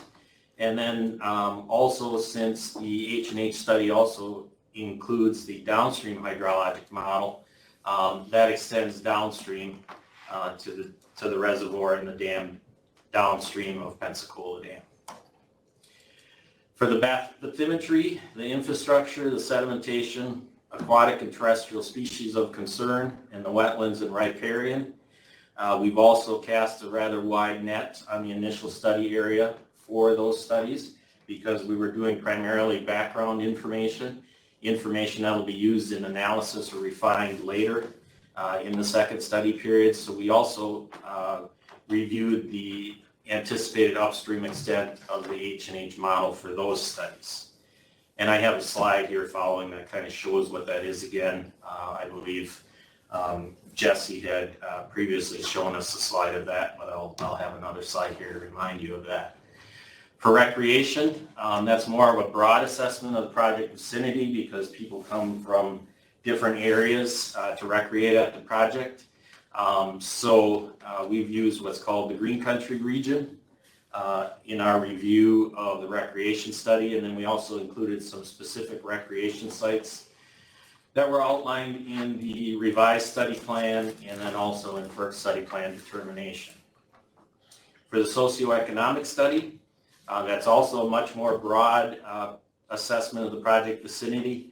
However, that focused on the counties where the project resides, which is Craig, Delaware, Mays, and Ottawa counties. And then for the cultural resources study, again, I said the cultural resources study uses a study area that's called the Area of Potential Effect, or APE, and that study used the current project boundary. And that current project boundary approximates an elevation of about 750 feet. I talked earlier about the initial study areas are the upstream H&H model extent. You'll see on this drawing the light blue areas and the green cross sections go upstream on the Neosho River, the Spring River, and the Elk River, and those show the initial upstream model extent, H&H model extent. And then also on this drawing, for the purposes of the APE for the cultural resources study, we have the project boundary drawn here, which approximates an elevation of 750 feet. There was a lot of discussion in the previous presentation about the conclusion of the H&H study, and what I'm presenting here is based upon that conclusion, and it's also outlined in the ISR overall report, I think is the term that we settled on for that. It's the document that gives summaries of all of the study results, and then it also incorporates all the study reports as appendices within it. So I'm just going to go over that conclusion again. The initial operating stage at Pensacola Dam has an immaterial impact on upstream water surface elevations and inundation. I believe Jesse added another term to that on order of magnitude to help quantify that. I have just, for purposes of convenience, have left it out in my discussions. This is also, I have 3 slides here that are going to, again, show the upstream extent for the Neosho River. The next one will show the Spring River, and the final one will show the Elk River. This just further illustrates at the 100-year inflow event, the elevation or the extent of inundation is the same regardless of the starting elevation being 742 or 745. And again, the starting elevation of 742 and 745 are overall referred to as project operations. Also on this drawing or map, we also show the project boundary. Again, that approximates an elevation of 750 feet. Next is the Spring River. These 2 drawings, the orientation of the slide unfortunately didn't allow us to stack these drawings on top of each other like they should be. The drawing on the left actually would sit to the top of the drawing on the right. If you look at the drawing on the bottom on the left, you see that little hook blacked area in black area there, and you can also see that on the top of the drawing on the right. So those 2 drawings overlap slightly. Again, as I showed you with the Neosho River upstream, regardless of the starting elevation being 742 or 745, the inundation extent is the same. The blue line is directly underneath the red line, and that helps lead us to the determination of project effects. This is the Elk River. Same thing as the previous 2 slides. I think I may have forgotten to point out in the previous that the black line again is the project boundary, elevation of 750 feet. Okay, so where are we going from here? In order to outline the anticipated future operations of the project, as many of you have indicated earlier in your comments, we have some more study to do. There are some resources that could potentially be impacted by anticipated future operations. Those resources are both biological, well, primarily biological, but then also cultural or traditional in nature. So we need to do additional study work in this upcoming study period. The information that we use or we obtain in these upcoming study periods will help form what GRDA proposes for anticipated future operations in the actual license application. We may see information in the continuation of the H&H study or the aquatic terrestrial or even the cultural resources study that may show that the actual operations, if we vary the reservoir elevation during normal operations up to 745 feet PD, it may show that some of these other resources are impacted. And if that's the case, we may have to make some changes to either the operation or propose some additional measures in the license application to mitigate or reduce or mitigate those impacts. So that's basically moving forward. We're going to be using these other studies to help formulate what we anticipate the future operation will be.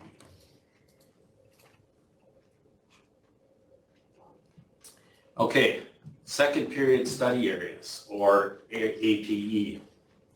Based upon the information from the H&H study, where we find that the inflow event has a significantly greater impact upon the upstreaming inundation than the actual starting elevation of the reservoir. We are going to be using the H&H study from this point forward to create lentic and lotic maps. That's something that FERC has asked for in the study plan determination. And we will use those lentic and lotic maps. And basically lentic versus lotic is lake versus stream, or on that order. So those will be created from the H&H study moving forward. They will help to address our inundation during normal operations. The sedimentation study will be continued with the entire impact or area impacted by anticipated future operations. If you recall, if you read through the ISR, we're currently in calibration of that model, so that will continue with the original study area. The aquatic and terrestrial species of concern and the wetlands and riparian studies will use the lentic and lotic maps created by the H&H study to look at any potential adverse impacts of how GRDA plans to operate the project in the future.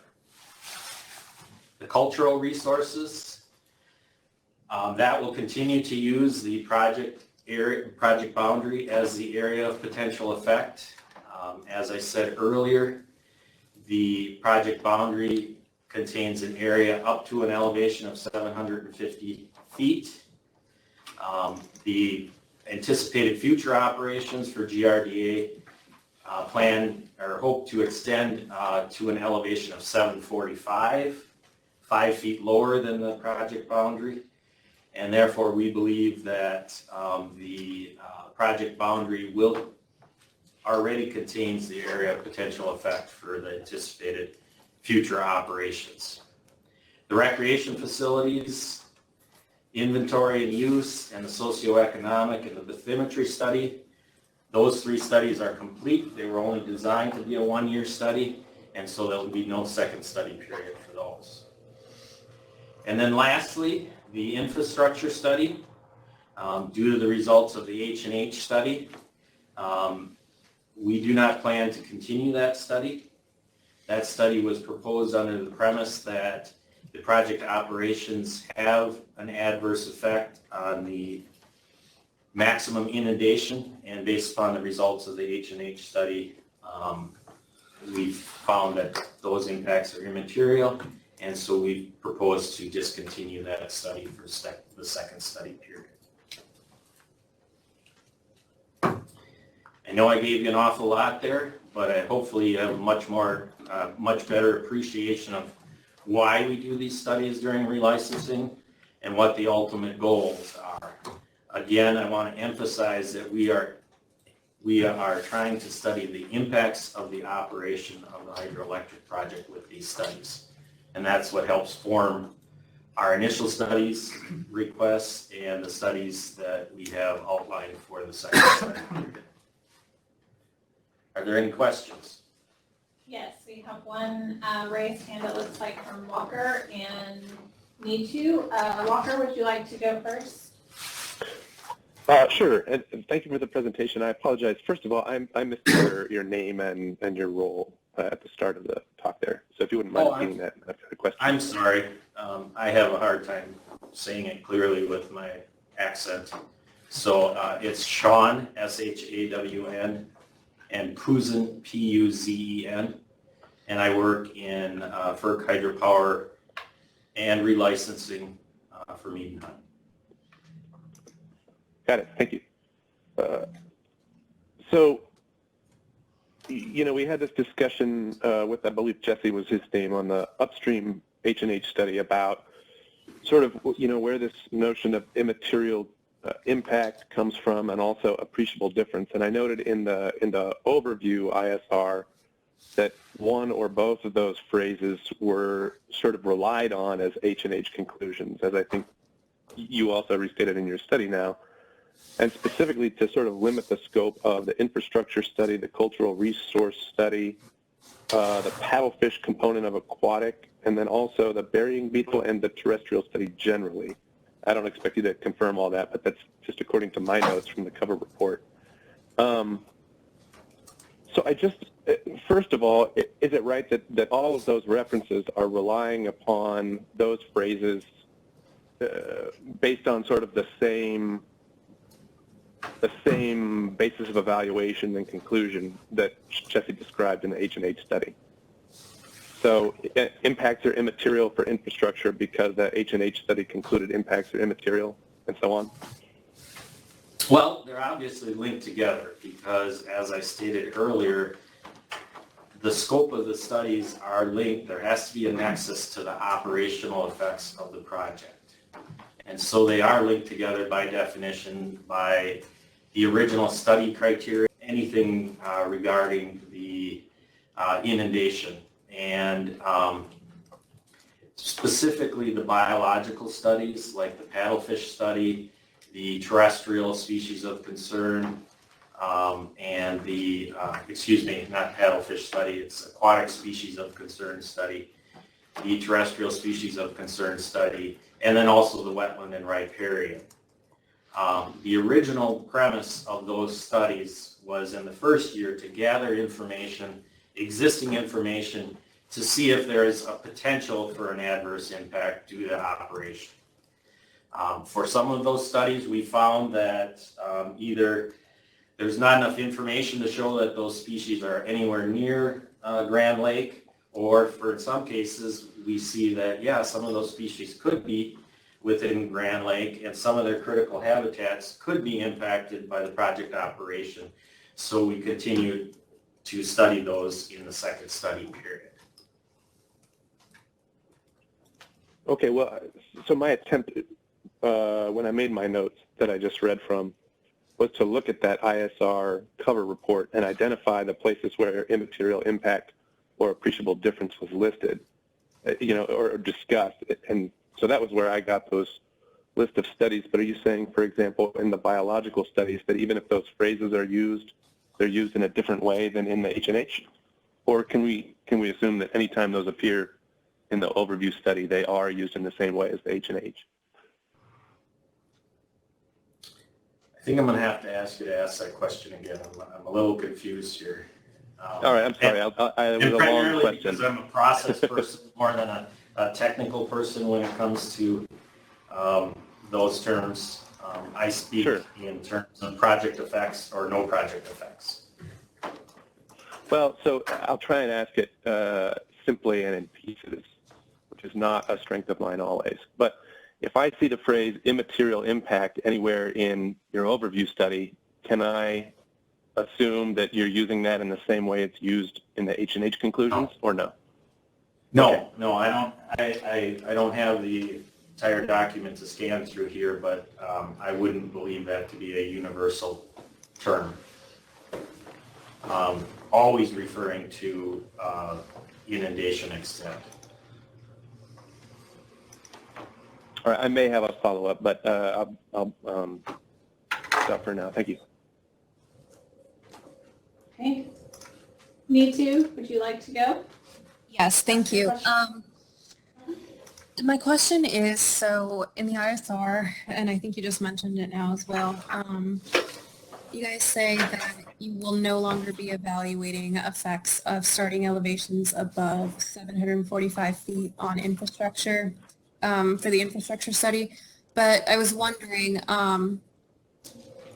is there or could operations in the range of 745 feet and below affect infrastructure and the human environment? And do you plan to still analyze those effects below 745? I don't believe that, I'm not the expert on the infrastructure either. Jesse will be presenting that here soon. But I believe that we've looked at the upper elevation extents and their impacts and found that for the infrastructure that's been identified through cooperation and consultation with the stakeholders, anything that was impacted at higher elevations was already underwater at the time that we were looking at it. So I wouldn't expect that any reservoir elevations that are lower than that would have less effect. And I think this all goes back to the conclusion of the H&H study. That we're starting to move from analyzing the impacts of inundation due to high inflow events more to the day-to-day operations and reservoir elevations, specifically not higher than 745, because I don't believe that there's going to be any anticipated operations in the future deliberately above 745 as far as GRDA's control of the project. Okay, thank you.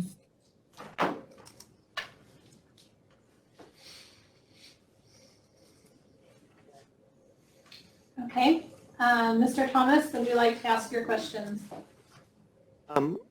Yeah, Sean, go back to a previous slide where you indicated what studies were going to be done in the next year.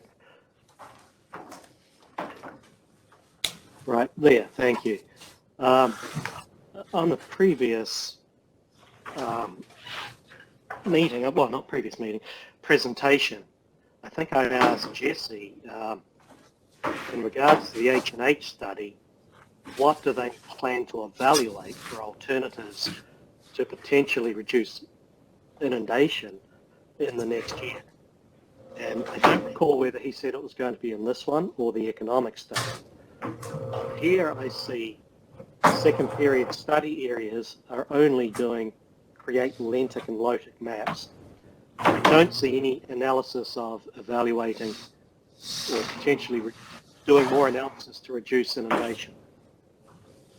Why is that not shown here, or do you intend to do it?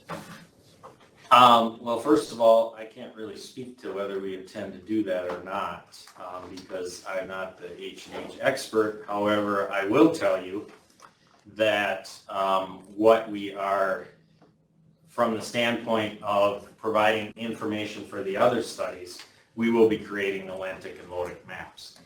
I believe that your comment is going to be provided in writing to us. Otherwise, I can call Jesse up here also, and perhaps he can help answer that for you, because as you're well aware, he is the H&H expert on the upstream study.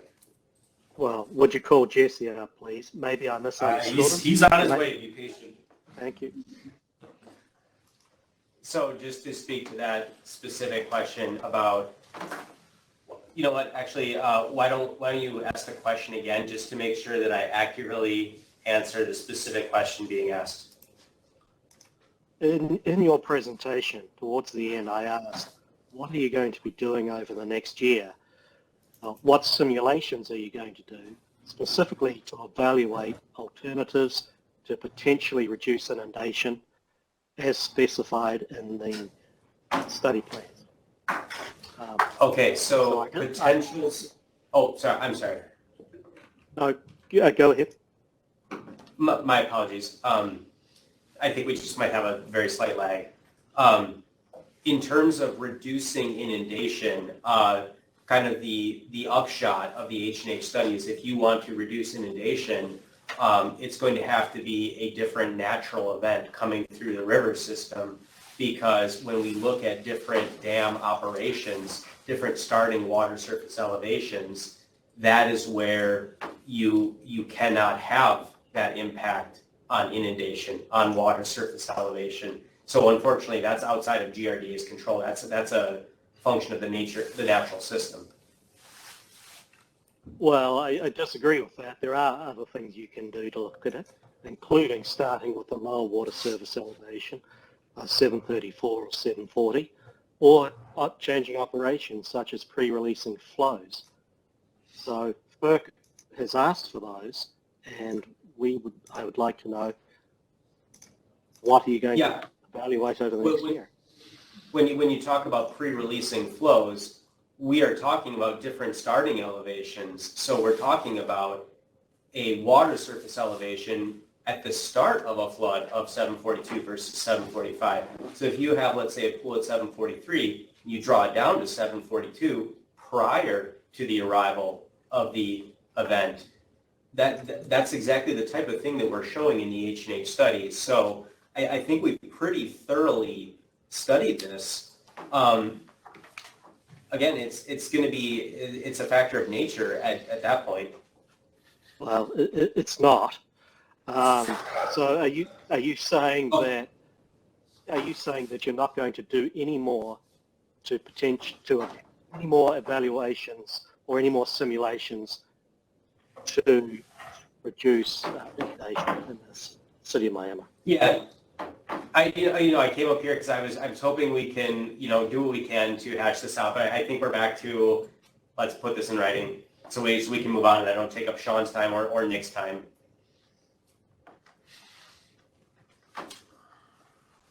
Okay, I'm going to give the podium back to Sean.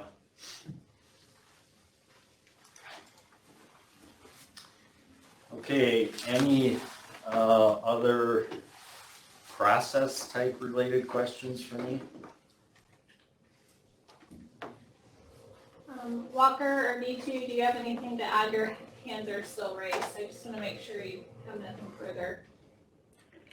I'm sorry, I had forgotten to put it down, but I think I am almost to the follow-up question I intimated. Give me 5 more seconds. I apologize. It's okay. Hope we have one more in. Tyler, I'm sorry, I'm going to butcher your last name. Reichner? Would you like to ask your question while Walker? Sure, finishes? thank you. Can you please pronounce your last name for me? Sure, it's Tyler Rickner. Rickner, okay. I'm with the WSP, contractor to FERC. I realize we're talking about wetlands tomorrow, but because we're talking about future plans for studies, I thought I'd ask this question now. I believe there was a component of the wetland study that said if the H&H modeling determined that there was potential effects to wetlands and there may be some additional field work to quantify or ground truth the desktop surveys. Is that something that you're planning to do, or is your contention that the H&H model is showing that there's no effect to wetlands?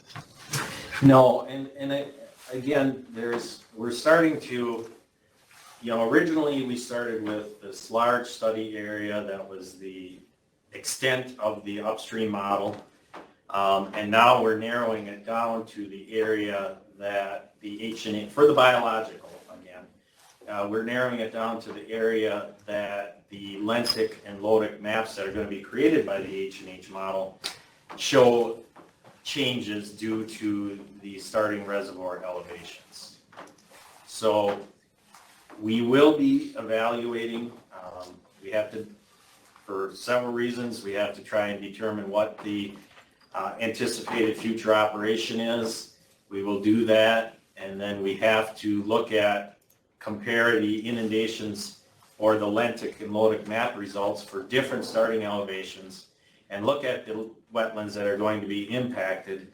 Then, if we see that wetlands are impacted adversely, we are going to go out into the field and ground truth those. The purpose for the ground truth is we are using a much coarser filter for wetland information. We're using National Wetland Inventory maps. And for those of you that are familiar with that, sometimes the accuracy, they're not always completely accurate. So the best way to determine the accuracy of that is to look at these areas that will be affected, send somebody out into the field, determination at first if it's a wetland and then what type of wetland is, and then try to quantify the changes in wetlands due to the anticipated operations. Did that help answer your question?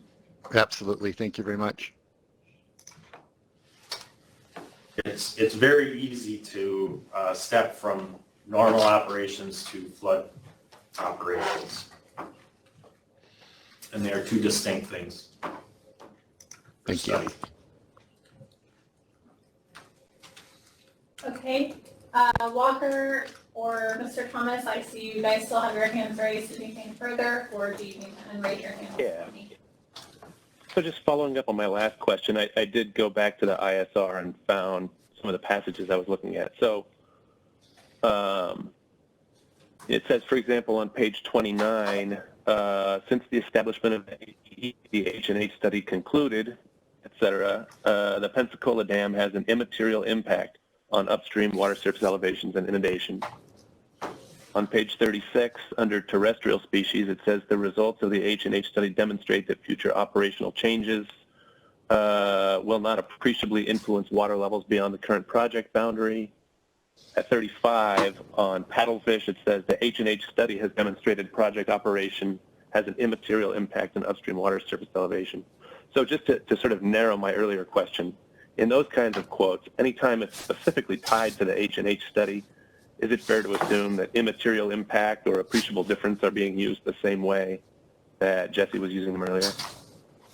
Well, in those three that you identified to me, I believe that's accurate, but I haven't. Okay, yeah. I'm doing it verbally, so. No, I understand. I understand. And I think it was a 50-some page report, so, you know, I have to actually have the report in front of me to answer that any more accurately than I've tried to answer it already. Yeah, and Walker, That's fair. I think, I won't hold you to it, but just, you know, that sounds right. well, and just to be clear on that, I mean, I don't think it's worth our time today to go through every instance in which those phrases were used in the 50-some-odd page report. If there's a question that you have relative to any particular phrase, again, just put it in your comments in writing, and we will certainly look at it. Absolutely. Thanks, Chuck.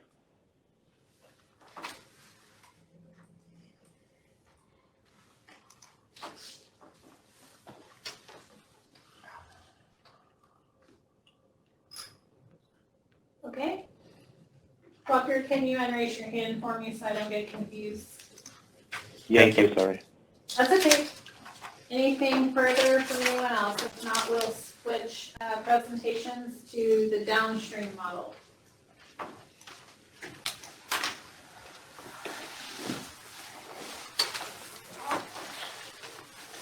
Does Mr. Williams want to make a comment?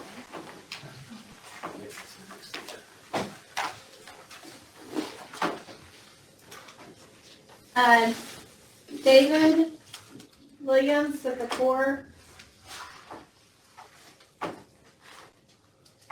Are you having audio issues?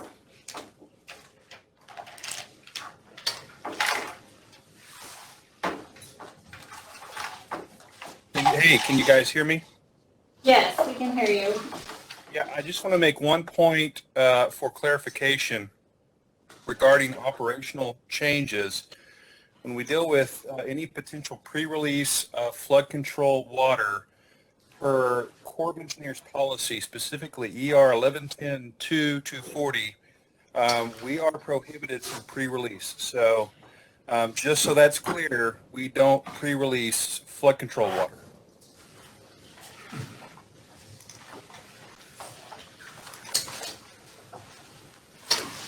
Okay. Thank you. Good to go. Walker, do you have a question? You raised your hand, or is that old? Yes, I do. Can you hear me? Yes, I do. Thanks. I just wanted to clarify that that speaker was from the Corps, correct? And so yes. I would understand that statement to be with respect to times when the Corps is directing GRDA's operations. Is that right? That is correct. Thank you. All right, are we good to go now? Yes, Walker, if you'll unraise your hand for me, and we'll start with the downstream. All right, hello everyone. I'm Nick Hathaway. I'm also with Mead & Hunt, engineer with Mead & Hunt, and involved with the H&H study for this project for many years. And I'll be talking today about the downstream hydraulic model. Here's just a brief outline of what we'll cover. It's very similar outline to what Jesse already covered for the upstream model. One thing I do want to point out is the acronym DHM here that I've used. That stands for the downstream hydraulic model in this instance, so you may hear me refer to it or see it referred to that on the slides throughout. So we'll go through our purpose and objectives, model development, and model calibration. So Basically, those first three bullets here were covered in detail during the tech conference. I'll be covering them all again here, but I'll most likely be breezing through those topics since the folks that were involved with the technical conference back in April have already seen this information. Then we'll get into the simulated scenarios, the study results, and then wrap it up with a discussion of those results and then the conclusions. So, quick synopsis of the purpose and objective. Very similar to the upstream hydraulic model, the purpose is to analyze the inundation downstream of the Pensacola Dam under the current license of operations of the project during several measured inflow events, and also to provide the model results in a format that can inform other analyses. And then finally, to determine the feasibility of implementing any anticipated future operations that GRDA may propose as part of this relicensing effort. So we'll kind of breeze through the model development. Again, I'll probably go through this section pretty quickly since it was covered during the technical conference and nothing has really changed since then. So this map here shows the study extents for the downstream hydraulic model. A few things on this map to point out are Pensacola Dam toward the upper part of the map, and then Kerr Dam at the downstream, or the lower end of the map here. So our model extend from Pensacola Dam to Kerr Dam, essentially the Neosho River and Lake Hudson between those two dams. I also want to point out Salina Pump Storage Project toward the bottom right of the map. I'll be mentioning that, especially during the calibration discussion. And then you can also see the various USGS gauges on this map that I'll be discussing as far as inputs used for calibration as well. On this map, the pink lines represent the 1D or one-dimensional model cross-sections, and the orange shaded areas in this model represent what are called storage areas in HECRAS. So really quickly, the model was a one-dimensional or 1D unsteady state HECRAS model, similar to the upstream model. It's using version 5.0.7 of HECRAS. As I just showed, the model extend from the downstream end, which is just downstream of Kerr Dam. And this extent was for calibration purposes only. I'll talk about that further as we get to the simulated scenarios section. And then the upstream extent being just downstream of Pensacola Dam. The topographic and bathymetric data that was used is shown here in this map. So the pink area is the OWRB 2008 bathymetric data that was used to represent the reservoir bottom and the bottom of the Neosho River. And then the overbank areas were represented using USGS National Elevation Dataset, or NED, third arc second DEM. Getting into more specifics of model geometry, we use 1D or one-dimensional cross-sections for the Neosho River channel and Lake Hudson itself, with parallel river reaches used for the Neosho River and main spillway channels just downstream of Pensacola Dam. So that area is shown here in the image on the left, kind of zoomed in toward Pensacola Dam. You can see the cross-sections and the parallel reaches there. We also use storage areas in the model. These are used to represent the various tributaries coming into Lake Hudson and the Neosho River between the two dams. They represent any available storage outside the main flow path of the reservoir. And as I'll get to with calibration, that's an important component since volume is an important thing that needs to be considered during calibration of this model. We also use the storage area to represent the flow exchange between the river channel and main spillway channel just downstream of Pensacola Dam, shown in this image here. There are 4 bridges in the model that cross the Neosho River and Lake Hudson. These all were developed based on ODOT drawings and or as-built data from GRDA. Kerr Dam itself was represented as an inline structure in the model for calibration purposes, and I'll get to that specifics about that here in a bit, with a flow hydrograph boundary condition defined at that inline structure for calibration purposes. Our favorite topic is Manning's N values. We started out with base Manning N values listed in this table here prior to calibration. We based those distribution of those Manning's N values on aerial imagery, and then use guidance from the Corps of Engineers Hydraulic Reference Manual for HECRAS to set those values. So you can see them ranging here from a channel of 0.03 to a medium to dense brush of 0.1. We'll next go through the model calibration section. Again, this section was covered in pretty good detail during the technical conference, so we'll be going through it pretty quickly. The model is calibrated to the 4 events we have listed here in this table. Those are the July 2007 event, April 2008 event, April 2011, and May 2015 events. These events were chosen because they do represent higher flows, but the important component also is that they had consistent data. Since volume is such an important component of calibration for this model, we need to make sure we have consistent data to use for our calibration that wasn't questionable. So that's why we pick these 4 events. And the model is calibrated itself based on measurements or stage measurements made at the USGS gauge on the Neosho River near Langley, which is just a short distance downstream of Pensacola Dam. As for the boundary conditions that we use for calibration, we use inflow boundary conditions that were developed from USGS gauges that are listed here.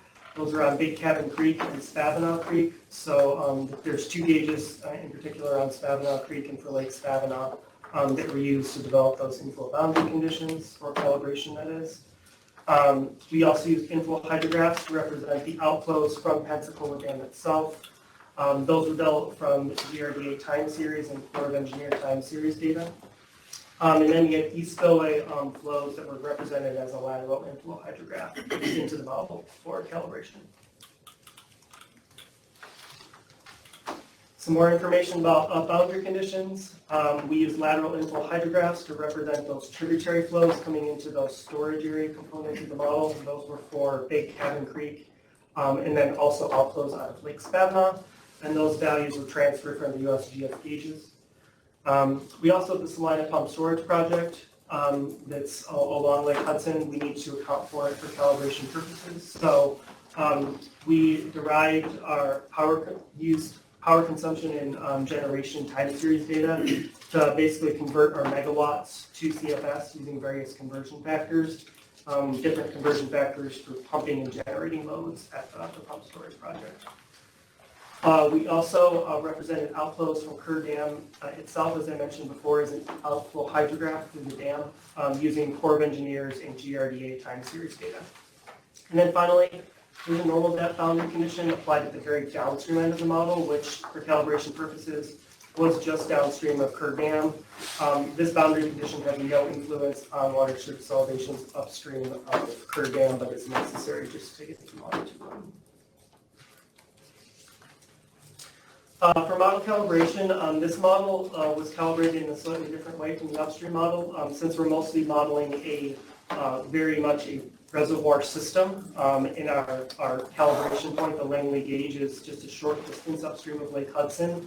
Obviously, water surface elevations at that gauge are going to be heavily influenced by whatever the stage is at just upstream of Kerr Dam. So forcing a stage boundary condition for calibration purposes for this model would really essentially hinder the actual real-world routings of flows through the reservoir when we're trying to calibrate.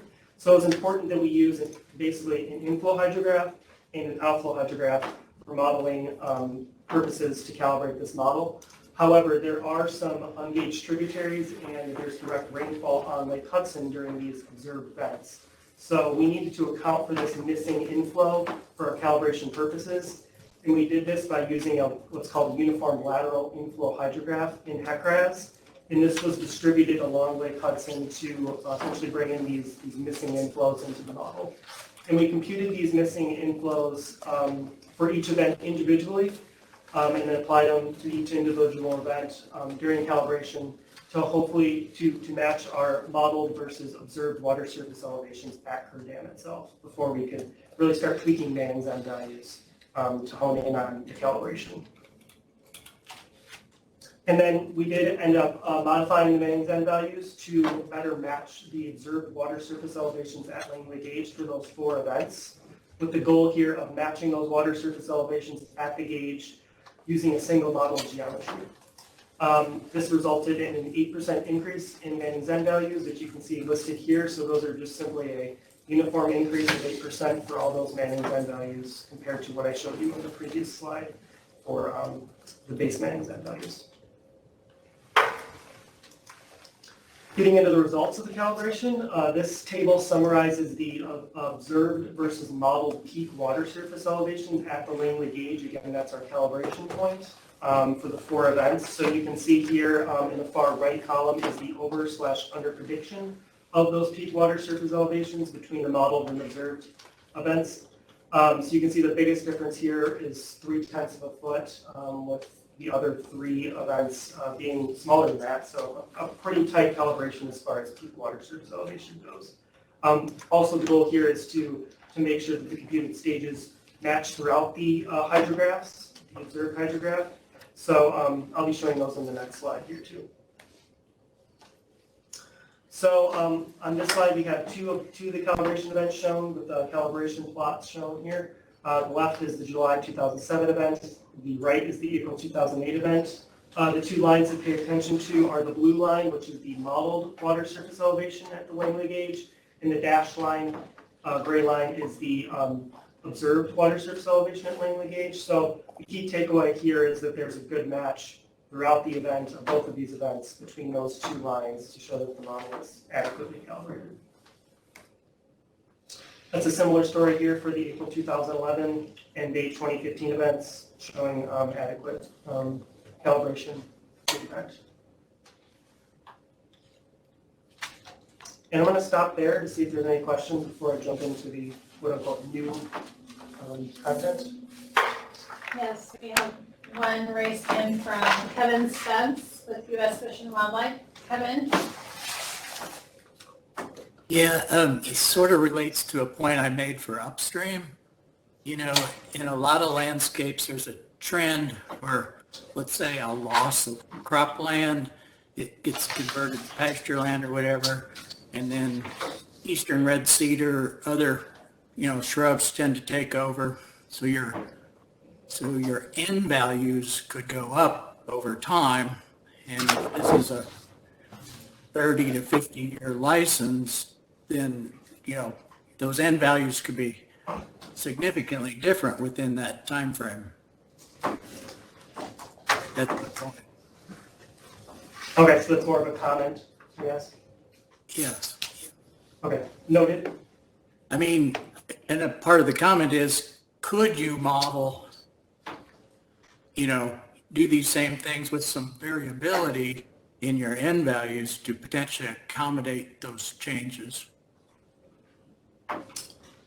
It's something that could be done. I guess if I'll leave it at that. You can submit comments in writing in regards to that.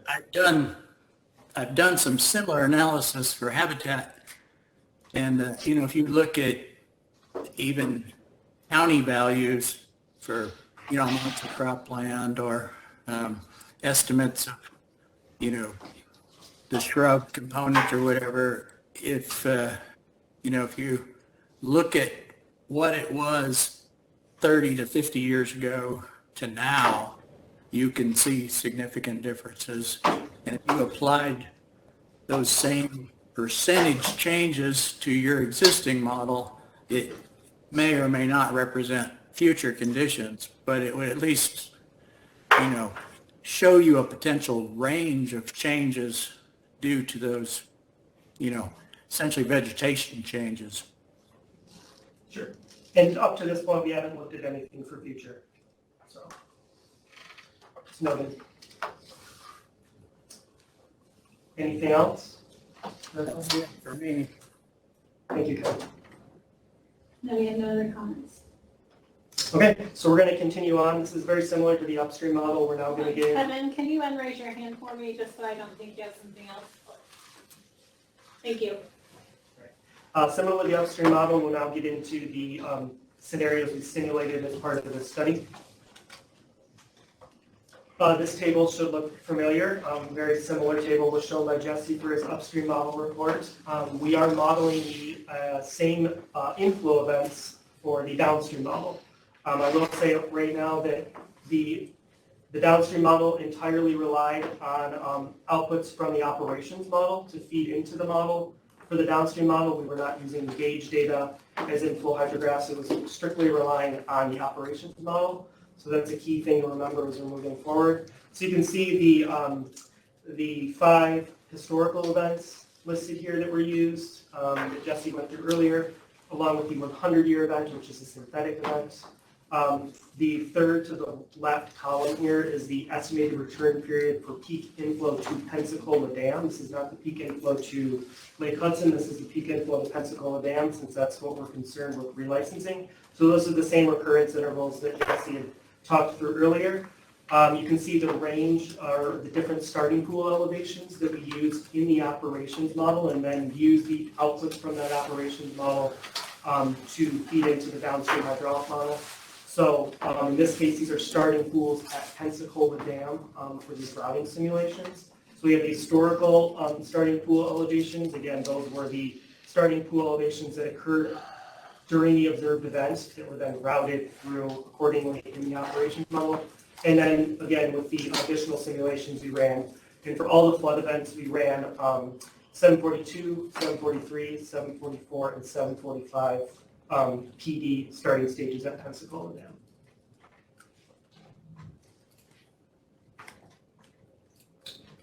As I mentioned before, we did need to slightly modify the model geometry for these simulated scenarios. The calibrated model was obviously used as a basis for doing this, and essentially we truncated the model to end just upstream of Kerr Dam. We did this by removing the inline structure that represents Kerr Dam for calibration purposes, and then remove the 2 model cross sections downstream of Kerr Dam. The goal here was to use a downstream stage boundary condition at Kerr Dam that again was an output from the operations model that was feeding it as a boundary condition. The rest of the model is not untouched, by the way, from the calibration. As I mentioned before, output from the operations model was used as boundary conditions for this HECRAS model. So we have stage at Kerr Dam from the operations model that was used for a staged hydrograph boundary condition at the downstreammost cross section, in this case being just upstream of Kerr Dam. Outflows from Pensacola Dam Powerhouse were represented as an inflow hydrograph boundary condition.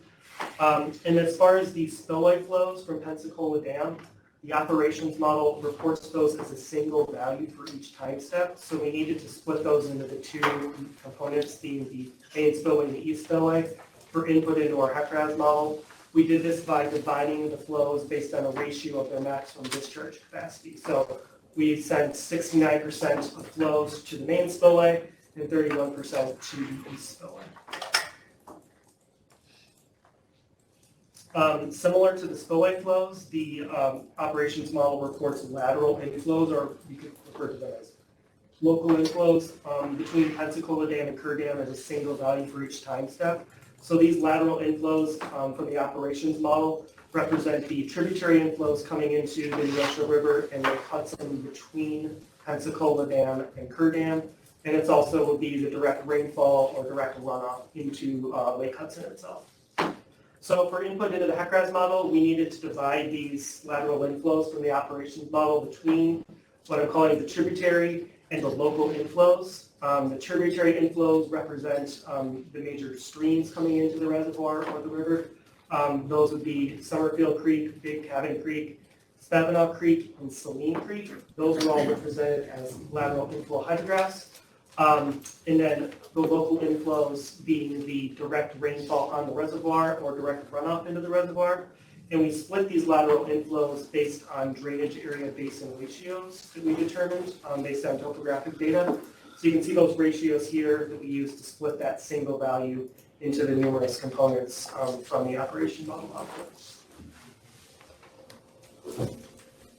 This is an example plot of the boundary conditions used for feeding into the HECRAS model. Now, all the boundary condition plots for every single scenario analyzed are included as appendices to this report. So you can look at them all. So I'm only showing one here, but the orange dash line represents the stage at Kerr Dam.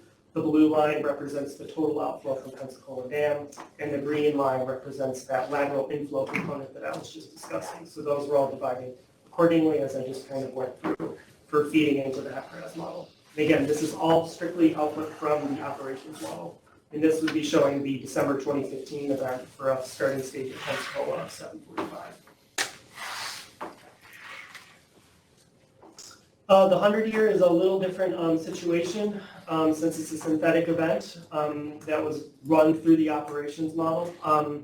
As Jesse mentioned before, for the upstream model, we use a statistical analysis of inflow volume. In this case, we use that statistical analysis of inflow volume to correlate our lateral inflows at Lake Hudson against the peak inflows to Pensacola Dam. This was based on a coefficient determination best fit calculation, assuming a GEV or generalized extreme value distribution. The analysis did show a poor correlation between the peak inflows at Pensacola Dam and the peak inflows to Lake Hudson, which one would expect since they are hydrologically independent watersheds, and there's a long travel time for the rainfall that's falling upstream of Pensacola Dam to reach Pensacola Dam itself. However, our analysis did still show that there is a positive correlation between the increasing peak inflow at Pensacola Dam and the increasing lateral inflow to Lake Hudson, which proves that our statistical model is still a valid tool for being used for this analysis to correlate the 100-year lateral inflow to Lake Hudson. So this plot, there's a couple plots on this figure here that just show some of the results of this, this statistical analysis. So the plot on the left, I would term is just a correlation plot showing the blue dots being the peak inflows to Pensacola Dam, which you can see form a nice linear line with a high R-squared value of 0.99, obviously showing very good correlation. So the red dots are then the corresponding inflows to Lake Hudson for each inflow into Pensacola Dam. You can see the larger scatter there and the smaller R-squared value of 0.25, demonstrating the poor correlation between the peak inflows to Pensacola Dam and then the lateral inflows to Lake Hudson. The plot on the right is the volume curve that essentially came out of our statistical analysis.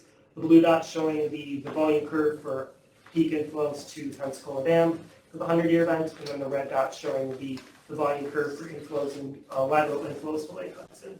So that the volume curve for lateral inflows to Lake Hudson was used to develop our 100-year lateral inflow hydrograph to Lake Hudson, which then we applied those drainage area ratios that I showed in the previous slides to then split those flows accordingly to represent the 100-year. I'll stop there, I guess. That might be another good place for a break to see if there's any questions. Does anyone have any questions? I do not see any hands raised. Okay, I'm going to continue forward. Next, we'll talk about the study results. Similar to the upstream model, there's essentially three main ways we're presenting results in our report. So we have tabular results that compare the max water surface elevations for each event with the varying starting stages at Pensacola Dam. We also compare the max water surface elevations throughout the study area using historical starting stages for each event and then compare them against each other. We use those results to create graphical water surface profiles, similar to what Jesse was showing for the upstream model. We also created inundation maps showing the maximum inundation event extents during the simulations. We used 10 map sheets to cover our study area for the downstream model, again using the same comparisons as the tabular results for those map comparisons. This is an example of one of the inundation maps. This is for the June 2004 event. The different colored lines represent the different starting stage simulations for Pensacola Dam.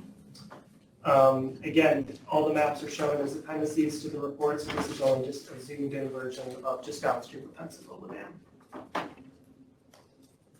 It's a similar story. This is, except for this is for the historical starting stages. So this is the various events ranging from the June 2004 event all the way up to the biggest, which was, in this case, December 2015, as far as releases go from Pensacola Dam, with different colors for different events. Again, this is the historical starting stage as observed, routed through the operations model for each of the events we analyzed. And those are the maximum inundation extents being shown.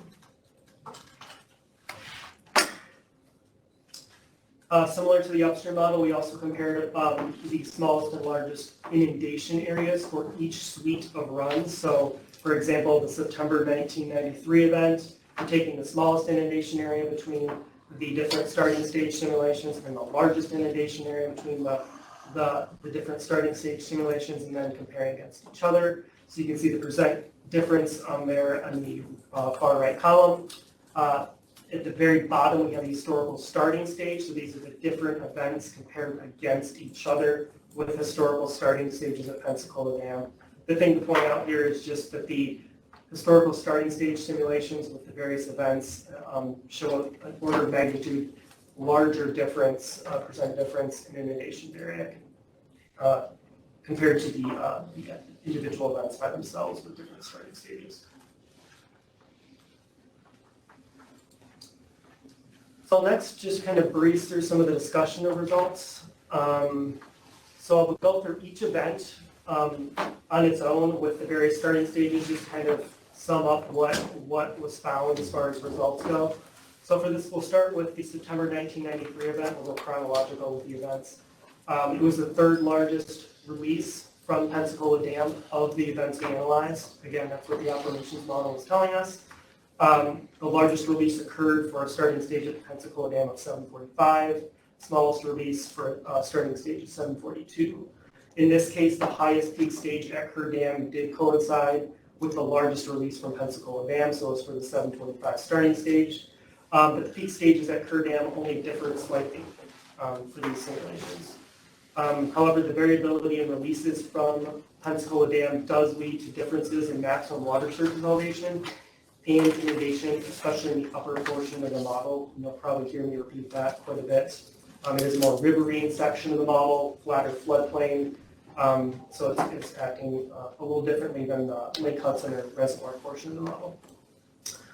These smaller differences in maximum water surface and elevation were in the downstream portion of the model, since we did have a tighter peak stage at Kerr Dam between all the simulations, which led to essentially no appreciable difference in maximum inundation near Kerr Dam itself.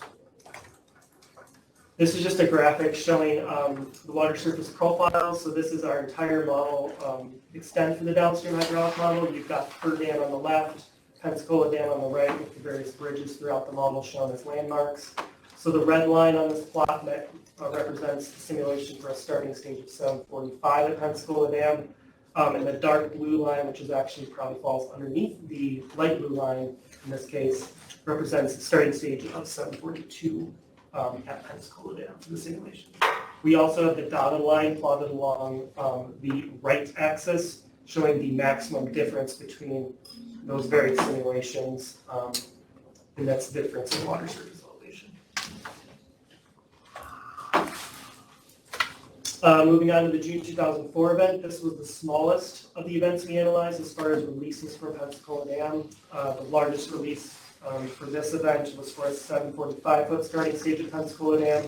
Smallest release for a 742-foot starting stage at Pensacola Dam. As for peak stages at Kerr Dam, the highest peak stage did coincide with the highest release, which was for the 745-foot starting stage. The lowest peak stage was actually identical between the 742, 743, and 744 starting stages. Similar story, the variability in releases from Pensacola Dam does lead to differences in water surface elevation and inundation in the upstream portion of the model in particular. So here's the plot showing the water surface profiles, describing what I just showed there. You can see the largest variability between those four simulations in the upstream portion of the model. With that 745 starting stage simulation having the highest maximum water surfaces throughout the model extent. Moving on to the July 2007 event, this was the third smallest as far as releases from Pensacola Dam of the events we looked at. Similar story for this one, the largest release was for the 745-foot starting stage, smallest release for a 742-foot starting stage. For this one, the peak stages at Kerr Dam don't follow the trends of the releases from Pensacola Dam. So yes, the highest peak stage at Kerr Dam was for the 745-foot starting stage, but the lowest was actually for the 744-foot starting stage. This, however, results in nearly uniform differences in maximum water surface elevations throughout the model extent. The differences in max inundation extent are not uniform throughout the model extent, though. They're more pronounced in that upper portion of the model, just due to the flatter floodplain as you get down into Lake Hudson, steeper valley walls, less area for the water to spread, so you get a much tighter difference in max inundation extents through Lake Hudson. So this, again, is a water surface profile showing what I just described. You can see the nearly uniform difference in maximum water surface elevations through the model extents for these various simulations. The October 2009 event is the second smallest that we looked at as far as releases from Pensacola Dam. In this one, actually, the largest release from Pensacola Dam occurred for a 742-foot starting stage, and the smallest release occurred for a 744-foot starting stage. Highest peak stage at Kerr Dam did coincide with the largest release from Pensacola Dam, but the differences in the peak stages at Kerr Dam differ by about 3.4 feet versus the 744-foot starting stage simulation. There are nearly uniform differences in maximum water surface elevations throughout the model, however, and then the differences in max inundation extents are not uniform throughout the model, similar to the previous event. They're more pronounced in the upper portion of the model just due to the flatter floodplain. Similar story, here's the water surface profile plots for this event. You can see how uniform they are throughout. And the last of the historical events is the December 2015 event. In this case, this is the second largest of the events as far as releases from Pensacola Dam that we looked at. Since it is such a large event, the peak releases are nearly identical from Pensacola Dam for all the starting stages. However, the peak stages at Kerr Dam differ by about 1.3 feet between the simulations, with the 742 and 743 foot starting stage simulations producing the highest peak stage. So the inconsistency with having nearly identical starting or releases from Pensacola Dam and still having a difference in the peak stages at Kerr Dam could be due to the limitations that Ryan went over earlier this morning with the operations model and tying it to and validating it to Riverware. And we'll get to that here with the conclusions as well. But these differences in maximum water surface elevations are small in the upstream portion of the model, and they actually get more pronounced in this case as you get closer to Kerr Dam just due to that difference in peak stages at Kerr Dam. The max inundation extents are nearly identical for all of the simulations except for the 745-foot starting stage, and the differences really don't vary much throughout the model.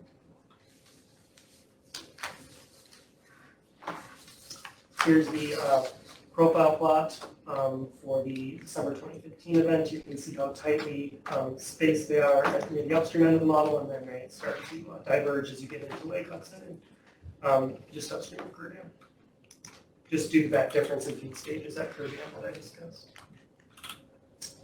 So now we have the 100-year event, which is, again, is a synthetic event feeding in from operations model output. This obviously was the largest of the events we analyzed as far as releases from Pensacola Dam. In this case, the peak releases were identical for all starting stages. In this case, actually, the peak stages at Kerr Dam differed by about 2.6 feet, so there's a little bit of inconsistency there as well for this one. The highest peak stage at Kerr Dam occurs for a 745-foot starting stage. The lowest is for a 742. As for differences in maximum water surface elevation, they are actually small in the upper portion of the model, and they become more pronounced as you come into Lake Hudson and toward Kerr Dam, just due to that difference at Kerr Dam. The maximum inundation extents for this event are nearly identical except for the 7.5-foot starting stage, but they do differ the most in the upstream end of the model just due to the flatter floodplain here. So there's the plot of the 100-year water surface profile.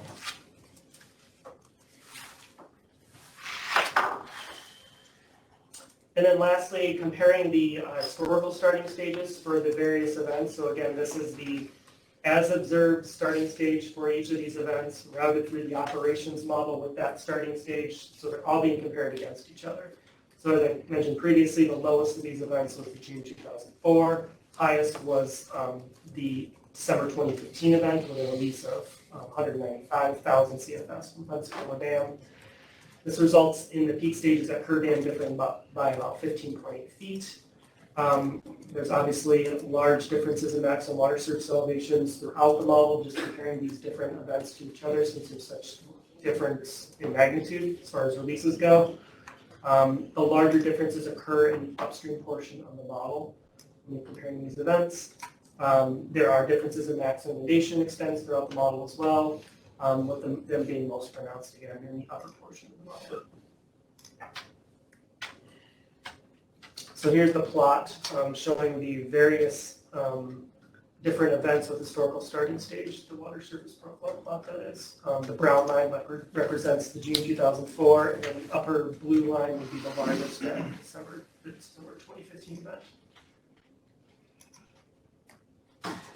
I'm just going to breeze through conclusions, and I guess we can wrap it up. So the conclusions do show that the initial stages at Pensacola Dam do have an influence on downstream water surface elevations and out-of-bank inundation. However, the out-of-bank inundation is a result of spillway releases, which are directed by the Corps. This is according to Section 7 of the 1944 Flood Control Act, which states that the Corps of Engineers is responsible for flood control operations at Pensacola Dam.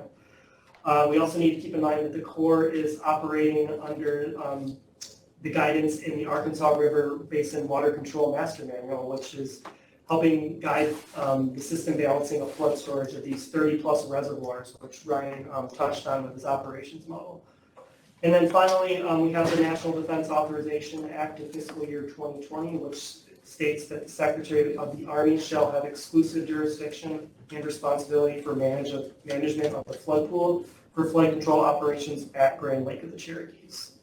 And I'll just wrap it up. I know I mentioned it earlier, but there are the no limitations in the operations model and planned improvements. And since we know that this model is heavily reliant on operations model output, these planned improvements to the operations model could alter the model results moving forward. And that's it. I guess I'll take any questions that anyone might have. Nothing. Walker? Yes, thank you. So Jesse walked us through at some length a table that compared the maximum differences in water surface elevation across the different simulations. And just, first of all, if you had a table like that, I don't think I noticed it, but I wanted to just check and see if it was in there, but I missed it. It's not in the presentation, but the tabular results are all in the appendix for the report. So you can look at the tables and see what the maximum difference would be. Okay. So I'll go and do that. But then I guess my more substantive question is, based on these results, do you conclude that the dam operations have a material impact on flooding? I can't comment on that.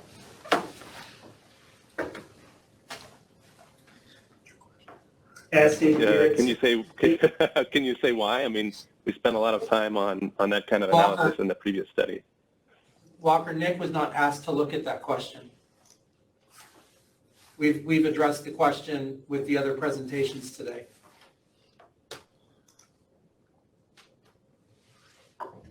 Yeah, I'm just simply stating the facts here again on the slide that we're showing that there's an influence on downstream water surface elevations and out-of-bank inundation. So. All right, well, it sounds like that's all Chuck's going to let you say, but thank you anyway, and I appreciate the presentation. Sure.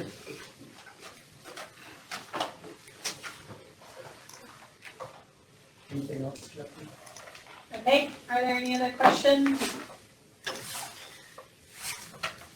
All right, we're kind of behind schedule, so let's take a 10-minute break and we'll start with infrastructure at 4:05.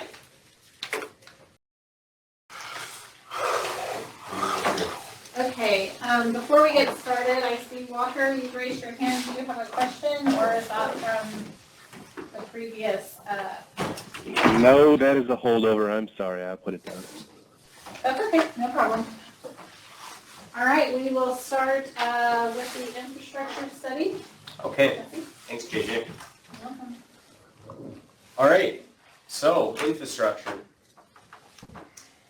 Here is the outline of the presentation. we're going to cover today. It follows the outline of the report closely for understandability here. That is our goal. So our study objectives and schedule for the infrastructure study. These are our study objectives. I am just going to read them out loud here quickly. In consultation with the stakeholders, determine a list of infrastructure types to be included in the study. Include infrastructure types that have potential to be flooded under Army Corps of Engineers directed flood control operations and GRD's project operations. Determine a range of inflow conditions for which model results show project operations are likely to have an effect on flooding. Provide maps and tables identifying frequency and depth of flooding for each item of infrastructure under existing operations and for the range of inflow conditions where operations may have an effect on flooding. And then provide additional maps and tabular information based on anticipated future operations. And I should state that this is from the study plan determination because the infrastructure study was added on at FERC's request. So just briefly discussing the schedule and tasks. We first identified that list of infrastructure types. Then we consulted with stakeholders to update that list. Then we mapped those locations. We determined the range of inflow conditions for which, modeling results show that project operations are likely to have an effect on frequency and depth of flooding. That bullet point, you will see that, we'll just say that for our conclusions as to whether or not project operations had an impact at all. Then prepare maps and tabular data as part of the analysis, and then develop the initial study report. Again, those are the tasks as laid out. That is not, conclusions. We're going to get to that later. And then in study season 2 is going to be stakeholder comments are addressed. So let's briefly look at the study area. Little bit of a different map than what we have been showing you today. It's the same map area, same study area. Now, when I say study area, that's in my H&H terminology. I just mean that as a general term. But all those yellow dots on the map are the infrastructure locations that were eventually identified through that process of first defining that list of infrastructure types, then consulting with the stakeholders, getting the stakeholder input, and making a list from that. But again, this is in the report. This is just basically an overview map. We don't expect anyone to pick out a specific piece of infrastructure from this map. This is just an overview map, like I said. We have detailed maps in the report itself that exhaustively cover the area. So for the methodology that we use, first, again, this should look very familiar to that task list that we looked at. We defined the list of infrastructure types. Then we gathered and mapped those locations, and then we consulted with the stakeholders and we refined the infrastructure list. Then finally, once we were happy and once the stakeholders had input on that list of infrastructure, we extracted the inundation characteristics from simulation results. The simulation results are from the UHM or the upstream hydraulic model. So let's talk about the infrastructure types and the data sources for those infrastructure types. This was just our first cut at a list that we presented to the stakeholders. So I'm not going to read off necessarily. I mean, everyone can read the text here. It's also in the report what our data sources were for collecting that infrastructure information.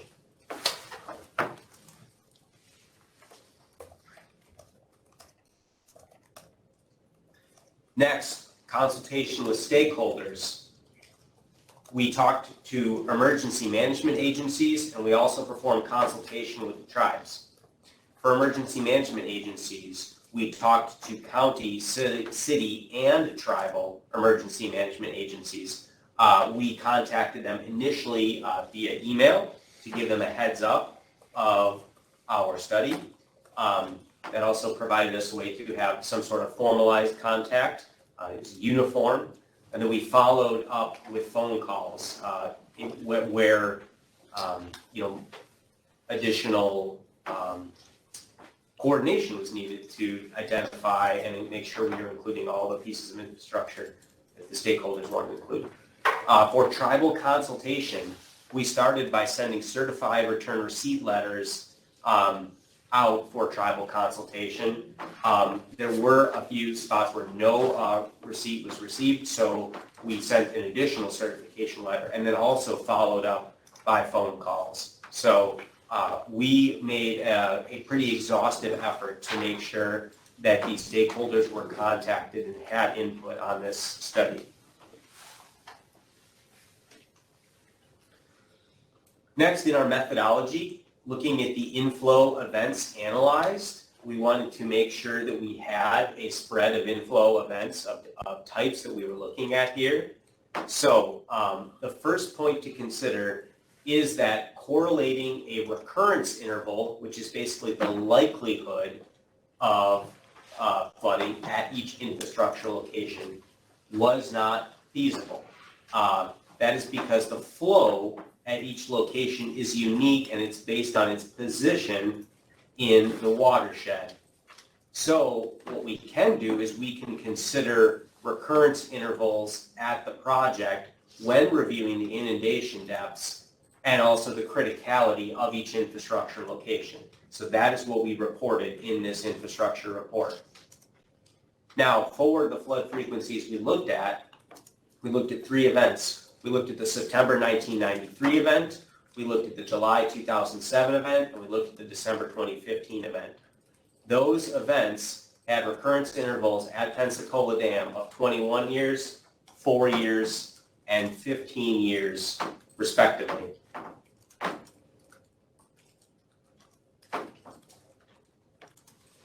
So, for the scenarios that we simulated, we took each of those 3 inflow events and we combined each of those 3 inflow events with a different starting reservoir elevation. First with a starting reservoir elevation of 742 feet, then with a reservoir elevation of 745 feet, giving us a total of 6 simulations that we performed for the infrastructure study.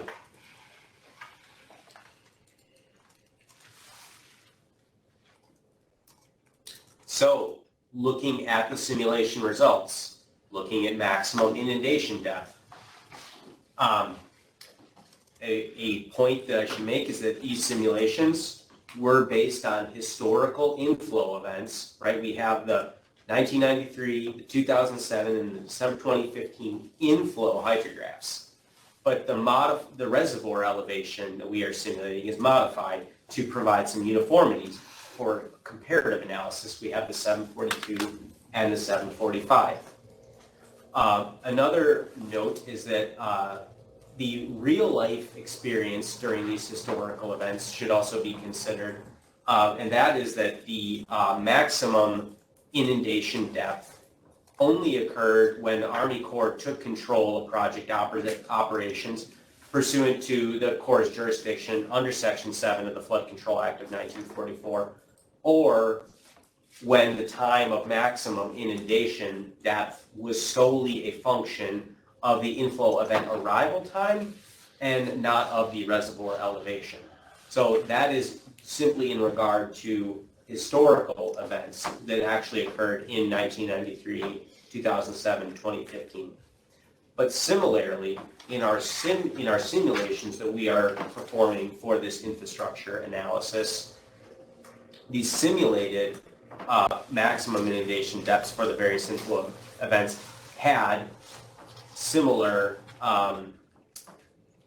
shall I say, like qualifications put on them, is that the maximum inundation depth only occurred when the reservoir elevation was either above 745, indicating Army Corps control, again, under Section 7 of the Flood Control Act of 1944, or when the maximum inundation depth was solely a function of the inflow event arrival time and not a function of reservoir elevation.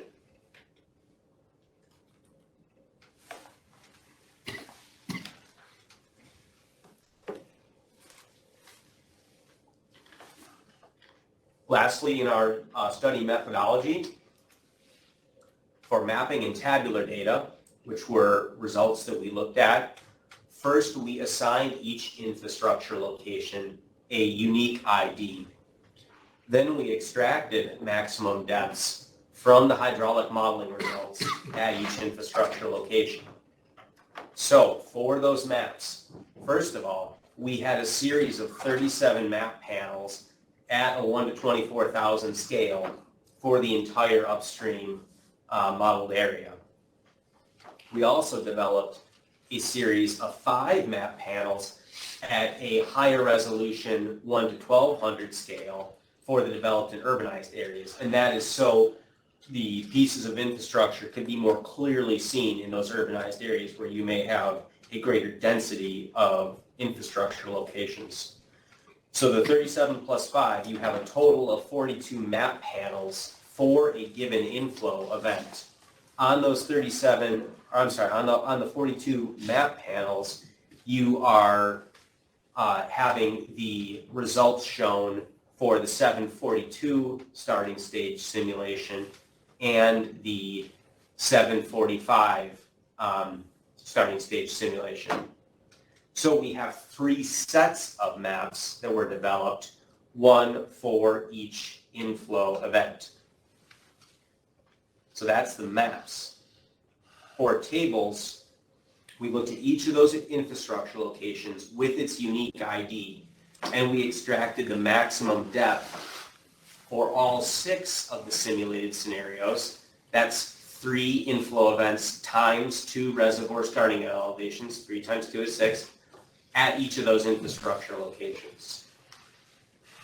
In addition to just reporting the maximum depth at each of those infrastructure IDs, we also reported the difference in maximum depth for the 2 starting elevations, the 742 as compared to the 745.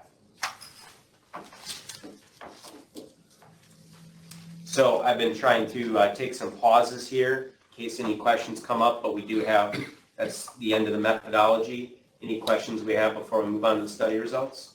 Okay.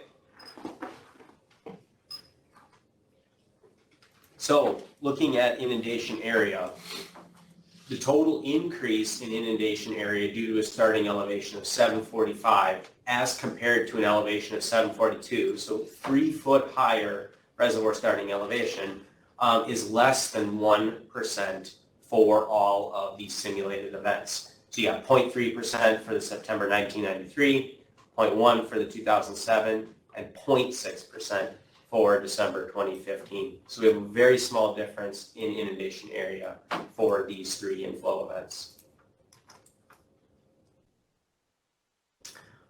Next, when it comes to difference in maximum depth, we had to break down the results in some sort of way to make it meaningful, and so we developed this classification system.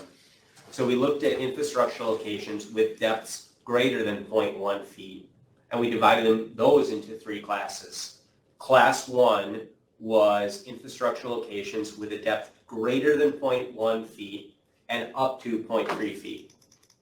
Class 2 was greater than or equal to 0.3 feet, up to 0.5 feet, and then Class 3 was anything with a difference in depth greater than 0.5 feet. So we just came up with these 3 classes as a way of discussing the results and making things a little bit more manageable in our report. So here is the full list of locations, infrastructure locations with the Class 1 differences. These are thoroughly discussed in the report. Each and every one of these locations is discussed in detail in the report. We'll get to this in a minute more, but you can also see that the classification was based on the maximum difference in depth. So for example, for infrastructure ID number 57, which is Rockdale Boulevard Bridge, the September 1993 event, there was a 0.2 foot difference in maximum depth. So that put it into Class 1, even though for the December 2015 event, the difference in depth is actually 0 feet. So we are being conservative in our inclusion of infrastructure locations into these classifications. There were 2 locations with class 2 differences. That's between 0.3 feet and 0.5 feet. And then for class 3 differences, which is greater than 0.5 feet, here are the locations listed for that. So some discussion of results. Rather than exhaustively go through all of these in the presentation, we have gone through these exhaustively in the report, but I'm going to give an indicative example for each of these classes and discuss it briefly. Again, so only selected results are presented due to time constraints of these meetings, and because the results are so similar at nearly all the locations with class 1, class 2, or class 3 differences. So we have a number of locations with class 3 differences. All of them exhibit similar characteristics to each other. The report contains the full descriptions of each locations with class 1, class 2, or class 3 differences. Additionally, in the report, the inflow event that causes the largest difference in depth is discussed first, following by the discussion of difference in depth for the other 2 inflow events. That was just, we had to decide a kind of order of operations for discussion. Then, jumping ahead a little bit, for all the locations, any increased depth resulting from a starting reservoir elevation of 745 feet did not result in any additional loss of infrastructure use, which we will see in a moment. So first we'll talk about the class 1 example.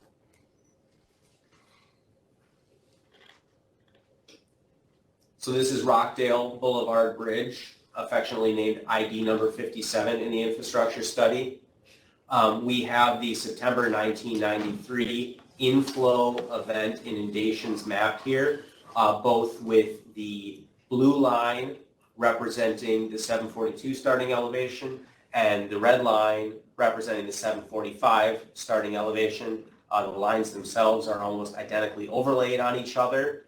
But let's discuss this locational event. So we can clearly see that they are inside the inundation extent of the September 1993 inflow. But what else does that mean at this location?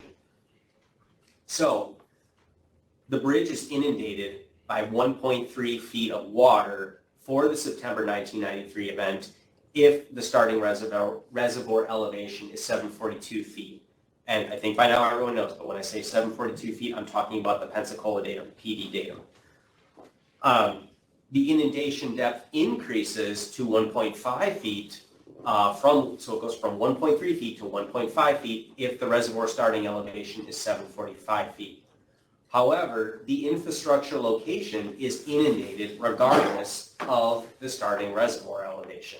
And that's why we're saying there's no additional loss of infrastructure use, which I'm jumping ahead a little bit. Let's also talk about the July 2007 event. Again, for the July 2007 event, the bridge is inundated for either reservoir starting scenario. It's either under 6.7 feet of water or 6.8 feet of water. Regardless, it's still inundated by a significant amount of water. For the December 2015 event, this bridge was not inundated for either scenario. Again, for all 3 inflow events, the starting reservoir elevation going from 742 to 745 does not result in additional loss of infrastructure use. So in summary, for the class 1 locations, for 2 of those locations, the December 2015 event does not inundate either location for either scenario. For the remaining class 1 locations, all 3 events inundate the infrastructure. For all class 1 locations, the increased depth resulting from the starting elevation, reservoir elevation of 745, does not result in any additional loss of infrastructure use. So for class 2, we have Wyandotte High School, ID 150. On the image there is shown the inundation extents from the July 2007 event. Again, starting elevation is 742 versus 745. In a brief discussion of that, for the July 2007 event, the school was inundated by 0.6 feet of water for the July 2007 event with a starting elevation of 742. That inundation depth increases to 1.0 feet if the starting elevation is 745. Similar to before though, the infrastructure location is inundated regardless of starting elevation. For the September 1993 event, the depth goes from 2.2 to 2.3. For December 2015, the depth goes from 2.1 to 2.4. And for all three inflow events, increase in the starting elevation does not result in additional loss of infrastructure use. There is only one other Class 2 location, that's Hudson Creek Bridge. The bridge is inundated for all three inflow events. So for both Class 2 locations, any increased depth resulting from starting reservoir elevation of 745 does not result in any additional loss of infrastructure use. Same conclusion as the Class 1 locations. Just one example of the Class 3 locations. We have Twin Bridges State Park, ID 139. It's either inundated by 7.8 feet or 8.5 feet, depending on the starting reservoir elevation. So it's a slightly larger difference in inundation depth, but the location is inundated regardless of the starting reservoir elevation. For the 1993 event, we have either 12.4 or 12.5 feet of depth. And then for the December 2015 event, we have either 10 feet or 10.4 feet of depth.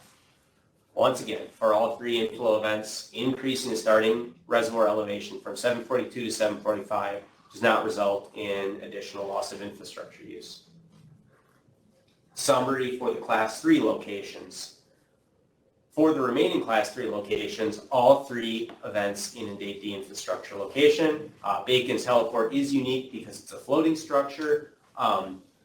We have to have a static elevation though to base our depth on, so we use the DEM elevation when we are reporting it in the infrastructure report, and we clearly state that in the report.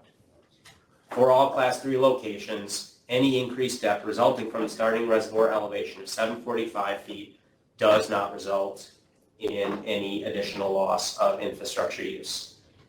Is there a question? Yes. Okay. Mr. Thomas? Just going back through your presentation there, I noticed that FEMA always regulate to the 100-year flood, but it doesn't appear that you model the 100-year flood. Why is that? Operation. So we are looking at, when we're looking at critical infrastructure locations, we have to go back to the study objectives, and that is for, let's go back and look at that together.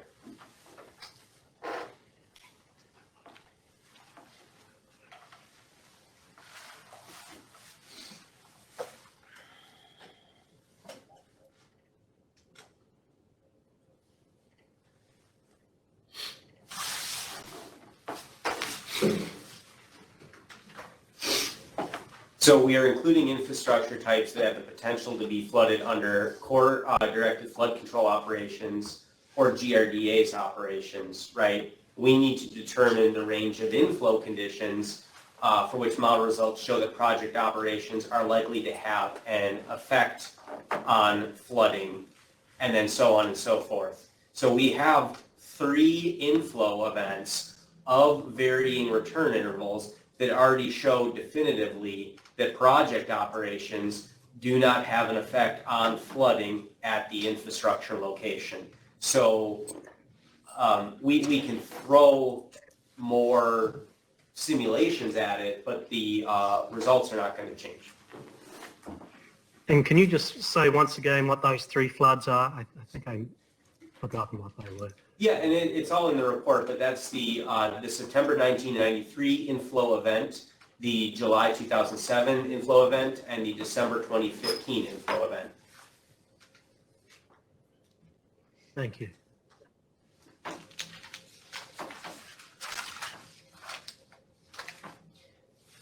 JJ, before I go to my conclusions slide, were there any other questions that popped up while I'm out of the presentation here?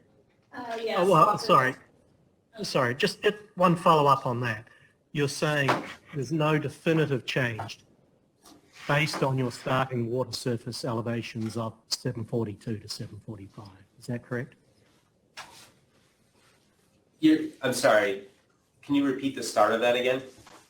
You're saying that you showed no definitive impact just based on your starting water surface elevation of 742 to 745. So what we are saying is that there's no additional loss of infrastructure use at the location. So if the infrastructure location is inundated by 9.9 feet of water and a change in operations makes the inundation depth go to 10.0 feet of water, there is no additional loss or gain of use or anything of infrastructure at that location. Okay. Thanks. Sure thing. Walker? Yes, thanks. On that, loss of infrastructure use, did you do anything to consider how long a given piece of infrastructure is inundated? The duration? So when we're talking about duration of inundation, then we're talking about things being under control of the core, right? If it's already at a flood stage at the dam, right? So when you're talking about duration, I guess that's more of a question for the core. Well, but I thought based on the study objective you just went back to, it looked like the objective was to study effects both of GRDA's unilateral operations and those directed by the Corps. Yeah, and let me put that slide back up to make sure we're all on the same page.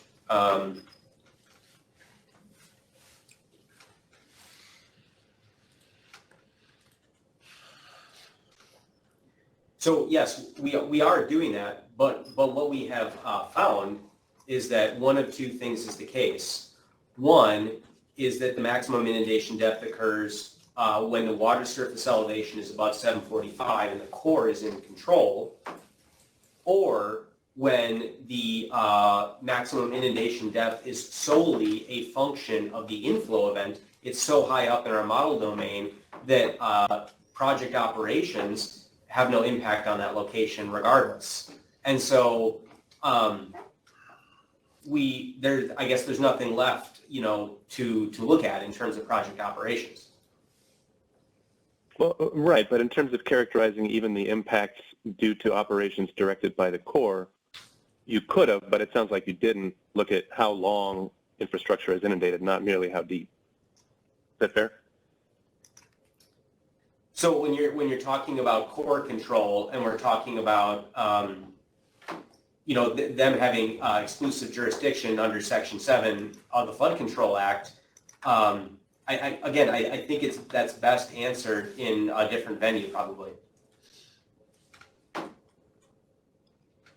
I guess maybe I don't understand the objective as you put it up there, but anyway, I guess if you have anywhere you'd like to point to that you analyze duration, I'll ask for it one last time, and if not, we can move on. We didn't look at it. Okay, yeah, that's not something we're presenting. Very good, thank you. Okay, sure. Mr. Thomas, do you have anything further, or is your hand just still raised? Oh, I'm sorry. Did you look at any scenario where GRDA took back control after the lake level exceeded 755? I'm sorry, it was a little bit of static there. Can you, I apologize, I keep having to ask you this, but can you repeat the question once more? Yeah, the Corps of Engineers had jurisdiction from 745 to 755, and then GRDA has authority over 755. Did you look at any? That's not the way that GRDA reads that legislation, and that's a legal issue that is beyond the scope of this meeting.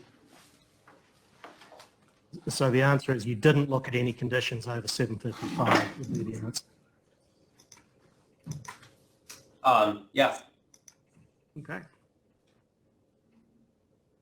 or not for the infrastructure study. We have the 757, you know, in the H&H study.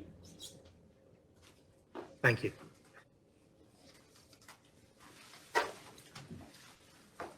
Any other questions, Mr. Thomas? No thanks, not at this stage. Okay, Walker, I see you put your hand back up. Do you have another question? Yes, I do. I think it's quick. Yeah, I think we probably covered this in the H&H study, but just to bring it full circle, briefly, why didn't you look at any scenarios with starting elevations below 742? You know, we had to pick and choose on where we spent our time and energy on this. And when you're talking about 742 to 745, that is right in the heart of operations there. And that's why we looked at it. Okay, and then, so if there were, you know, changes or additions to the study so that the H&H study, that is, so that we're going to evaluate a wider range of scenarios in the coming study year, would you then go back and apply this similar methodology to what you did then? To the results of the new scenarios? Yeah, I just don't think it's the time and the place for me, you know, in the moment to make a promise on anything one way or the other. Okay.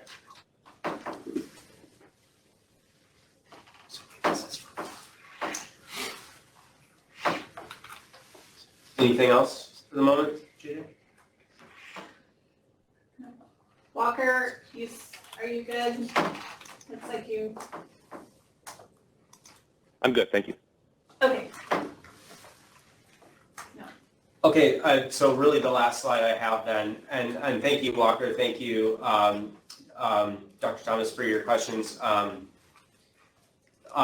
lastly is just my conclusion slide. Only 6% of the infrastructure locations experience an appreciable increase in maximum inundation depth due to the starting elevation change that we talked, 742 versus 745. The appreciable increases in maximum inundation depth occur during high flow conditions, either when the core controls or when the depth is solely a function of inflow event arrival time. And so therefore, no additional impacts exist due to project operations. I know that we have just spent some time doing a Q&A about some of those conclusions because this is really a summary slide. It's nothing new that I presented thus far in the presentation. It's really just a collection of the other things I've said thus far. But if there's anything else we want to rehash on this, now's the time. We have a question from Bo Reese. Okay. Go ahead, Mr. Reese. Thank you. Really, Jesse, just almost more of a comment. You know, on the consultation process, you had mentioned that you had, you know, reached out to the city of Miami through the chief of police, who is also our emergency manager.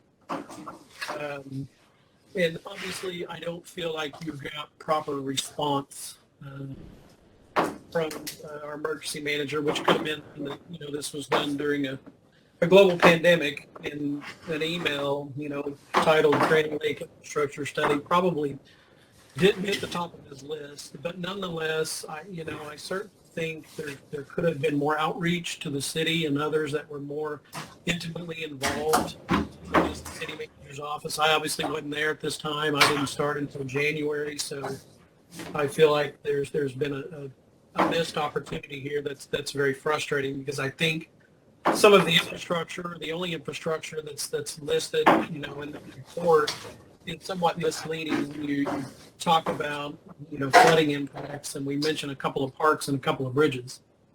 And there's obviously far greater infrastructure and far more catastrophic impacts that occur to the city, as most of your maps show today. But I just think it could have been a far better report had we got more of the infrastructure reported to you all. So really just more of a comment that I wanted to make, that I just feel like just those pieces of infrastructure, your class 1 differences, maybe were a little misleading. Okay, well, before I respond, I think we have another comment from the audience here. Can you show the map? The map of the infrastructure location. Oh, yes, I see what you're saying now. My apologies. I'm just going to exit out of my presentation, go to it, and then hop back in.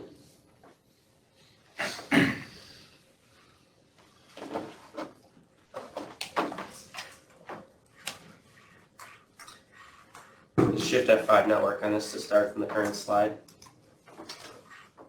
Oh, sorry, change the language input. Wait, we're not doing this. Oh, I'm sorry, it is up there, okay. Apologies while I struggled with the technology for a moment. But in regard to the contact, throughout this process, we made concerted efforts to reach out and reach out and send follow-up contact. I don't know what else to say on that topic, aside from we have a record of our contact that we made and reiterated. And then also when it comes to infrastructure locations, I or anyone else are not in control of what the model results show in terms of the criticality of infrastructure. When it comes to what is or isn't inundated, it's what's on the ground and it's what we have collected. So we have our map here showing these hundreds or at least over 100 infrastructure locations that we collected as part of our data gathering process, and then also consultation with the stakeholders. So to say that we've done an insufficient job of looking at this either with contact or with considering the criticality, I have to strongly disagree with that comment. Sure, I understand. I just, someone coming in January as I did, and then knowing that there was this missed opportunity here, and the report only lists a few parts when we had, firehouses underwater.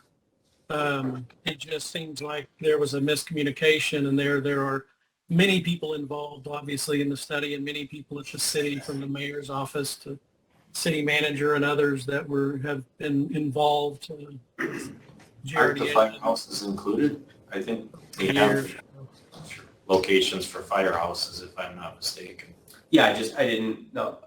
So yes, it's not that we haven't included those locations in the study, and I don't think it's quite fair to say, for you to say, I understand the difference, but there's a missed opportunity when I've thoroughly explained, how we have come to this spot of looking carefully at the list of infrastructure types, looking at the list of infrastructure locations, providing that list, to the stakeholders, asking for stakeholder input, receiving stakeholder input, incorporating stakeholder input, mapping all of these locations, looking at the different inundation extents. So to say that that's a missed opportunity, I'm not sure that the missed opportunity lies with the study team. Sure, I understand your position. I'm just telling you from what I see, it appears to be misleading when I look at the report. So I'm just simply making that observation. Okay, I think one thing that could clarify though is if you look in the appendices and look at we have the list of infrastructure locations, whether or not it was inundated in the appendices. So if you look in that and you see the lists of fire stations and police stations and schools and churches and things like that, I think that will give you a more clear picture of the exhaustiveness of the study. It's not that I'm, trying to avoid talking about a firehouse in this presentation. It's I'm picking out examples of those class 1, 2, and 3 that I think are indicative of describing the impacts, again, in the limited time we have in this, multi-day meeting where we have a lot of different studies to look at. But, one of the examples I picked out was Wyandotte School, right? So I would really encourage anyone who has the same feelings, who may feel that, they're unsure of the in-depth nature of the study, to go look at those appendices and look at the exhaustive nature of the study that was performed. Understood. Thank you. Okay. Okay. Stephen Bowler with Herc. Okay. Stephen? I just had one question, a point of clarification. Sorry, my phone's ringing in the background right now. The 6% that you referred to in one of your later slides, is that isn't that comprised of the 3 categories? So would that 6% basically make up to the 3 categories? So that's a little bit different than the 3 categories. I'm trying to slice the pie a few different ways, or maybe that's a poor metaphor. I'm trying to look at this from a few different angles. And one angle to look at it is that, actually, let me go to the slide, because I don't think that, I guess, let me. Down a rabbit hole. I was just looking for an easy way to understand what portion you've discussed. And I see what you're saying, yeah. Your It's categories represent a small portion of what you actually looked at. Right, okay, and the categories, the class 1, 2, and 3 categories, and the reason why that's only 6% is that we wanted to cast the widest net possible when looking at our infrastructure locations. So some of those infrastructure locations, and when I say some of them, I should really say many of them, are high and dry completely for all of the scenarios looked at, but we didn't want anyone to think that we cast too narrow of a net. So that's why that 6% with the class difference is in there. Thank you. That's all I wanted to ask. Okay, Walker, you had your hand up, but you unraised it. Are you good? I'm good, thank you. I'm good. Okay. All right, we have no other questions or comments. Great. Okay, just because this is the last study presentation of the day, and please don't make me answer any questions about the APE, but this is kind of last call for questions, at least on the infrastructure study, before we move on to the conclusion portion of today's meeting.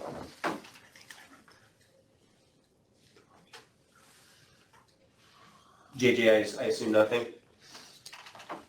Okay, all right. Well, thanks everyone for your time, and we'll close out the infrastructure study presentation. We'll move into the conclusion of the meeting.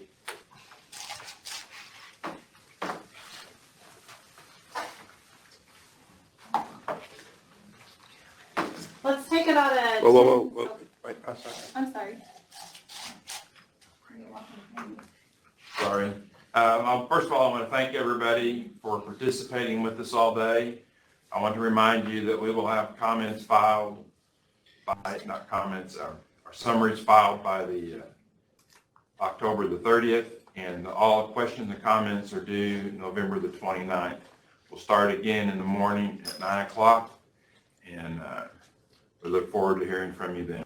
Thank you.